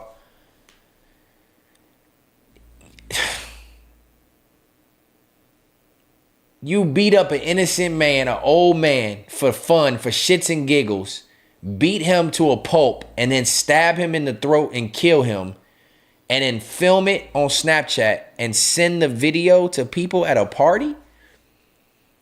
I'm convinced some of these teens, these Gen Zers, these motherfuckers really believe that they're in a video game. They believe that they're in a video game at all times. Because there's not enough weed or liquor in the world to make somebody do no shit like this. That ain't weed. That's what I'm saying. He off something else. Visionary Stars, he off that lush. He off something. They really just scared of their homie. That's why they telling. I think they're young. They don't know how to handle being questioned by police. So they just nutting up all the information. Straight out of a movie, bro. Straight out of a movie. Cold-blooded as fuck. Far as to request air support and search for him. In the meantime, police were notified about a male who was running around the Morning Tree complex. He was identified to be Trey Crystal, or Ty, the one who fled from Alina's apartment when the officers had arrived with the search warrant. Shortly after confirming his identity, he agreed to speak with detectives. Detectives needed to determine whether Ty had played any role in the murder, and if he knew where Brody was hiding. Just tell me a story. Just take me from the beginning to the end. What happened that night? Yeah, he ended up really drunk, and then he was like trying to fight everyone at the party, but no one would fight him. Told y'all liquor is the devil. Win, and then he was like backing down or stuff like that. Okay. So he couldn't fight anyone there, and so he went outside all mad. And then like there's this homeless dude, or he said over or under. He doing 25. This is malice murder. He going to jail for life. That's over 25. No question. No question. Thank you, Logo. People smoke weed to ease the pain, not create it. Ain't nobody smoking weed going to commit no crime like this. Not just high off weed. Ain't no way. You gonna be too happy and chill. You gonna be trying out there laugh with the nigga. Over for sure. He doing life. He's not getting out. There's no chance. This is malice murder. Beat somebody to death, an old innocent man, and then you stab him in the throat and bleed him out by a fucking dumpster. Nigga, you are going to jail for life. I bet he's the softest one in the prison too. He all tough shit for 9-3. He's 17. You just drunk underage thinking you big and bad, and now you make one mistake. That's what I always emphasize to people. When you get drunk, all it takes is one mistake. One wrong move. One choice to drive a car, kill somebody, vehicular homicide. One angry fight where you punch somebody the wrong way and they die. One choice of your ego's too high because you're drunk and now you shoot a nigga, it's over. Liquor is the devil. It's called a spirit for a reason. It's spirits. If you choose to drink to oblivion like that, where you black out and can't remember what's going on, you deserve what's coming to you. I don't have no sympathy for you. I don't have no sympathy for you because you know what you're doing when you keep drinking and you keep drinking and you keep drinking and you keep drinking. Eventually, you know you're going to black out and do some dumb shit.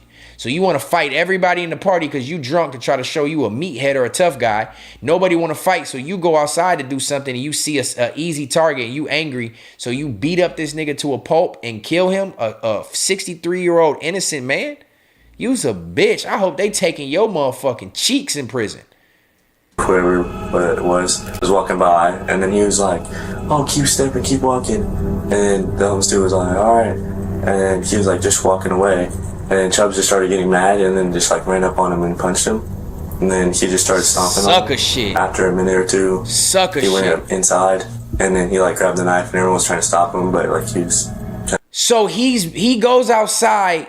He starts picking with the homeless dude. Well, he's not homeless. He has a home. He starts picking with the old dude, and to the point where he socks him and punches him, and then chooses. He didn't even have the knife on him at the time. That's premeditated as fuck. You beat on the man. You don't leave him alone. You run back in the party and grab a kitchen knife.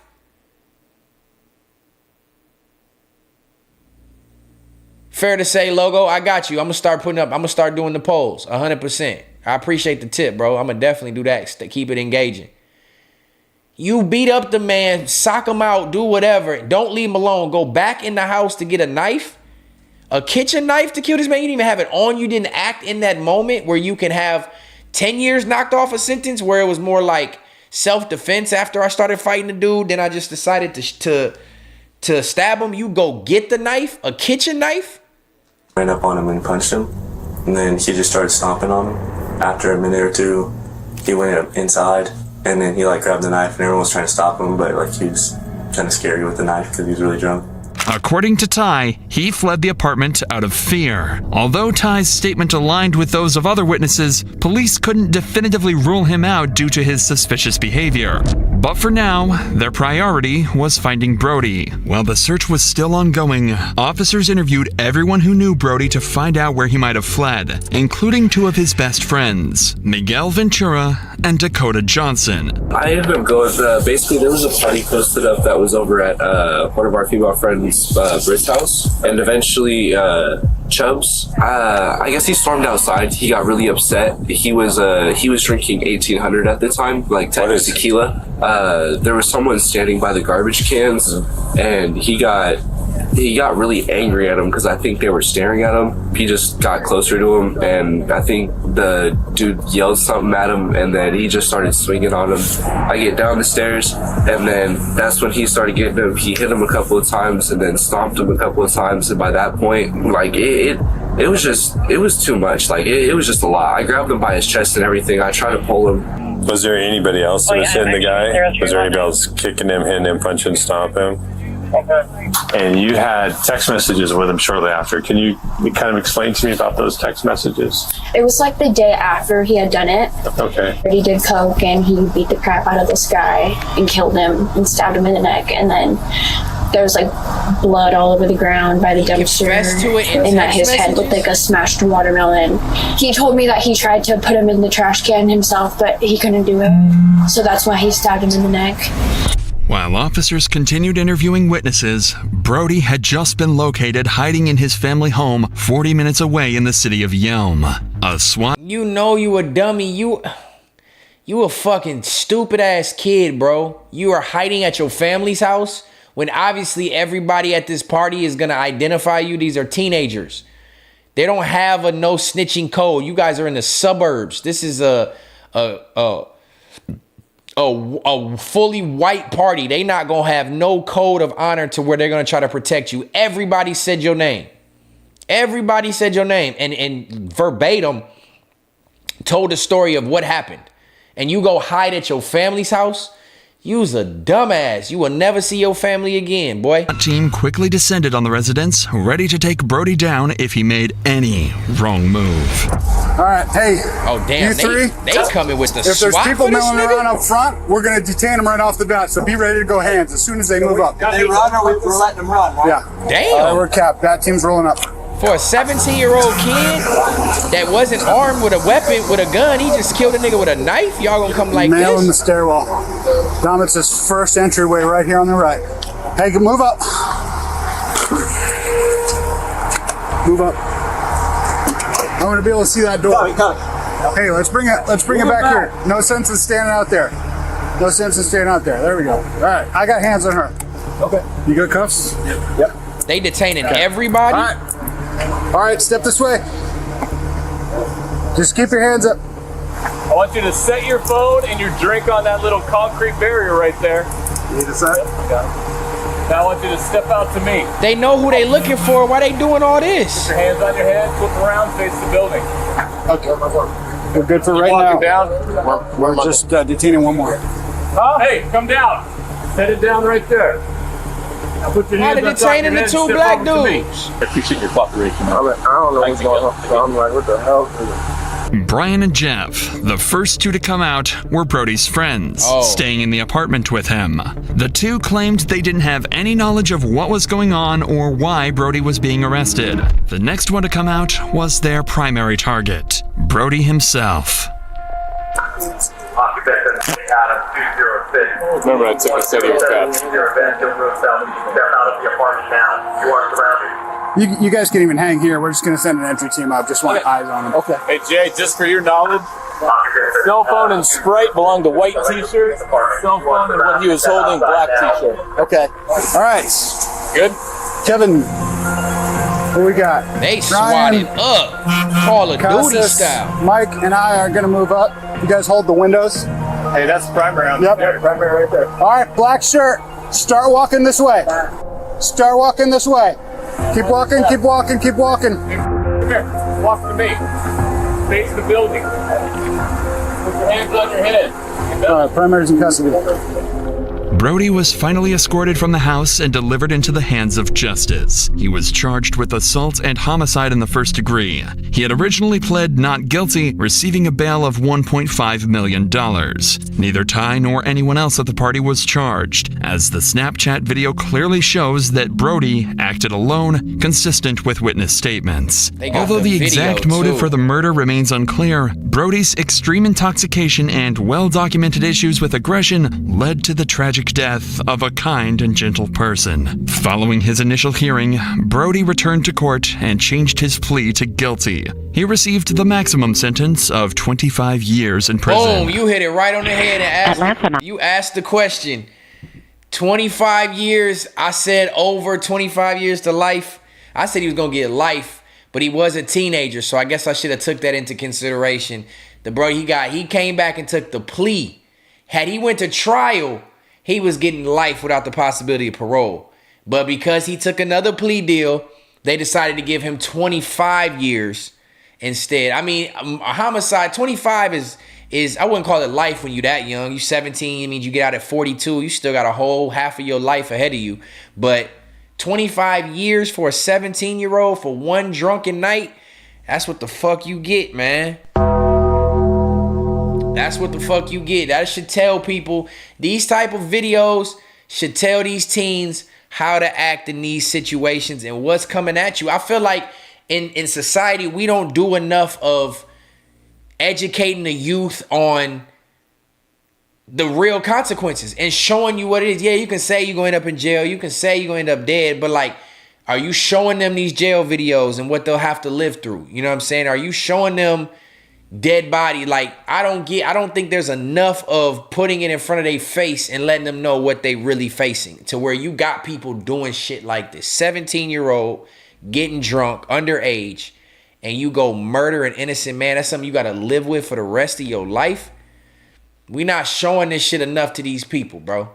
We not showing them what these consequences really what they contain, what they're gonna have to live with and deal with. Show them that Atlanta jail video that we watched earlier tonight as an example of what you have to live with if you commit these crimes and do this dumbass shit. That shit's wild to me, bro. They save money and time for court. Yeah, they definitely save money and time for court, but some people sign plea deals just because they don't have the resources to fight the case.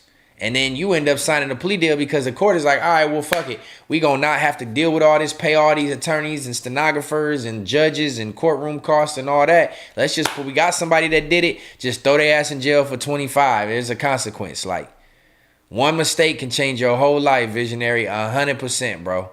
100%. That's why niggas gotta stay free and clear, bro. Even when it comes to like running fades and fighting niggas and doing all kind of shit like that, being any type of aggression, anything can happen, bro. You get in a fight with somebody and they gonna want to stab you or shoot you and claim self-defense. You gotta just watch what you do. You gotta watch what you associate yourself with and the situations you put yourself into, because anything can happen, especially when you're under the influence. Anything can happen, bro. Anything. But that's about it for tonight. W's for the fifth reaction. W's for me for pushing through this bitch. 4 hours and 40 fucking minutes. 4 hours and 40 minutes. For 5 reactions. It took probably an hour longer because of the documentary that we watched, but nonetheless, I enjoyed myself. I kept about 40 people in here watching with me this whole time. Shout out to y'all. Numbers don't matter, interaction matters, and y'all did just that. Everybody stayed in tune with me, stayed engaged in the chat, gave me your ears, and to be honest, I salute y'all. This is the latest I've ever been on for a Third Law stream. I think we at 1 a.m. Central Time. 11 p.m. on the west side, 2 a.m. on the east coast. So if you are part of any part of this country and you decide to stay up this late with me to watch Third Law episode 9, your presence was super appreciated. Shout out to all my day ones: Rotten Roll, Elijah the King, Visionary Star, Logo Secret, 7 was in here. We had, Wavy Crockett, TJ Monty, Trump's Monster, Wavy Crockett was in here for a long time. Jay Chills was in here kicking it for a long time. Frog Face. Who else we got? I don't want to miss none of my day ones. Everybody that was tuned in, I appreciate you for rocking with me for 4 hours and 45 minutes. This was definitely another legendary stream tonight. We got a couple videos that was meh, but we got a couple that are good that I will clip up and I will redrop on the page on Friday. We gonna clip that clip and keep them clips rolling. They only getting about 100 views, 70 to 100. So if you'd like to help the algorithm, make sure you go back and like the clips that I post from Third Law. All the clips that I post, make sure you like them up. Leave a comment on them. Stay engaged with everything that I'm doing. Turn on your post notifications because we got 4 live streams on the channel now. Third Law being my second of the week. Tomorrow, we are going live with Game Recognized Game. We are bringing back the game stream tomorrow night for my second night playing Arc Raiders. We're going to see who want to join me. If Uncle Biscuit want to chime in, I got my homie Sheridan. We're going to see if MacWap want to come in. We're going to play Arc Raiders live tomorrow. Y'all going to get back-to-back live streams from your boy. So if you ain't got nothing going, come tap in with me. Let's shoot the shit. Let's have a good time with no scripts, no nothing. Let's just game, talk shit, have a good time, and kick it, man. Game Recognized Game episode 2, well, technically episode 1 because the first one was a test stream, but however you want to word it, Game Recognized Game will be back tomorrow. Friday, we got clips coming from tonight's Third Law. We also got Get Creative on Friday, finishing up the loose leaf rug. So yeah, man, we got a lot coming. We're gonna be pumping out content for y'all, live streams back to back to back. I'm giving everything I can. So if y'all want to donate to the stream, make sure you send in super chats when I go live. That will help a lot. And yeah, man, just stay engaged. Keep rocking how y'all rocking. I'm tired. I'm about to go eat some food and end up crashing. But I appreciate everybody who decided to tune in with me tonight. Your presence is appreciated. This has been Third Law, episode 9. This is 9 weeks in a row of doing Third Law. Consistency is key, and that's all I'm focused on, man. Don't let nobody tell you nothing about no viewership. Just tell them to keep watching. I had to mark a couple niggas out in the stream tonight. Tell them fuck niggas to keep watching, because we gonna keep going up every single time. The Stetsen YouTube page is turning into a network. 4 live streams. We bringing in guests. We got co-hosts. We got gaming. We got reactions. We got podcasts. We got art. We got it all. Shout out to me. Shout out to y'all. None of this is possible without y'all. Until next time. Until tomorrow. Y'all gonna see me tomorrow for Game Recognized Game. I will be back live. Much love, tribe. I'm out this thing. I'm finna go eat and chill. Holla.